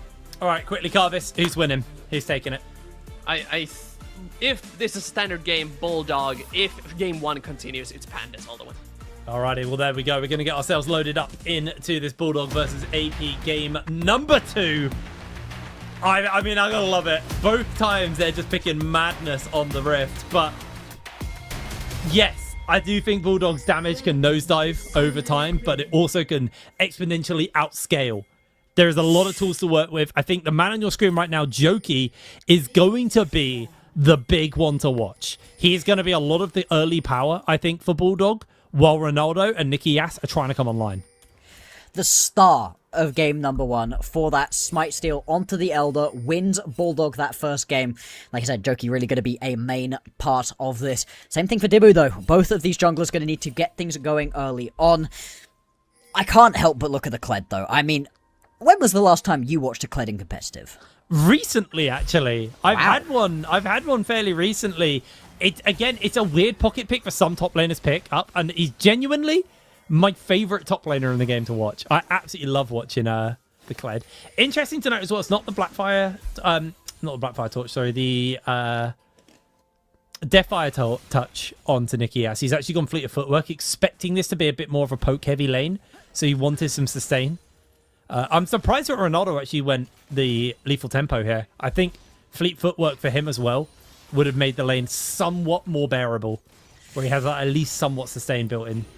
Instead, just going to get pushed around most likely during this laning phase. See if he's going to be able to survive as early hook lands on some big damage onto Bold Toxin. This is what you really want to do. These quick in and out trades for Nicky Yass and Kasing are going to be really helpful for them. If you could get the 4th shot off, even better. They get into a bit of trouble when they end up in an extended fight between these two. And if you get pulled in a little bit too far as Kasing, which obviously can happen with that dredge line, things can get a little bit out of hand. It's my favorite thing in the world is watching top laners just do their like grasp trades. They both just have the agreement that they're going to grass trade here. And fun little fact, I learned this years ago actually through Aragon when he was a player. Grasp of the Undying is worth 18 gold every time you proc it. That's how much worth of stats you get. It's just a permanent 18 gold to your stat pool. On repeat, and hey, with all that extra gold available that you could potentially get for yourself as well through an Ornn, the gold efficiency is going to be pretty big. Boltox already beginning to roam around, potentially going to stop any engage here from Joki as he is looking. Oh, wow, Ronaldo just trading off onto Simply. Didn't take a single tower shot for that. That's very nice. I feel like we'll probably see a bead come through for Nuku, so he just has a bit of sustain into him. Means he can kind of survive versus Nille. As Ronaldo recognizes that Dibu is here. I can't believe you did that, Ronaldo. What on earth? He didn't even get the minion, by the way. All of that for nothing. Nope. And now he's going to jump forwards. I mean, yeah, you're going to immediately... great flash from Simply! Finds it, but they get the root, they get the kill. Joki answers back out. He is going to get the flag and drag off. Boltox. I'm not sure Dibu wants this heat, but Boltox is making his way over. Dibu's getting burnt down by the plants. As now there's a teleport making its way over. Boltox is being pinned in place. There's the flag, there's the drag. Dibu secures the kill in response. Mid lane is very slow on their TPs in. Kasing may just look for the hook angle onto the... Come on, man. Where did the lollipopping go? Bro, I mean, dude is like 40. Let him be. Really unfortunate there. Beautiful play, though, from Simply. Landing that Noxious Blast means the Twin Fangs can just run Ronaldo on down. Yes, he dies for it, but in the end, going to be efficient. 2 kills to 1. Both of them blowing their TPs. And ADCs do not have supports anymore in the current meta. You are just always elsewhere on the map. I kind of love it. You know, I've spent too long seeing ADCs freak out over their supports roaming around the map. This meta's really going to teach them that it's a team support. Yeah, they honestly, years of ADCs whinging about the support slightly stepping out of lane. They deserve it. Joki's getting jumped onto, though. Flag drag makes a connection. Boltox coming through us, and Joki's going low, but Boltox has to flash away. There's the miasma. Dibu's able to answer out with a kill. They're going to look for a magical journey. Hook comes through, and that's an answer out, but the kill goes to Kasing. Teleport's making its way through, and that is going to be Kasing going down. They collapse the entire team onto Bulldog there. They do, and they get a ton of kills for it. Now, the trade on the other side of the map is going to be a full minion wave and a couple of plates. Pretty good overall if your name is Nikias. Pretty bad overall if you're Bulldog on the whole. About a 2,000 gold lead beginning to spring up right here for the Arctic Pandas, and the vast majority of that sat on top of Dibu right now, playing incredibly well. We'll have a look back at this one, but there's not really too much to it. The flag and drag so far have been on point. The amount of damage as well coming through. Simply stepping a little bit too far forwards, getting caught finally by a hook from Kasing. But to be honest, how the error here is just crazy to step up in this situation. Why are you here? Well, it's actually all on Joki. Joki went for a Raptor steal instead of just going for his own jungle. But why? That exactly, right? Like, that's like, what are you doing, man? You just set your team up to lose a fight, and now the gold lead has ballooned in the favor of AP, which is the opposite of what we saw in the previous game. And obviously, we do talk about how the fact there is Bulldog scaling. Just very hard to get that scaling when your mid's going 0-2. And Ronaldo, kind of the star player of the previous game, really struggling as simply he sees the 3 members of Bulldog on the ward. Ronaldo, Yone, a champion who typically kind of just wants an isolated lane. The least interaction, the better for him. Yeah, that's really not what you're going to be getting out of this game so far. The fact that all of this has been happening so far and we haven't really been looking at this top lane is crazy. Could potentially be getting some ganks on through, though. As Dibu actually looking to collapse onto Joki once again. He should be able to walk this one out. Oh no, Boltex is here. He's so tilted. Oh, it's devastating. Why would you smite the crab there? You know the whole team is around mid constantly. I don't know. That's Joki is not having a good game, unfortunately. He had a great game 1, but game 2, yeah, questionable there. Deeply questionable, and so far looks like Arctic Pandas going to be hoping to send us to a game number 3. Early days, of course, but with the lead that the Arctic Pandas have been able to get going, and as it was that Carvis said, if it's a continuation of game number 1, constant fighting, constant skirmishing, that is where this composition out of the Pandas really can shine. So far, looking very good. As you see, a little bit of damage coming out from Nuku. Doesn't even get the dismount, though. So Skull still available there for Nille. Nille now feeling comfortable to take the fight. Bear trap on the rope hits. Here comes the call of the Forge God. Remount comes out as he's got those brittle procs. They do so much goddamn damage. Looking for the Q. Gets the knock up forwards instead. Can he find the slow? Yes, he can. W's off there with the Bellows Breath, and that is it. New Q flashes forwards and secures himself the solo kill. There is hope for Bulldog, and it is in the top lane. Yeah. Now, the Ornn solo kill, not exactly the single most exciting thing ever. This could potentially be fun. Multiple Bulldog members going to go in. Oh, they're looking for the kill onto Boltox. They are going to get the knock on the multiple people. There's the deadly flourish as the curtain call comes out. Kevo's trying to reposition. The shots are landing onto Dibu, who finds that bit of extra damage. Kevo goes for the flash. Ronaldo hit by the trap. Can he find the damage onto Kevo? One more auto attack will do it. Pings back to safety. Loses their support in the meanwhile as Dibu lose low. But simply full HP. They can't chase for more. Bulldog are going to be happy with what little they got there. Yeah, indeed. I mean, even in the end, Ronaldo does get killed, even when snapping back to his body. And things for Bulldog just not quite working out in the way they would really hope. Dibu already has Sunder Sky. Now, a couple days ago... Oh boy, hang on. Nikias might just get taken out He's here. I mean... He's got barrier. He's okay. He's not going to die. He's not going to die here. I'm hoping we get a replay of that fight, actually, because there was like one little micro thing that could have made that fight so different for Bulldog and like the outcome be so much more favorably.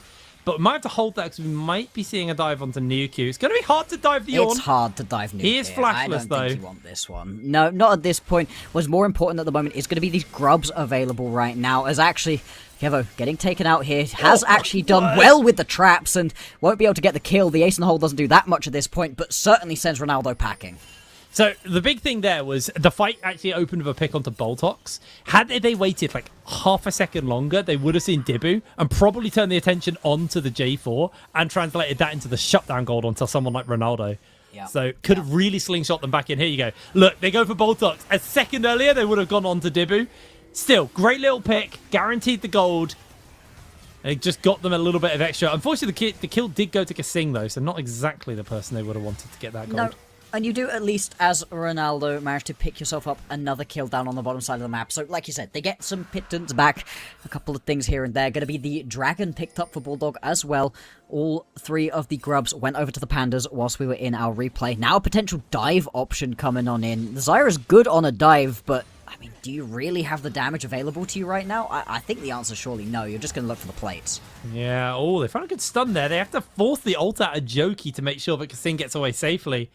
So, bit of a greedy path to take there for Kasing, but yeah, it's going to get away. Very much so, very much so. And I mean, look at the items right now.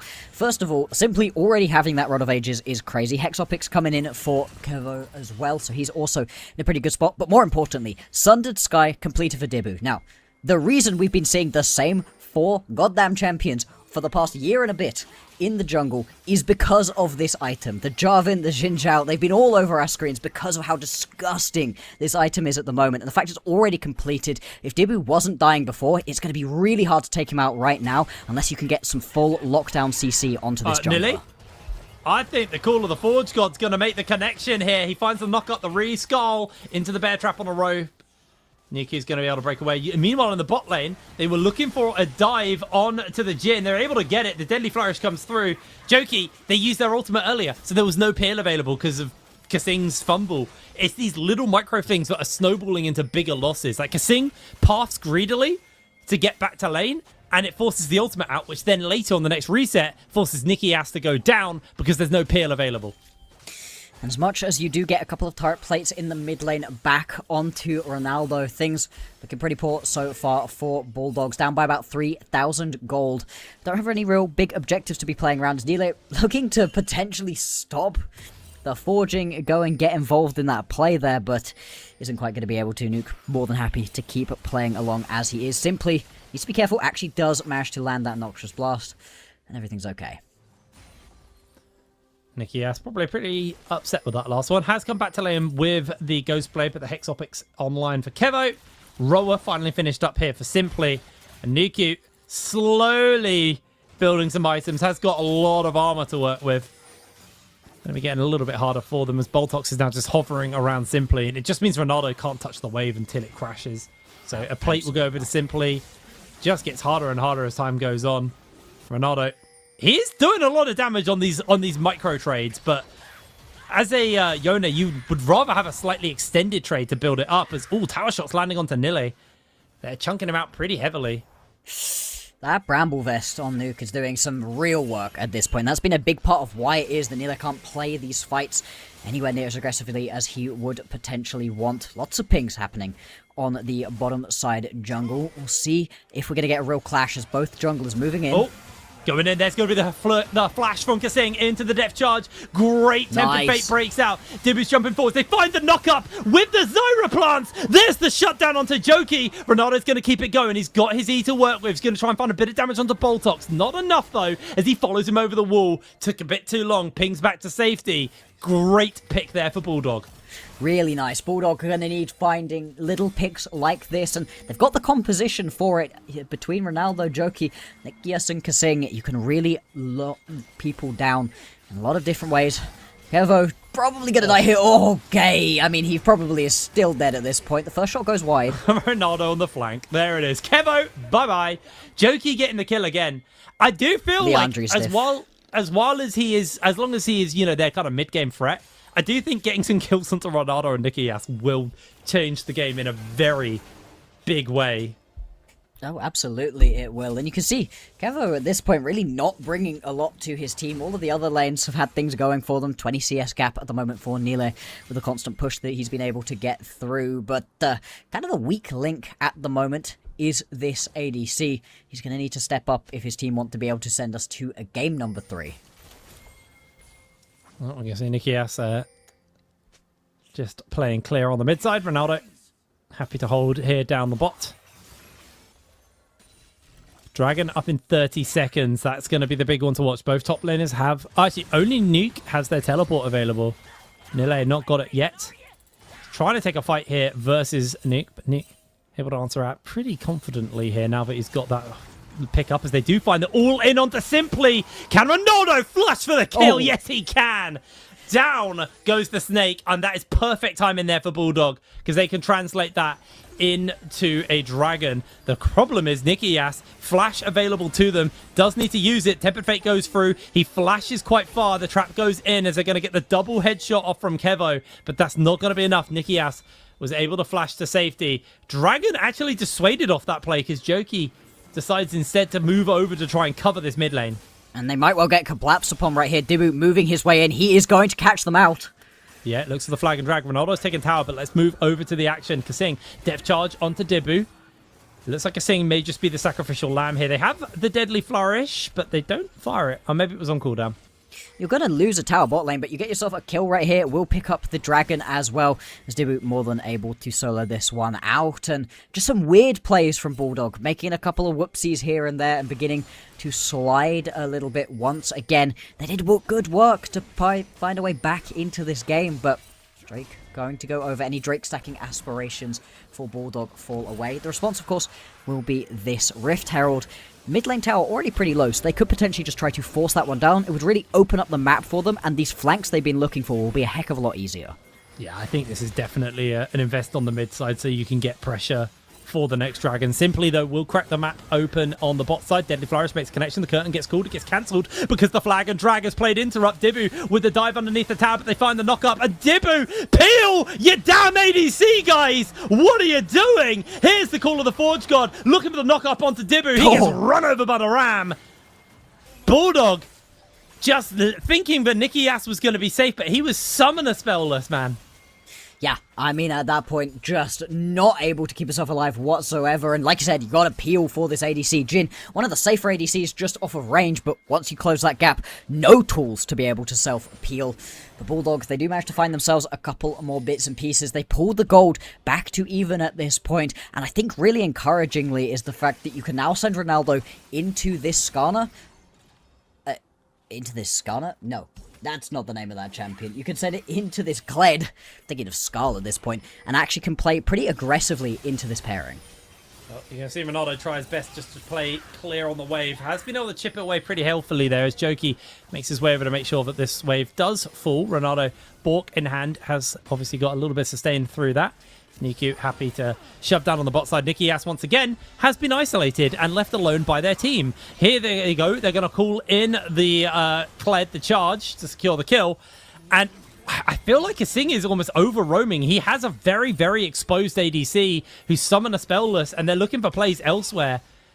They need to play respect towards the fact that their Jhin is one of their major win conditions, and right now he's 0-3 because he just can't touch a wave. Every time he's isolated, they tempered fate him. And what did we say about the previous game, right? Nikias was not particularly involved in the previous game. He did his job on the Ziggs, but wasn't able to really get anything major going for himself, and kind of the same in this game, but I agree, not necessarily just going to be his fault. You need some extra support around you, and with just a lonely Youmu's in inventory, really not going to be pumping the damage at this point. Over on the other side of things, as Kevo, he's going to be pretty close to being able to pick up his eye edge. In fact, has just completed it right now. This is the Caitlyn well and truly online, ready to be pumping out that damage. And for Arctic Pandas, they have done all of the setup they needed to early on in this game. They just need to hold this one on into the mid game. You know what's really dire about this? If you look at the Jhin items, like he's going rapid fire cannon as his second item instead of the he can't Stormrazor.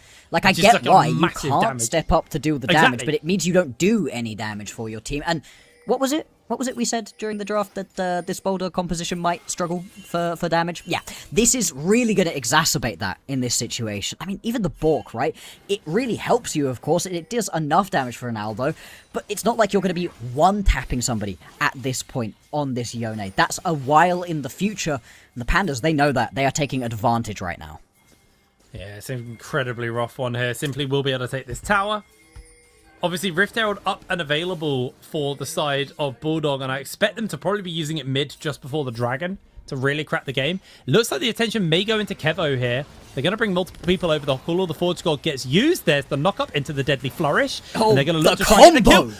Kasing steals the kill. Oh, Nikias is going to be slamming his keyboard over that one. Yeah, I mean, at least you get the kill and the combo. Yeah. The proof of concept is nice right there. Without any real big objectives coming up for a little while, that wasn't going to turn into anything too much anyway, so really picking up the gold onto the key carry would have been really, really important in that situation. Still, if Bulldog can replicate that, their lockdown CC is immense. So far, they haven't been able to do that onto anybody in a moment in which it matters. They may well get a chance soon, less than a minute until the next Drake spawns. We're starting to see the ornaments come in as well. Upgraded Leandris, upgraded Sunfire Cape. I remember a time where I had to remember the names of all of them because they had different names, but now they are just... What a horrible, terrible time that was. Oh, They all had such stupid names as well. They were so cool. Ah. Kraken Slayer was awesome. I can't remember what it was called now. That's really annoying. Kraken Slayer was sick. The one thing I'm very glad about that is gone is mythic items. I liked them. I was a fan of mythic Mythics. items. I thought they were pretty cool. Pretty fun. Big decisions to make at the start of the game. No, I think the game's in a much better state since they have been removed. I think it was the right decision overall. I wasn't a hater, but I think that it has gotten a lot better. Alrighty, well, we are seeing teleports coming in. It's all about this this dragon, sorry. It's getting started up by AP. They've been able to set up first using the traps. Yeah. Are they throwing the Rift down? No, they're just going to use it as an army ult in this case. Renato jumps over the wall. Dibu finds himself the opening. There's the Ornhorn into the knock-up. Dibu this time can't move. Nikias is on the sidelines, and meanwhile the Orn is standing in the middle. Here comes the knock-up from the Rift Herald, and it's a double kill picked up. Nille goes down. What a fight for Bulldog. Simply being forced off. The curtain is called, and Boltox has to flash away. 4 shots. Goes wide face to the blast code. Boltox dodging away. Dragon going in favour of Bulldog, and this tower beautifully played. The Dragon not quite picked up yet, although I think they can turn around and pick this one up as soon as they want to. Instead, going for the engage right here. I mean, Wait, you do a lot of damage as Nuke.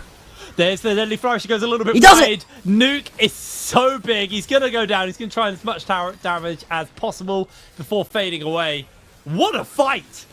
Look at the lockdown. Look at the lockdown right here, Hitbrain. It is everything that you are wanting for the flash out from Nikias that he doesn't have in the previous fights. And then the full-blown, you do not get to move, stand in my Jhin and burn. Over on the other side, Nuke, massive in this team fight. I mean, he is a brick wall at this point. He is gigantic, and he's just stood there, absorbing damage. What can you do? What can you do? The answer is nothing until he goes for a tower dive of his own. And we jump out of this, and you're going to get a kill here as well. The early game's good for AP, but it all goes Bulldog's favor. Yeah, Bulldog able to find the kill onto Dibu. Suddenly, that wall that they had built up is starting to crumble. The gold lead being pulled in favor of Bulldog for the first time this game. And you've got Baron Baron's up. Bulldog, they're at least going to threaten the Baron to try and force another pick, if possible. And you can see Boltox is running around the map trying to place wards down. They're going to start the Baron. This is forcing teleports out from Nille. Baron actually get him taken out very quickly. It is a Zyra and a Yone on it. So here comes the Ornhorn. Dibu's still dead. They find the knock. They find the pick. There's going to be the Tempered Fate. But oh, huge! An ulti from Ronaldo. The Fate Sealed lands onto 2. Kasing, the true carry of the game, securing himself another kill as Nuke is going for it. Kevo sniped out by the curtain call. Nille last man standing. And Dibu, maybe a hero steal is on the cards for him, but Nuke is going to play interrupt. He's not letting him near this one. Ronaldo, same for him. They find the knock up, and that is Baron picked up in favor of Bulldog. They have pulled this game back so comfortably. It's all off the back of one brilliant team fight, and we have a look back at this one. Again, Nuke is cracked at the moment. The beautiful Ornhorn sniping onto Simply, and then just keeps moving forwards. It really is remarkable how good you can look on a Jhin when you don't get instantly jumped, when the team are ahead of you and peeling for you. The Fate Sealed as well, just doing its job in that situation. And Bulldog, after being behind early, they're now going to put themselves up by about 4,000 gold. They've also got the advantage when it comes to the Drakes. And now just looking to push on towards these towers, currently setting themselves up for a bit of a 1-4. They're just going to concede all of the pressure top lane. So they've gone for a Masterwork rapid fire cannon. Yes, on Nikki, yes. I don't know the maths on it, because obviously he translates attack speed into AD. But I feel like if he'd had a Storm Razor, it probably would have given him overall more AD. Yeah. I'm almost certain that that is true. At the same time, though... Because it ups the attack speed and the base AD on the item. Yeah. At the same time, it's alright. Oh. It's alright. Oh, this might not be alright. Ronaldo goes... Well, he's got his team. Gets himself caught. He's alright. Able to just walk this one back out and away. Full push going on mid lane right now from the Pandas. This is... What are they doing? Do they actually get this mid lane tier 2? Why could... They have Baron. They're all basing. But this is slow. You're going to lose out onto at least this tower. Yeah, I don't think they'll hang around for the inhibitor, but they're happy to take that. They know that the Tempered Fate and the Charge are on cooldown, so the engage items aren't there, as Ronaldo just gets a little bit of poke off, forces the Miasma out. Remember, Nille, no Charge available, no Tempered Fate, so Bulldog feeling very comfortable to keep this one going. And if you look, Nuke is pushing up that mid lane. He's happy to play interrupt over there and force pressure away from the big squad as he's got this wave shoved for his team. And now Bulldog can just reset, reposition, and Ronaldo jumps forward, just gets a little bit of poke off into that deadly flourish, and this inhibitor slowly being chipped away by these now double up Baroned minions here. Down goes the inhibitor on the bot side, and the top and the mid lane inhib also under some serious threat right now. Indeed, the pressure just coming on through. And can you actually find a teamfight win? Ronaldo jumping over the wall once again. The tower going to fall. Ornhorn procs by Nuke. He flashes! He finds the engage! There's going to be the ultimate from Dibu, but it's not going to be enough because Ronaldo's running him down. Nuke standing in the middle of everyone, burns with the Sunfire Cape, the kill. Boltox is trying to break away, but he is too damn slow. Down he goes. Bulldog, it looked dire at the start, but they might just be ending the game here. Indeed they are. I mean, yeah, they ace in the hole, not even going to do anything at this point. You could just keep pressure up. TP coming back in from Ronaldo. Only Kevo available left at this point. Gets hit by the dredge line. He's just going to go down, and this is going to be a 2-0 for Bulldog. Absolutely decimated the late game, well, the mid game of this. We never even got to late game. It looked like the Celtic Pandas had done enough to force this into being at least a third game, but Bulldog, any issues they had versus Broad have been fixed up here. An incredible performance as they take down the Nexus in 26 minutes. A 2-0 for Bulldog. Yeah, and that, as we'll discuss a little bit more when we get Carvis in as well, is going to put them in the 2-0 spot. That's massive, right? You are now one single win Yeah, not a good day for Bro, the finish. you are now can't come one back. single win away. I'm sorry, you can't come back, man. You're No. just cursing. No. You're just Finland cursing diff. all of your teams. Great for us though, the British team 2-0. Let it be known, I am almost 100% certain that when I am on this particular broadcast, casting a Finnish team or being on desk for a Finnish team, they have not won a single game. No. It Time to seems hang like up the today mic, has buddy. been the it's Factory of Sadness moment right here for Carvis and the finish. They just got outclassed, Carvis. They were just outclassed in that game. That one team fight around the dragon on the bottom side of the map. As Dibbo, you are so strong. You've got so much survivability to you, but you can't afford to just abandon the rest of your team and jump so far in. You are just going to get caught with the deadly flourish. He does, and then it's over. I'm so happy to see that Ronaldo's still got that fire in him, because it's been a bit of a hot minute since I've actually covered him. I covered him back when he was, a little bit of kind of a fresher face to the scene. When he first joined Fnatic Rising, was that kind of like scouted out young blood, hot new talent. But to see that he now, coming back with all of his experience, the guy is still really good. Like, that was a hard matchup to play into. Both games, actually, from him. And he made them both look really, really solid. Had a fantastic performance there. Ronaldo, the true MVP for me, especially in that second game where he went down and out, and he still didn't give up that fire. And, helped Bulldog carry that through to the victory. Really, really impressive performance from the guy. On the other side, I do still feel like AP are a team who are, they've got a really solid team there. Kevo looked really good, right? Yeah, I think they look considerably better going into this game too. It's just that something about the Bulldog play style going into this game too, where they played a traditional composition that we could have seen basically for the past 5 years in this super chaotic style that everyone is playing at the moment, and they still managed to find these very normal team fights that played so well. Like, if you looked at the dragon fights where the Jin and the Zyra got to set up all the traps, got to set up all the slows, Yeah. it's so difficult to approach, and well- they played it immaculate. They really did. I just noticed your name, mate. That is, you're getting it rubbed in there. Let's bring in the support from Bulldog to talk about this game. Kasing, hello, my friend. It's been a moment since me and you have had a chat. How are you doing? Well, I can hear you because we're on Discord together. I think you've disconnected from VMix, mate. So I don't know if anyone at home can hear you. Did you close the wrong tab? Oh, Yep. Gramps. Been there. Gramps, why would you Been do there. this to us? All right. He's back. There we are. Oh, no. Hey, there we are. Yes, Hello. I'm back. Sorry about that. Welcome in. It's fine. We're both unk, mate. We both, need the young people to show us how to handle stuff. Speaking of fresh stuff, this bot lane meta with like the Camille and things and just the general kind of bizarreness of the meta. How are you feeling about all this? Are you enjoying it or are you hating it?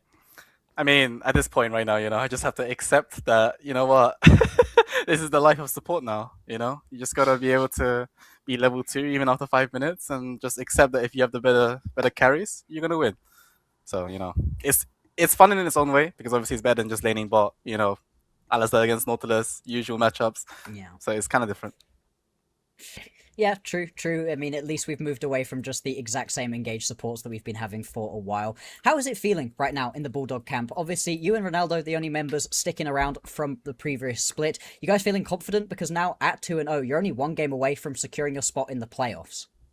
I'm not going to lie, I'm not too familiar with this format. I'm just kind of I turn up for whatever. One more win. One more series win and you guys make it. Oh, so basically after this next series, then it's If like a you bigger win it. bracket with the other team from the other side, or?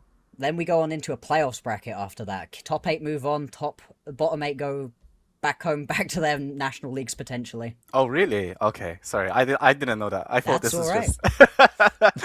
I just know, I'm here to turn up. I play my game, play my note, play my Camille, yeah. and then call it a day. Yeah, speaking of calling it a day, you guys didn't do that after your previous series, you played against Broad and friends, and you actually took a loss from one of the regional league teams. And I prepped for this series. I watched it, and you guys played so well today. Like, you didn't go. You actually went and you did something. What did you do? Well, we had scrims. That's a better way to put it. Like, we didn't play really much games at all before our first match, so it was kind of solo queuing. I mean, you can tell, like, synergy-wise, we weren't really playing the game, you know? We weren't playing the macro correctly neither. So we kind of had, I would say this past week, we've had some obviously heated debates, from myself included, you know, on what needs to be done. Because sometimes in League, it's not just all happy face, smiles and whatever. You got to be able to dish out not just flame, but critique, you know? And if we want to win, then this is what you got to do. And yeah, I'm glad with the way that we played today. It was a lot more disciplined. Alrighty, I'm about to expose you, mate. Let's see if you've done as much prep as me. I feel like me and you've probably done exactly the same amount of prep for this tournament. Obviously, I'm not going to ask you where you expect to be ending, because I think I know the answer to that one. So instead, I'm going to turn into these like tier 3 teams. Have there been any tier 3 teams, but like you're like, oh, these guys are actually kind of decent? You know, obviously the expectation for them is a little bit lower than like you guys from like the mainstays of NLC. But are there any teams that have caught you out, or have you just not prepped at all and you're exactly like me and you don't know what the hell's going on? I mean, to be honest, for the first match anyway, when we were against Broad, I just knew that they were UK EL team, right, from before, and you know, I just knew them from, I guess, Twitter before, right? That's all I knew. I didn't know anything about the team, nothing about the players, what champions they played, nothing. So it was kind of like, okay, you know what, let's just play our game, right? But in terms of like seeing what other teams are good, obviously there's Verdant, who obviously I think are probably the best team from what we've seen so far. And then there's obviously Arctic Pandas, who we played against today. And for me, it was kind of like today was a testing day for my team's power level in a way, right? Like if we kind of messed up a lot more or played these kind of champs that required us to actually execute, then you know we're just dog shit. That's about it. Hey, looking pretty good for that next matchup that you guys are going to have. Have you got any teams that you'd really like to face coming on into this one? Obviously, we don't know who the 2-0s are going to be. We know that you're going to have Ruddy as potential competition, Verdant as well as potential competition in that next round. Is there any team you really want to face, or anybody you're hoping to kind of avoid? I mean, what do you mean avoid? if you could avoid someone great to later. I don't know why they would be a League player, you know what I'm saying? Like, you can't avoid the matchup, you got to play it. But no, it's probably Verdant. I want to play against them, obviously, because I want to test how OP we are as NLC region as well, right? Because, you know, I obviously want to represent NLC at EU Masters, myself personally. Haven't been there for a while, you know, so hopefully. Same. Hell yeah. See you soon, friend there. Yeah. Try and get the old men back on the broadcast. Thank you very much for joining us, Kasing. It's been genuinely great chatting to you. Hopefully we'll have another chat again at some point soon. Archer, for the last few years, has been hogging the Kasing interviews. So I've not had the chance. We had to fire him so I could chat to you. Oh, shit. Thank you so much for joining, mate. We'll speak to you later, all right? Pleasure. Bye-bye. All right, take care, guys. And for us, that is us wrapping up the day as well. So we have a couple of little things to look at, see where we are at the end of today. So these are the results. It was 2-0s across the board. And honestly, outside of Lightside, who were technically a mainstay team, it was, just our Div 3 teams kind of getting it handed to them today. Yeah. Tragedy. Tragedy struck. There's nothing else to say. I have never been this sad to be finished in my life, but... You are welcome back on the broadcast anytime, just not when Finnish teams are playing. How about that? Yeah. We need to test out if this is just a curse for you, right? If you're able to watch some other teams and it's all joy and whimsy, and then you come on for Finnish teams and they just get destroyed again, because there are some big matchups coming up, right? Obviously, we were watching teams that had gone 1-0 in their previous round, but we've got some matchups coming up on the next round for teams that have gone 0-1, and 0-2 puts you in a truly horrible spot going on forward. So the matchups on Thursday are really important. You do not want to fall to 0-2 because you are then one game away from being eliminated from this NLC split. Alrighty, well, obviously, next show is on Thursday. We'll have our next round, and we'll have 2 games. I can't actually remember what games we got on broadcast, so I check the Twitter, because that's where you're going to find out. But that is us wrapping up the day. Carvis, thank you so much for joining us, and also thank you for cursing the Finnish teams to give us UK folks the 2-0, which we're happy with. Bloxer, been a pleasure as always. But for you guys, make sure you join us at the same time on Thursday this week for our second round of shows and games coming up. Until then, we'll see you later. Goodbye.